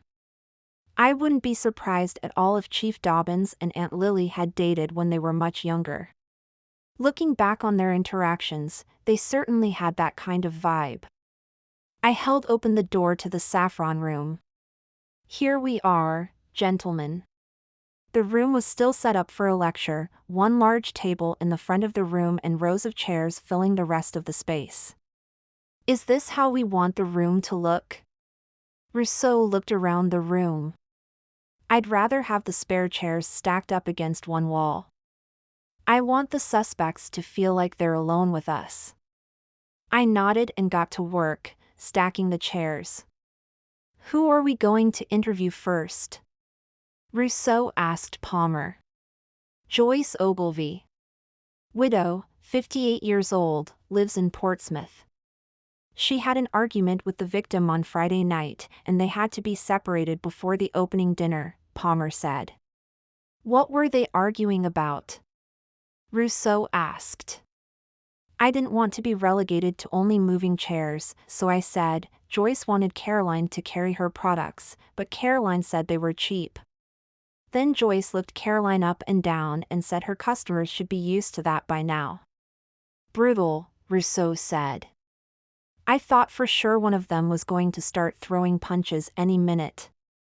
Our waiter, Marco, escorted Joyce to a table to defuse the situation.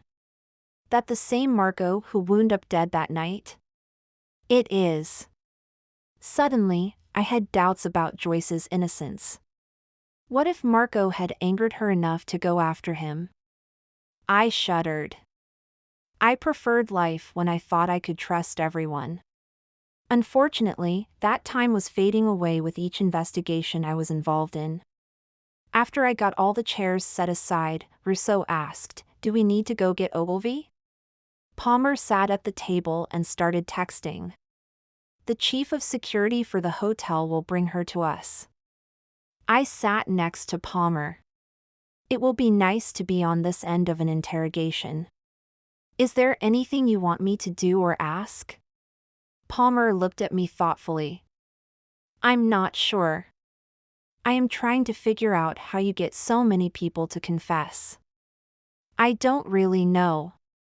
Maybe I'm just one of those people everyone likes to talk to, I said. Rousseau scoffed. Pretty sure there's more to it than that. I doubt threats or intimidation work for you, do they? Anytime I threaten someone, I've threatened them with Palmer. He's already here, so he can do his own intimidation. I'm certainly not physically scary, so that's out too. I thought people talked to me because I was nice, but I didn't want Rousseau to laugh at me again, so I didn't say anything more. Just play it by ear and do what you think is best. If I think you're going to screw something up, I'll interrupt you or tap on your leg, Palmer said. I could work with that. Rousseau sat down on the other side of Palmer just as Monksuri opened the door. Joyce Ogilvy walked through, lips pursed and white. Palmer stood up. Thank you for coming, ma'am. The police appreciate your cooperation. She sat at the one remaining chair on the opposite side of the table. Monksuri looked around for another chair. He turned toward the stack by the wall. We will let you know when we're ready for the next person, Palmer said. Thanks for your help. Monksuri turned back to the door and did not bother to hide his frustration. He wanted to sit in on these interrogations, but after the way he treated Thea, Delia, and me, I wasn't surprised that Palmer dismissed him. Monksuri left, but Palmer didn't start speaking until the door closed. He pulled out his phone and pressed the record button. Interview with Joyce Ogilvy. Present in the room are Detective Steve Palmer. He pointed at me and I said, Isabella Proctor. Detective Owen Rousseau, Boston Police Department. Palmer continued. I'd like to start off by reminding you that you are not under arrest and are here voluntarily. Joyce smirked at us. It doesn't feel voluntary when hotel security escorts you to a room. Nevertheless, you are free to leave at any time. Would you walk me through the argument you had with Caroline Arneson in the lobby on Friday night? Joyce shifted in her seat. It really wasn't anything. I was frustrated that she still refused to carry my products in her shop. My candles are just as good as anything she has there already. There is no reason, other than personal animosity, for her to deny me. I let my temper get the better of me and I apologize. I shouldn't have caused a scene, but even though I was angry, candles aren't worth killing someone over. Palmer nodded. How much money do you estimate you were losing by not having her shop work with you? Ogilvy thought for a moment. On a weekly basis, probably $600 during tourist season and maybe $200 out of season. Would a conservative estimate be $25,000 for the year? Palmer asked. That's what I was hoping for. And do you make that much from any of your other resellers? Rousseau asked. No, I don't. Palmer leaned forward and rested his elbows on the table. So while you're saying candles aren't worth murder, the fact that you were continually being denied what you thought would be your single largest income stream seems to be more important. Ogilvy shook her head. It's still not worth killing for. Besides, I was in the spa having my nails done when she was killed. That seemed odd. You were having your nails done after dinner? Wouldn't it have made more sense to have them done on Thursday, before you even got here? I really hoped Palmer liked my question. I waited, but he didn't tap my leg or interrupt me. Ogilvy glanced down at my hands, which were clasped and resting on the table. I never polished my nails, and as I looked down at them, I realized my cuticles could use some moisturizer.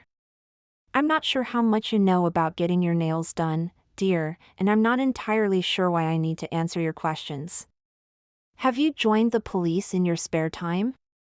Wow. She wasn't just terrible to Caroline, she was mean to everyone. Palmer wasn't going to stand for this. You'll answer her question because it's a good one, and because I want to know the answer too. Fine. I chipped a nail and didn't want to spend the weekend looking unprofessional. While she was answering the question, I looked up the hotel spa's hours on my phone. It didn't seem like she was telling the truth to me, and I hoped it would be this easy to catch her in a lie. Success. The salon closes at 6 on Fridays. Palmer raised an eyebrow. I don't know what to tell you. I walked by and they were open. Graciela did a quick polish change for me. I'm sure you can ask her about it in the morning. Joyce Ogilvy was not a good liar. We could do that, But until your alibi checks out, we'd have to confine you to your hotel room. Is that what you want? Wouldn't it be easier to just tell us the truth now? I asked. I'm interested in finding a killer. I don't really care what you were doing with your time, as long as you weren't killing Mrs. Arneson.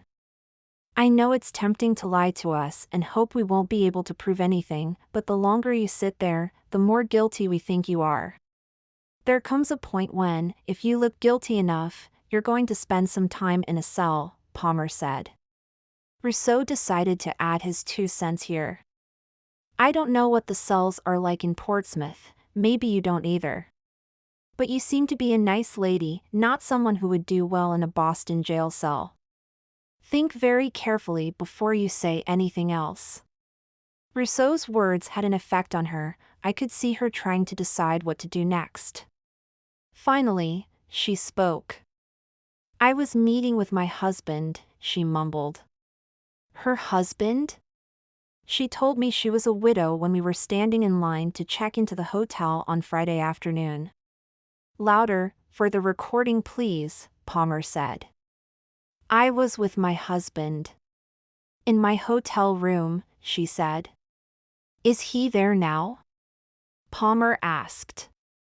He is. But he'll panic if anyone knocks at the door, Ogilvy said. Palmer's eyebrows went up again. Ogilvy sat back and sighed. Are you sure you don't care about any other crime? Palmer shook his head, but I noticed Rousseau didn't say anything. Fine. My husband faked his own death 4 years ago. Why would he do that? I asked. His business wasn't doing well, and he was in a lot of debt. We were in a lot of debt.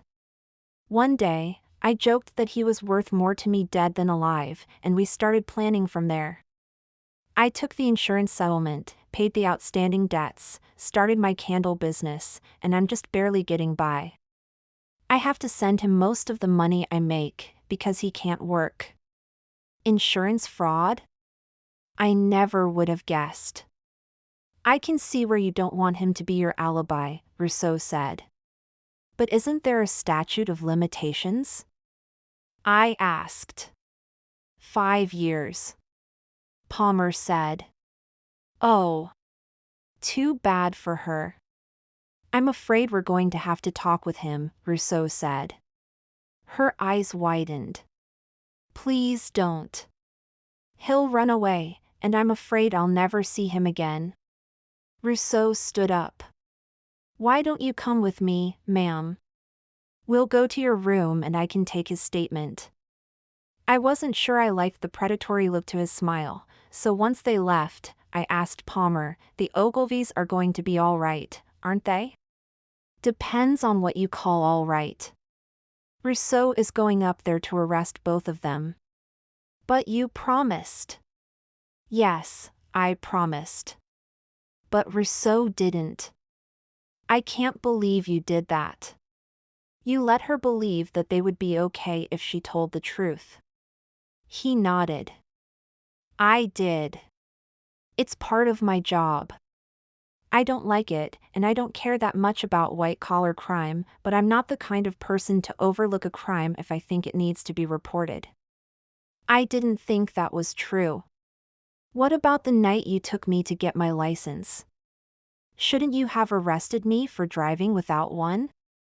Why did you let me get away with the crime, but not the Ogilvys? You know why. Your whole family is off limits to the department. At least by getting you a license, I kept you from continuing to break the law. I frowned. I was torn by the idea of being off limits to the police. Sure, aside from a little driving without a license, I didn't break the law. But on the other hand, it seemed unfair for me to get special treatment. I don't like it. Either instance. Chapter 20. We sat in ugly silence until Palmer's phone rang. Yes, Chief? I'm going to put you on speakerphone because Isabella is here with me. Good, the chief said. Larkin is not our man. He was out with his family, celebrating his birthday. An entire restaurant of alibi witnesses? Palmer asked. Basically, yeah, the chief said. And you're sure he didn't report the gun stolen in advance of using it in a crime? Palmer asked. I'm sure, the chief said. Does he have any idea who stole his gun? I asked. He said he had no idea. I went to the house and talked to Larkin and his wife myself. Neither of them had any idea who might have taken the gun. He says he reported it missing as soon as he saw it was gone. Any luck tracing Larkin to people at the hotel this weekend? Palmer asked. I've got the office staff working on it, but so far, nothing. We got one more suspect to question here. Oh, by the way, Joyce Ogilvy and her husband are being arrested for insurance fraud. Rousseau is taking care of that now. The chief chuckled. Is that right? I remember that investigation. It's more than insurance fraud, because his car had a burned skeleton if I remember correctly. I shuddered. She didn't seem like a nice woman, but had they really killed someone just to pay their bills? I'll let you know what happens with McCormick, Palmer said and then hung up. Palmer looked at me. Hey, it's okay. I doubt they killed anyone. At worst, they might have robbed a grave. Graveyards and grave dirt had power in the magical world. I didn't feel better knowing they were messing around with things they didn't understand. Using grave dirt in any way, even if you didn't know what you were doing, could bring a heap of trouble down on you. You know how you just told me I was off limits? I might have a tiny confession. A look of resignation passed across his face. Yes? I looked sheepish. I managed to get hold of Arneson's cloned phone. His eyebrow began to twitch. It would be nice if I didn't make my boyfriend angry at me on a regular basis. Unfortunately, I didn't think we were going to have that kind of relationship. But don't worry. It's already at the hotel lost and found, so he can have it back. What's one tiny illegality among all the things you've done wrong in the time I've known you? I hope you aren't too mad. I blame myself. Clearly, you're unaware of investigative limits. When we get home, we're going to have a long talk about police procedure and what you absolutely cannot do. First on the list, you cannot steal from suspects. But you said he wasn't a suspect, I objected. He rolled his eyes. Fine. Don't steal from anyone. But since you had a look at the phone, what did you find out? He asked. First off, I don't think you'll be surprised to know she is, or rather she was, having an affair. That tracks. Who with? We don't know. She doesn't list anyone's names in her contacts. For example, she had me listed as annoying tea lady. Palmer laughed. Sorry. I shouldn't laugh, but right now I get it. The person she was seeing was named outsourcing. I didn't recognize the number, but I thought maybe you could look it up. Palmer shook his head. I can't look up a number I didn't get from a legal source. Did you try calling it? I did. The message was personal, like he only gave this number out to one person.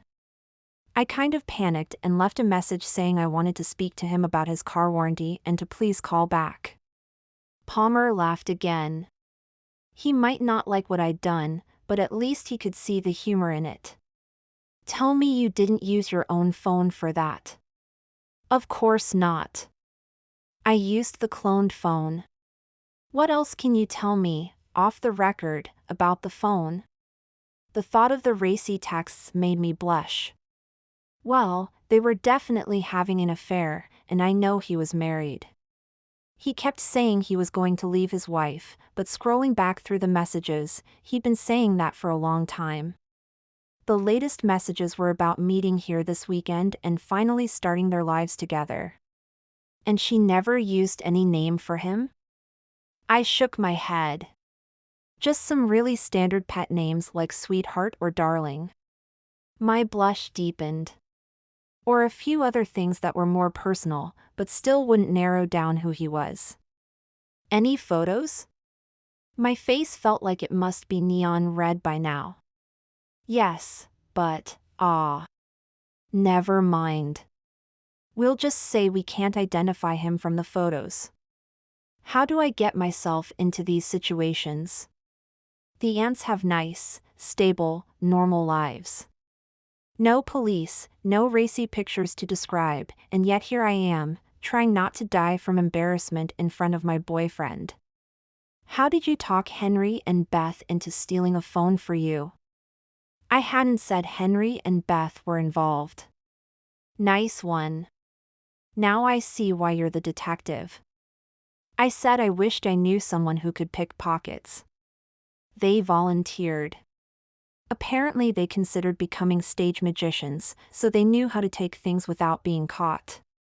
Mungsuri is going to see them on the video, you know. I know.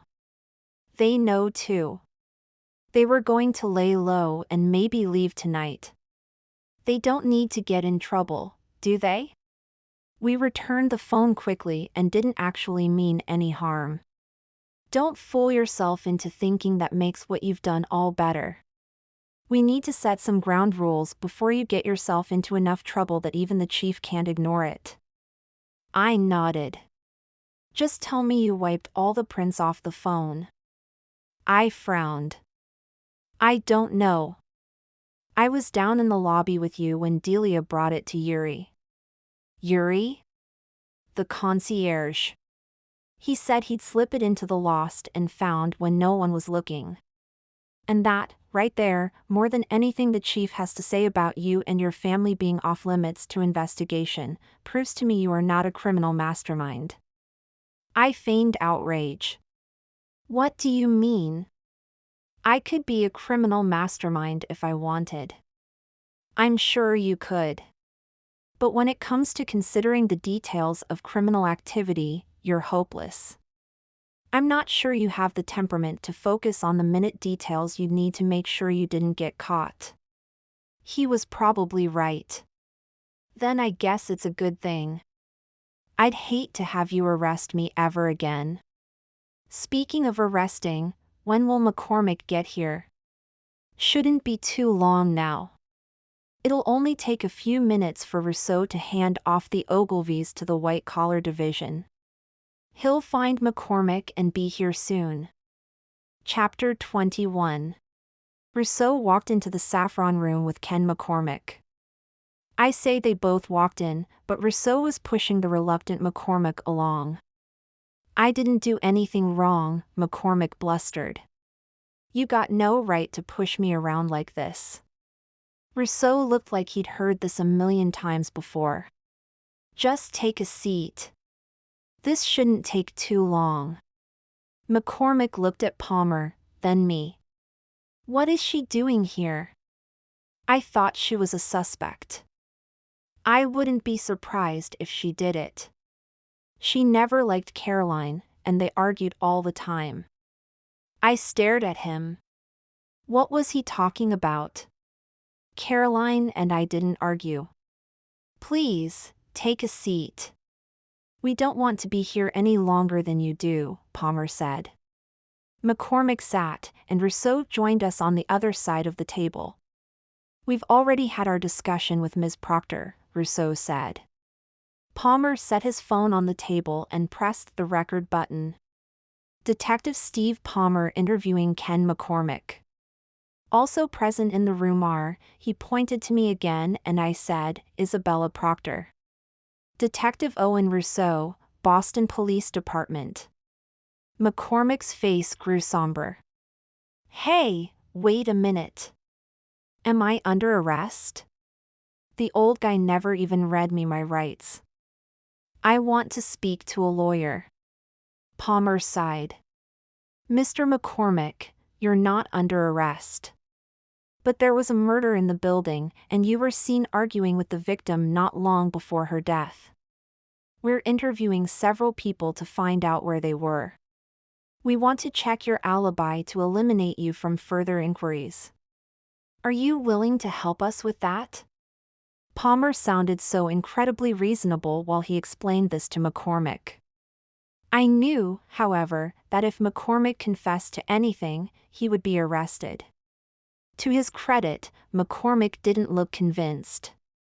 I know police don't have to tell the truth during interrogations. So no, I don't want to help with your inquiry, and I choose not to answer any questions at this time. Not until my lawyer is here. That is certainly your choice. You can call him, and we'll wait until he gets here. McCormick took his cell phone from his pocket and dialed. I was surprised he knew his lawyer's number. Most people program the number in and never think about it again. But apparently McCormick had his lawyer's number memorized. It didn't take long for the call to connect. Hey, Jack. I've got a problem. I'm being questioned about a murder that I had nothing to do with. I told them I wasn't going to answer any questions until you got here. He waited a moment, listening, then continued, No, I'm not under arrest. They say they want me to help eliminate myself from further investigation. How soon can you get here? McCormick flushed. He obviously didn't like the answer to that question. Of all the times to go on vacation, you pick now? What do I pay you for, if you're not available when I need you? He listened again and sighed. Fine. That will have to do. He hung up his phone and put it back in his pocket. My lawyer is in Jamaica, spending the retainer I send him every month. He's got someone else coming in, though. Coming in from where? Rousseau asked. He said it was a buddy of his from Boston, so it shouldn't be too long. Until then, I'm not answering any questions. Palmer looked frustrated. To ease the tension, I thought I could chat a little with McCormick. I don't know about you, but I don't really want to sit here in silence. It's too uncomfortable. McCormick frowned at me. You can talk all you want, but I'm not answering any questions. I gave him what I hoped was my most reassuring grin. Of course not. Maybe I'll just talk and you can listen. Would that be okay with you? McCormick didn't say anything, so I continued. I've been running the Portsmouth apothecary for several months now, and one of the things I found is that it is much harder to run a business than I expected. I thought you make a product, people come in to buy it, you take their money. Easy peasy. But wow, was I wrong. There's so much more to know, and I feel like I don't know nearly enough. For example, you've got a lawyer on retainer and it never occurred to me to have one. Although now that I consider it, it seems like a good idea. I stopped talking, hoping the silence would prompt him to say something. I didn't really care what, I just wanted to get him talking. I waited. And waited. I didn't move, I didn't shift in my seat, and I didn't turn my gaze away from McCormick. Finally, he said, lawyers are the people you need most in a business. Without my lawyer, our shop wouldn't be nearly as successful as it is. I had no idea it was doing that well. Really? What kind of things has your lawyer done to make you so successful? He's made sure there are no trademark infringements on our name and logo. He's made sure no one else opens a shop like ours in downtown Portsmouth. But the things we use most often are the legal forms he's drawn up for us. Contracts with employees, contracts with vendors, contracts with people who sell our products. That right there was a lot to think about. The only lawyer I'd ever dealt with seemed vaguely menacing, so I never considered using one regularly. I don't have any employees, although I hope to change that sometime soon. I don't sell my products anywhere but in my shop, so I don't need to worry about that. And I'm a little embarrassed to say I just sign whatever contracts my vendors give me. I guess that makes me a little naive in the business world. When we're done with all this, I'd be happy to talk to you and recommend someone who can help you and your business out. He looked at his watch. My lawyer for the day should be here any minute now, and if I keep talking, I'm going to say something I'll regret later. He sat back and looked at a space on the wall between Palmer and me until a man in jeans and a button-down shirt walked in. Aaron Harrington, here to represent Ken McCormick. McCormick stood up and held his hand out. Thanks for coming so fast. These are the three who think they can question me without a lawyer. Harrington set his briefcase on the table and opened it. You don't mind that I keep my own recording of the session? He didn't seem to care what the answer was, because he turned his recorder on before Palmer even spoke. Okay, so what seems to be the problem? Is my client under arrest? And what are the charges, or proposed charges we're talking about here? Palmer took a deep, steadying breath. Mr. McCormick is not under arrest. All we want is his alibi for Friday night between 7:30 and midnight. A hotel guest was murdered just outside the building, and one of the hotel's employees was murdered shortly after that. Mr. McCormick was seen arguing with the first victim earlier in the evening. Okay. Could the three of you step outside to give me a few minutes alone with my client? Harrington asked. We stood up and left. I wanted to listen at the door, but Palmer made us walk down the hall until it was clear we would not hear anything. Aren't you even a little curious about what they're saying? I asked. Of course I am. But violating attorney-client privilege is never going to make the situation better. In fact, it's a good way to get the case thrown out of court. So we stand back here and we do not listen, Palmer said. Having a case thrown out of court made my seemingly harmless thought of listening and sound like a bad idea. We waited outside the saffron room for about 5 minutes until Harrington opened the door and let us back in. After we sat down, Harrington said, "My client wishes to make a statement on the record." McCormick looked nervous and didn't look like he wanted to say anything right now. Harrington nodded at him, and he began to speak. My brother and I are co-owners of the Old Port Confectionery. I want to sell the company for profit, but he wants to continue running the business. He can't buy my share outright, and I was getting tired of waiting for him to realize we had to sell. I had the idea to make circumstances push him towards selling. I put bugs in some candy. Not much, just enough for people to stop coming so he would sell. That didn't make a lot of sense to me.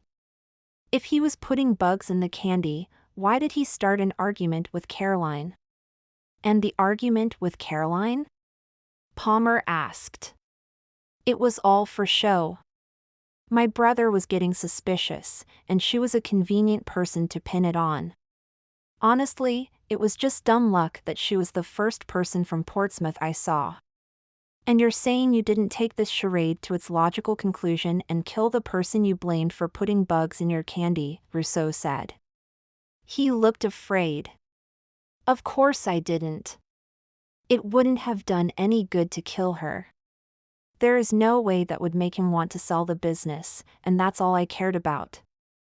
I just need my half of the proceeds. And why is that? Palmer asked. My wife is threatening to leave me if I don't start bringing in more money. I have a great idea for a combination lutefisk and juice bar that I think tourists are going to love. I offered to bring my brother in on it, but he said no. He didn't want to take the chance on a more successful business when he said the one we had now was perfectly good. This makes some sense, but where were you between 7:30 and midnight Friday night? If we can confirm your alibi, it doesn't matter to us why you tried to sabotage your own business. I wasn't even sure if sabotaging your own business was illegal, as long as no one got hurt. I was in the bar, looking for an investor or two. Who did you speak to? Palmer asked. McCormick sat back in thought. I talked to Clive Samuels from Providence, then Annabelle Martin from Portland. I had a few other people I wanted to speak to, but screams from the lobby interrupted me. It took you all evening to speak to 2 people? I asked. McCormick laughed. You really aren't very business savvy, are you? You don't just go up to someone and ask them for money. You have to talk to them, buy them a drink, get them to like you, and then pitch your opportunity for them to make money. It takes a while, so yes, I only spoke to 2 people. Harrington said, we'd like to count on your discretion. I think we can let this internal family dispute remain in the family, don't you? Palmer furrowed his brows. If it was just the 2 of them squabbling, sure. But tampering with food, then selling it is something we need to investigate. I expect your client to remain available to us throughout the investigation. But if you tell my brother, he'll never sell. Palmer looked at his watch. You have 6 hours to tell him on your own. Otherwise, I'll do it. Chapter 22. As Harrington and McCormick walked out, I felt a wave of disappointment. We had no other avenues of investigation. I need to go outside and get some air. I stood up, but Palmer put his hand on my arm. Do you think that's such a good idea? We're no closer to figuring out who the murderer is. He was probably right, but I needed to be alone with my thoughts for a few minutes. I'll be in view of people all the time, and I'll stay by the doors to the lobby. The valets can keep an eye on me. I promise I'll be okay. He let go of my arm. I can't stop you, but I wish you wouldn't. Just a few minutes, then I'll be back. I promise. When I got to the lobby, I hesitated at the fountain. Did I really want to be alone? I was nervous, but there was no way I was going back to Palmer, too afraid to walk by myself. When I got outside, a valet asked, "Can I get your car, miss?" No, thank you. I just wanted to get a little air, and I didn't want to be in anyone's way. I leaned against a column, the cold seeping through my sweater. Why was I interrogating murder suspects? I was an herbalist. My job was to heal people, not convict them of murder. I pushed myself off the column and walked to the end of the sidewalk and back, making sure I was always in sight of the valet. What had happened to me over the course of the year that I'd gone from naive potion maker to jaded investigator? Even more importantly, why did people I know keep dying? Wait, it was worse than that. Why did the people around me keep getting murdered? I knew people died every day, but it seemed like a higher proportion of people I knew had been murdered lately. Had Wolf cursed me at some point before our final confrontation? No, that didn't make sense. People in my life had started dying before he ever walked into my shop and threatened me. Maybe Jameson could figure out if I was cursed. I walked down the length of the sidewalk again, annoyed that I couldn't prove who killed Caroline. It was probably her boyfriend, the one she called outsourcing, but I had no idea who he was. I didn't recognize the voice on the answering machine, and I had no way to find out who the phone belonged to. And his name didn't give me any ideas either. Was he someone who supplied her shop? At least her name for me, Annoying Tea Lady, was obvious. I was stuck. I had nowhere else to go with the investigation. Palmer and I had just eliminated all our suspects. I turned around and walked toward the outdoor dining patio. If I'd gone with Caroline, maybe I could have prevented her death. I should have known better. Boston wasn't like Portsmouth, and it wasn't safe to be alone after dark. I knew that, but I was having too much fun with my cousins to worry about anyone else's safety. The cold Boston air was starting to chill me. I hurried back inside the hotel and saw Palmer sitting on one of the leather couches. Following me? Absolutely. I'm not letting any more people die in this hotel. I sat next to him. How do you do it? He grinned. I'm going to need some more context before I answer that question. Any of it. Find killers, arrest people for crimes you just ran across, like insurance fraud and food tampering. And how do you not feel responsible for everything you don't catch? Well, I watch and I wait, and I know if I keep pressing, asking questions, and making a general nuisance of myself that someone will remember something. Or someone will crack and finally confess. He turned so he was facing me. And I always keep in mind that I'm not responsible for the actions of others. It is never my fault when one person kills another. He took my hand in his. And it's not your fault either. You had no idea when Caroline went outside that she was in danger. You aren't responsible for keeping her or anyone else safe. I took my hand out of his. Do you have to arrest everyone you find breaking the law? It's part of the job. I can't decide who I should and shouldn't arrest. I leave that up to the chief. I leaned back and closed my eyes. I can't shake the feeling that I'm responsible. If I'd found Caroline's killer Friday night, Marco wouldn't be dead. Isabella, he said gently. You can't take all that on yourself. You'll burn out in this job, and you'll never recover. If you walk around thinking you're responsible, you will never, ever, feel like you can relax or be happy again. Did he just call me a detective? When you say I'll burn out in this job, you're not talking about making tea, are you? He sighed. Whether I like it or not, you are an investigator. It's in your nature and it's foolish for either of us to deny it. If I told you to stop, you wouldn't. I was going to tell him that wasn't true, but he interrupted me. Don't even bother to lie to me. You know you wouldn't. So yes, you're an investigator. Just promise me you'll keep yourself safe. I wished we weren't sitting in the lobby of a hotel, surrounded by people. I wanted to curl up on the couch and pull his arm around me. I wanted to be surrounded by his calm certainty that we would close this case. I have a good idea. Let's check McCormick's alibi, he said in such a cheery voice I couldn't help but laugh. Not a traditional date experience, but I guess we could do that. He was probably at the bar, and once we find that out, we're out of suspects. Then what will we do? Give up? One thing I have never had to worry about in this job was having no suspects. We'll find more, I'm sure. We'll keep pressing and pushing and asking questions and solve this case. No giving up. I stood up from the couch. Right. No giving up. Let's go, detective.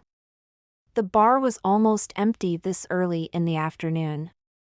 Now that it wasn't packed wall-to-wall with drunk businessmen, it had an entirely different vibe. The bartender was playing jazz through the speakers, and I could see myself sitting here and enjoying a cocktail with friends. The bartender was chopping fruit at the far end of the bar. What can I get you? Palmer flashed his badge. We're looking into an alibi for the murder on Friday night. Were you working then? I was. I was behind the bar. I'm sure I was on camera all night. Interesting that he assumed we meant him. Good to know, but we aren't here for you, Palmer said. He laughed but didn't completely cover his nervousness. Who are you looking for? It was dark in the bar, but I was pretty sure I saw him break out into a sweat. We're looking for Ken McCormick. Don't know him, but I don't bother to remember names until people get to be regulars. You got a picture? Palmer pulled out his phone and showed him a photo of McCormick walking into our makeshift interrogation room with his lawyer. I hadn't noticed him taking the picture. That guy? Yeah, he was here. He was trying to impress everyone around him. Buying drinks, life of the party, you know the type. Palmer chuckled. Yeah, I do. Was he here all night? Couldn't say. Once the screaming started, most people left and didn't come back. We got stiffed a few bills and a lot of tips. You could check the video. Palmer tapped the bar. Thanks, we'll do that. I followed him out of the bar, disappointed I didn't get to ask any questions. Something's up with that guy, I said. You caught that too? Good. We can have Rousseau look into him. What do you think he's up to? He's probably dealing from behind the bar. I frowned. And you're okay just letting that go? Absolutely not. Rousseau will refer the case to someone here in Boston. Technically, I'm way outside my jurisdiction, and I'm only working on the murder because of the connection to Portsmouth. I sighed. We're out of suspects.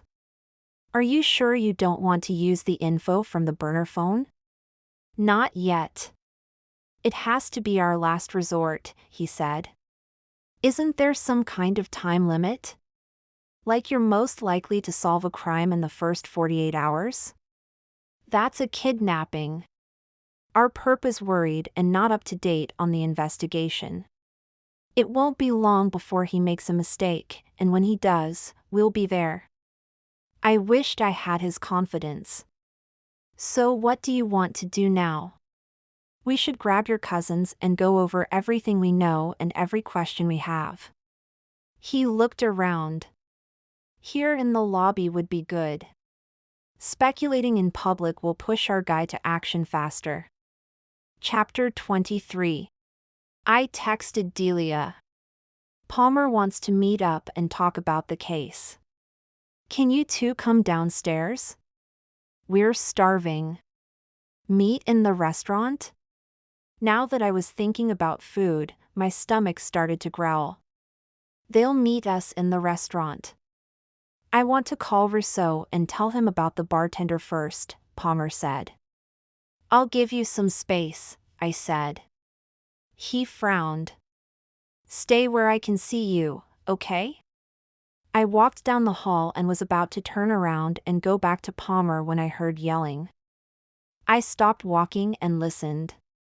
Are you kidding me, Larkin? You've got a lot of nerve to try and pin this on me. Larkin? As in the owner of the gun that killed Caroline and Marco? I just need a few answers. What did some nobody bartender have on you that you had to kill him? The other man, presumably Larkin, said. Absolutely nothing. You're barking up the wrong tree, and I don't need to listen to this garbage. I've got work to do, and you should probably go home before anyone sees us together. The more I listened to them, the more I thought I knew that voice. I crouched down and peeked around the corner, hoping this would prevent the men from seeing me spying on them. I was right, it was Evan Branham. Why was Larkin blaming Branham for Caroline's and Marco's murders? How did the two even know each other? Listen, the police said it was my gun that killed 2 people this weekend, Larkin said. Anything that happens with it, I'm responsible. I'm going to have to tell the police that you knew the combination to my safe.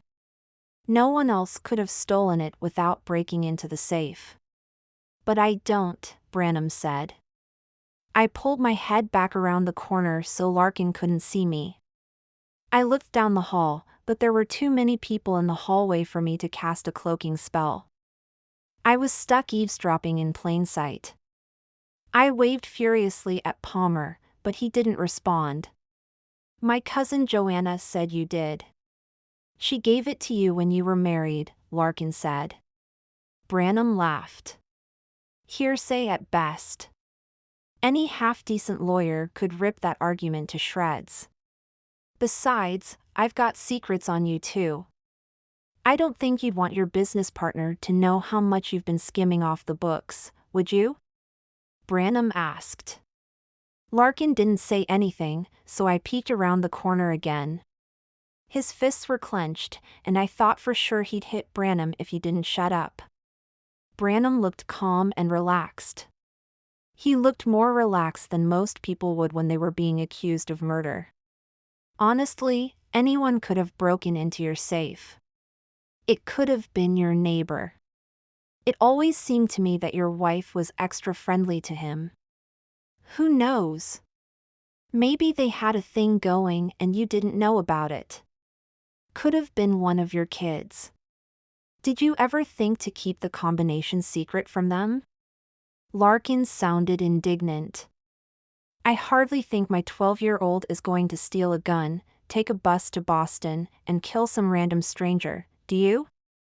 I pulled my head back around the corner and stood up straight. Palmer had his back to me, still talking to the chief. Of course not. You're missing my point. It could have been anyone, but you seem to be fixated on me. I suggest you find some facts before you start accusing the assistant mayor of your city. Life will get very difficult for you if you don't back down now. Listen, I did you the courtesy of driving all the way down here so you could talk to me, man to man. I see you're not ready for that. If the police come to speak to me again, I'll tell them everything I know, and everything I suspect. It doesn't have to be this way. But if you're not going to come clean with me, there's nothing more I can do for you. Before I even realized it, Larkin was walking past me. I hoped Branham wouldn't follow, because I didn't want him to think I'd been listening. I was out of luck. Branham almost ran into me as he charged around the corner after Larkin. "Oh, excuse me," I said. "That's okay. No harm." A glint of recognition gleamed in his eyes. "Well, it's you, Miss Proctor. I've been meaning to talk to you. Why don't we go grab a drink?" I didn't like the way he was looking at me. "Oh, I'd really love that, but I can't. I'm meeting." He gripped my arm hard. "Hey, that hurts and you're going to leave a bruise," I said, raising my voice with each word. "It's not wise to tell me no." He started to propel me down the hall, not realizing Palmer was watching us. "There you are, I've been looking everywhere for you. Are you ready to go?" Palmer asked. I smiled at Branham and disengaged from his loosening grasp. "Absolutely, Detective Palmer." Palmer nodded to Branham as we walked past him toward the lobby. Palmer looked concerned. "What were you doing with him? You know how I said another suspect always shows up? He's our newest one." "I know. You wouldn't believe what I just heard. He was talking to some guy named Larkin, the guy whose gun was stolen, right? Larkin accused Branham of stealing his gun. Branham said he didn't do it, and then suggested a bunch of other people who could have.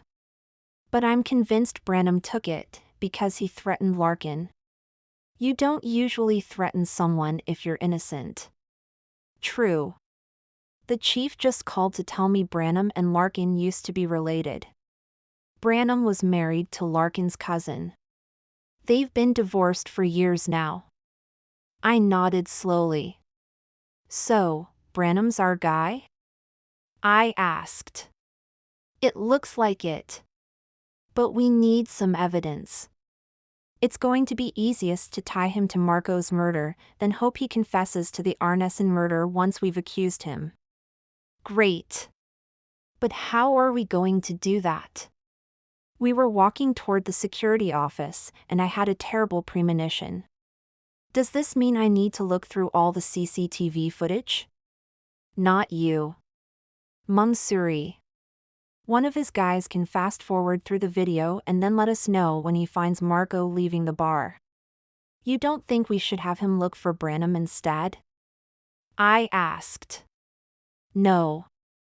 Branham was all over the place on Friday night, but Marco was at the bar. It will be easier to follow him. We stopped outside Monksuri's office. Palmer walked in without knocking, and I followed.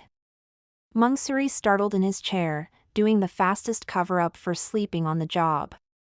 Got a job for you. I need you to follow Marco through CCTV footage on Friday night. Start from when he left the bar. Palmer handed him a business card. Call me when you find him. You don't knock anymore? This isn't your office, you know. Sorry about that, I said. It wasn't my place to apologize for Palmer, but if you were going to ask a man for a favor, it was best not to annoy him. At least one of you has some manners. I don't need to go through the footage. I had one of my guys do it earlier today, Monksuri said. Palmer looked furious. And you didn't think to bring this to me or Detective Rousseau immediately? Monksuri smirked. I was sure sooner or later you hotshot detectives would realize you needed my help. Monksuri pressed a few keys on his computer and we saw Marco at the bar. The video had a timestamp from Friday night. This is before all the commotion started. Things are fine, he's happy, and then the screaming started. We watched the video, and it was strange to see myself laughing and having fun with Thea and Delia. I didn't know if the video had no sound, or if Monksuri just wasn't playing it for us. Everyone turned to face the restaurant doors at the same time, and then a fraction of a second later I got up and left the frame, Thea and Delia close behind me. Marco stayed at the bar but picked up a phone receiver. A few moments later he put it down, without having dialed. Why didn't he dial 911? I asked. Hotel employees are trained to refer everything to this office first. He shouldn't have even picked up the phone, Monksuri said. Marco stayed behind the bar for another 10 minutes, until another bartender joined him. He walked off and the tape Monksuri was playing us switched to another camera. He was taking his regular break here, Monksuri explained. We watched him walk into the staff-only men's locker room. We continued watching and saw a few other people going out and then Evan Branham going in. Aha, I said. Can you stop the video on the man who just went in? Palmer asked. Monksuri rewound the footage and froze it on the frame where Branham appeared. Stop there, Palmer commanded. The camera footage was not high quality, but we could see Branham had something on his hands and shirt. Something that looked a lot like blood. Is there any way to get a look at his shoes? I asked. Palmer looked at me questioningly. I wonder if the scrap of leather Delia told you about came from his shoe, I said. Monksuri didn't move to do as I asked until Palmer looked at him. You heard her, can we? Monksuri rewound the video and stepped through it slowly until we found a clear shot of Branham's shoes. Look, there. His shoes are scuffed. And? Palmer asked. They weren't earlier in the evening. We continued watching the video until Branham came out. He'd cleaned his hands and buttoned up his jacket, covering most of the blood spatter.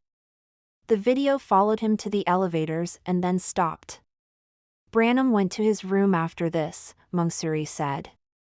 Thanks for your help, Palmer said. Isabella, let's go. He strode out of the office, and I hurried to keep up with him. So I guess there's no audio with these videos? I asked. No. But that's okay, we're going to go back to the bartender and ask why he didn't notice Marco didn't come back. Maybe he told his boss something. Maybe. That might explain why he had been so nervous talking to us.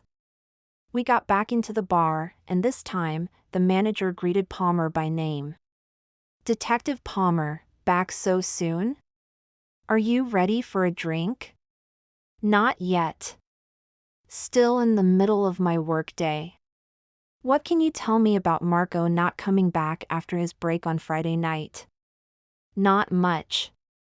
He'd never skipped a shift before, so I was going to talk to him the next time I saw him. I figured he got sick or something. Waitstaff aren't always reliable, and I thought this might be his way of quitting. You didn't think to check on him? I asked. Like I said, people flake out all the time. I was annoyed because I was going to have him close out the night so I could go home early. He ruined that plan for me. Given that all his plans have been ruined now, I don't suppose you could show a little respect for the dead, could you? Palmer snapped. This was a side of Palmer I hadn't seen before. I didn't realize he expected so much respect for his victims. Maybe he was upset because Marco was an innocent victim. On the other hand, Caroline was also a victim. I hadn't heard anyone being disrespectful to her memory though. Chapter 24. We walked out of the bar and I called Delia. Where are you? She asked. I'm with Palmer. We know who the killer is. It's Evan Branham. Are you kidding me? Delia asked. Not even a little. We've got proof and Palmer and I are going to find him now. Palmer interrupted my call. Tell your cousins to stay away. It's bad enough you'll be there when it's dangerous. Palmer says stay away, so order room service and I'll see you later. We're not doing that. You want us to come, right? Delia asked. Right, I said. On our way, Delia said. Great. I'll see you later. Order me dessert too. I turned to Palmer. Where should we start? I asked. If I were him, I'd be packing my things and getting out of here, Palmer said. Start at the parking garage and work our way back to his room? I asked. Palmer smiled at me. See, you have an instinct for these things. On our way toward the parking garage, I spotted Branham in front of me. I touched Palmer's arm and pointed. He looked around, but there were no police or security guards in view. I knew Rousseau had stationed plainclothes officers in the hotel, but I didn't know who any of them were. I hate to do this, but you go catch up to him and ask him some stupid questions. Just keep him there while I circle around the other way. Ask stupid questions, I could do that. I turned and chased after Branham. Mr. Branham, hold up a minute. Branham turned around and saw it was me. He turned and continued walking. I started to run, and when I caught up to him, I stood in front of him, forcing him to stop. Didn't you hear me calling you? I have a couple business questions for you. I thought we could talk about that now, before the conference is over, and we all go home and get too busy again. Branham didn't look like he believed me. Time to double down on the lies. My cousins wanted me to talk to you. They're giving your idea for a tour including your farm consideration and wanted my opinion. That caught his attention. It's not really the best time for me to answer questions, he said. They'll just take a minute, I promise. He looked at his watch. Okay, I can give you 4 minutes. Fire away. Shoot. Now I had to think of actual questions. Okay, I said slowly, for how many years has your farm been a working farm, and for how many years has it just been your family's home? Branham rolled his eyes. I don't understand why I have to answer a variation on a question they've already made me answer. Don't you three talk before you decide to bother busy people? The farm was a working farm through 1978. At that time, my family switched its focus from farming to politics.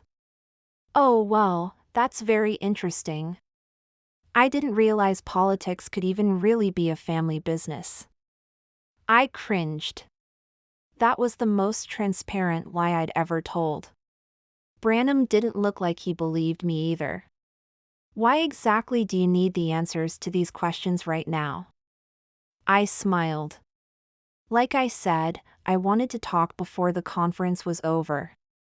Thea was pressuring me to make sure I had answers today. The next time you talk to her, you can certainly complain about her business practices. Branham's face hardened. In what felt like one quick, practiced move, Branham sidestepped around me, put one arm around my waist and used the other arm to hold his gun under my chin, pointing up. Chapter 25. I tried to move out of the path of Branham's gun, but he kept it on my chin. Palmer trained his gun on us. I doubted he was aiming at me, but Branham wasn't much taller than I was, so Palmer didn't have much to aim for without hitting me too. Put the gun down, Branham, Palmer commanded. Branham held me closer to him. Can't do that, detective. Suddenly, I need to leave town and I can't let you get in my way. Behind Palmer, Thea and Delia came running up. Branham pressed his gun harder into the soft area behind my chin. I'm not kidding, Palmer. And get rid of those two girls. Palmer must have had fantastic peripheral vision because he didn't turn to look. Either that, or he knew they wouldn't leave me in danger. Thea, Delia, I'll take care of this and bring her back to you in a couple minutes.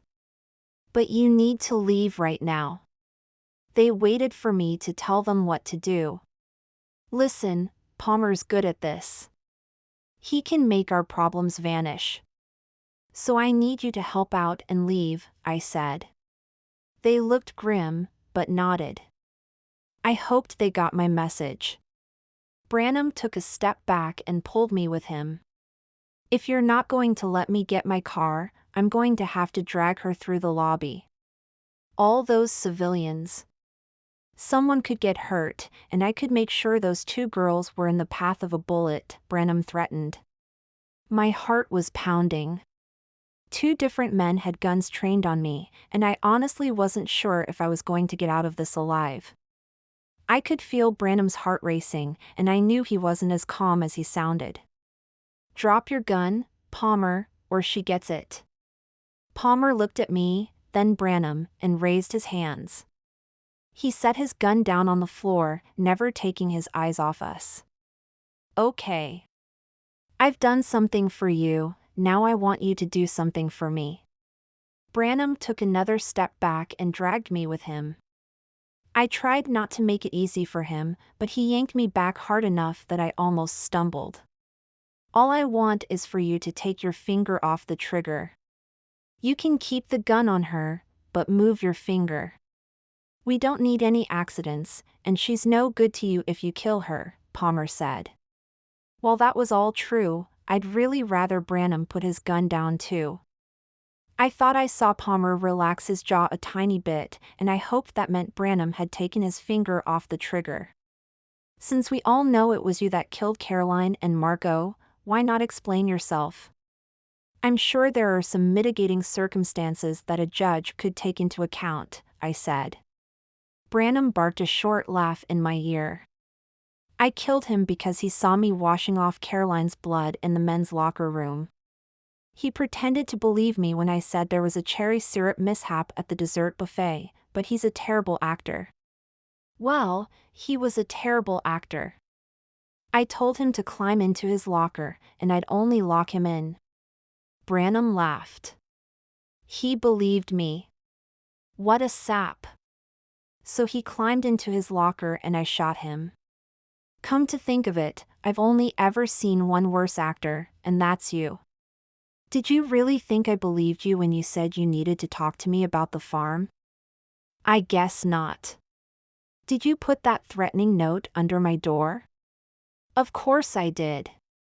You wouldn't be here right now if you had listened to me. You didn't know Arneson had an alibi, did you? That helped us narrow down the suspect list, I lied. I rushed that, sure. But it felt good to threaten you 3 girls. You've got no business interfering with me. There's one thing I don't understand. How did you get off the patio without being seen? I was here last week, checking out escape routes. I'd planned to use the hall the servers used to deliver food. It was locked when the patio closed, so I had to bribe the kitchen manager to unlock it for me. Aha! Now the envelope of money Javier brought to the head chef made sense. We took another step backward. There were 8 more steps until we reached the corner to go into the lobby. Where were Thea and Delia? I needed to keep him talking until they got here. Okay then, why did you kill Caroline? I asked. You knew her. Didn't you ever want to make her shut up? He asked. Sure, she was a pain, but I was never that angry with her. That can't be it, though. Lots of people are annoying, but I'm pretty sure you don't go shooting each of them, do you? She never understood her place. I wasn't ever going to leave my wife for her. I'm a politician. I can divorce one wife, but 2 divorces and the public won't trust me anymore. I've got plans, and they don't stop in Portsmouth. I felt a tap on my shoulder and breathed a sigh of relief. Thea and Delia were here. I didn't know what they had planned, so I didn't do anything. And you think anyone's going to trust you now? I asked. No more talking. We need to get out of here. What are you going to do with me? I asked. If you come along nicely, and no one follows us, I'll let you go on the side of the road. If I see anyone following us, or any police even directing traffic, I'll shoot you. Branham moved to take a step back with one leg. When he went to move the other leg, he fell backward, instinctively reaching out and releasing me. My knees were so weak, I twisted and almost fell on top of him. It was then that I heard a sharp crack and saw his eyes glaze over and close. Palmer was by my side, grabbing Branham's gun in an instant. He lifted me up off the floor. Are you okay? Did he hurt you? It's fine. I'm fine, I'm not hurt. I turned and looked at Branham. What happened to him? I asked. Palmer bent down and lifted one of Branham's eyelids. Looks like he passed out. I heard his head hit the floor. He's going to have a huge lump. Okay, so the 2 statements weren't as related as I might have led Palmer to believe, but I definitely wasn't going to tell him one of my invisible cousins hit him. Chapter 26. Branham's eyes fluttered open. What happened? You fainted. Couldn't take the pressure and just checked out for a few minutes, I said. He sat up and Palmer retrained his gun on him. My head is killing me. I heard it hit the ground. You're probably going to have a nice lump for a while.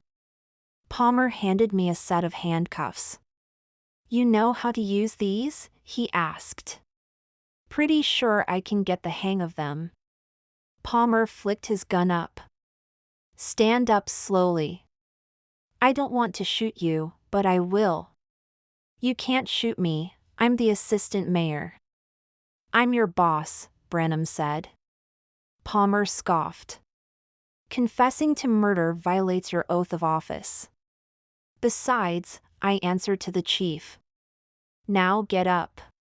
He stood up and looked frantically around him. Don't try it. I can't miss from here, Palmer warned. I pulled one arm behind his back and slapped a cuff on his wrist. It made a satisfying snapping noise. I grabbed the other and may have pulled it back farther than necessary. Hey, watch it, Branham said. I cuffed the other wrist and made sure they were tight.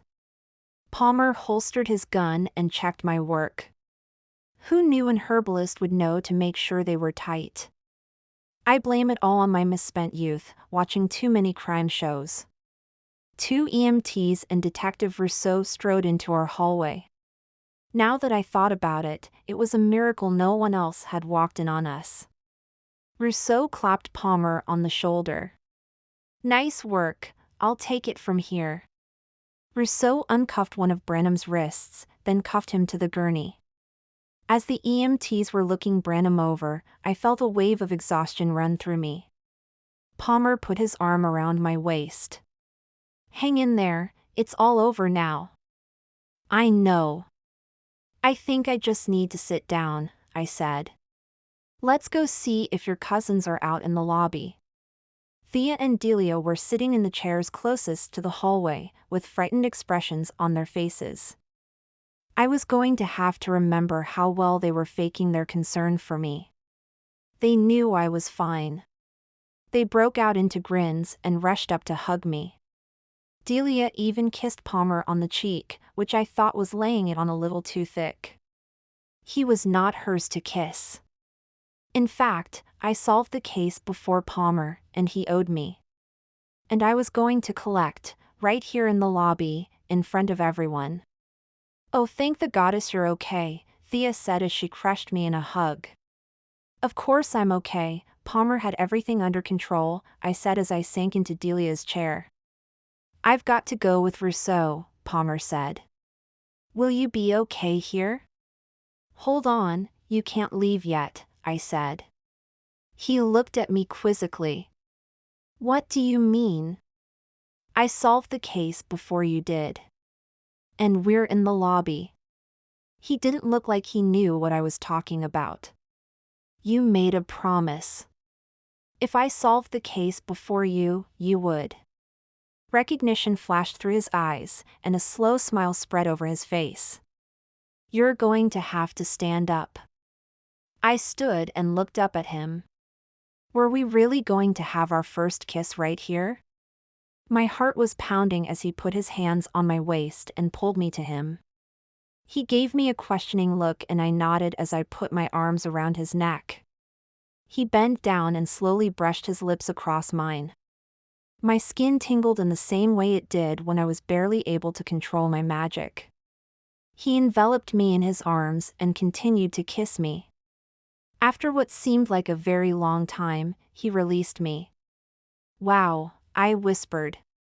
He grinned at me. "I hope that was worth waiting for." Reluctantly, I lowered my arms. "Absolutely." "Palmer, you coming with us or not?" Rousseau barked. "That's something you'll have to get used to, my being called away for work." "Are you okay?" I beamed up at him. "After that kiss?" "I'm a little weak in the knees. Now that we've caught Branham, I'm fine. I'm going to pack my things and go home. I never wanted a weekend to be over so much before." Palmer kissed my forehead. "I'll call you tomorrow." Once the police left, I sat back down. "Are you really okay?" Delia asked. "And what was up with that kiss?" Thea asked. "I'll be okay in a few minutes." I didn't want to talk about the kiss yet. "What the heck happened? What did you do to Branham?" Thea squeezed my hand. "First of all, we're really sorry it took so long to get back to you. We didn't want to rush in without a plan. We decided the only thing we could do was hit him over the head. But we were afraid that if we did that, he would tense up and kill you." Delia continued the story. "That's when I had the idea to freeze his finger so it couldn't pull the trigger. Once the spell was working, Thea blocked him from moving backward. We thought this would make it look like he stumbled, so Palmer wouldn't be suspicious, and then Thea smacked him over the head with a metal planter." Delia picked up a planter from the chair next to me and showed me the dent Branham's head made in it. "Ouch!" I heard the crack on his skull. "It sounded nasty," I said. Thea grinned. "Yeah, I was furious. Not only did he kill 2 people, he threatened you." He needed to be taught a lesson. Palmer thinks Branham fainted and hit his head on the floor, so that should be okay, I said. I took a deep breath. Okay, I think I'm ready to get out of here. And Delia, promise me one thing. Sure, what? She asked.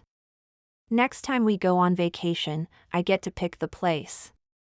The end.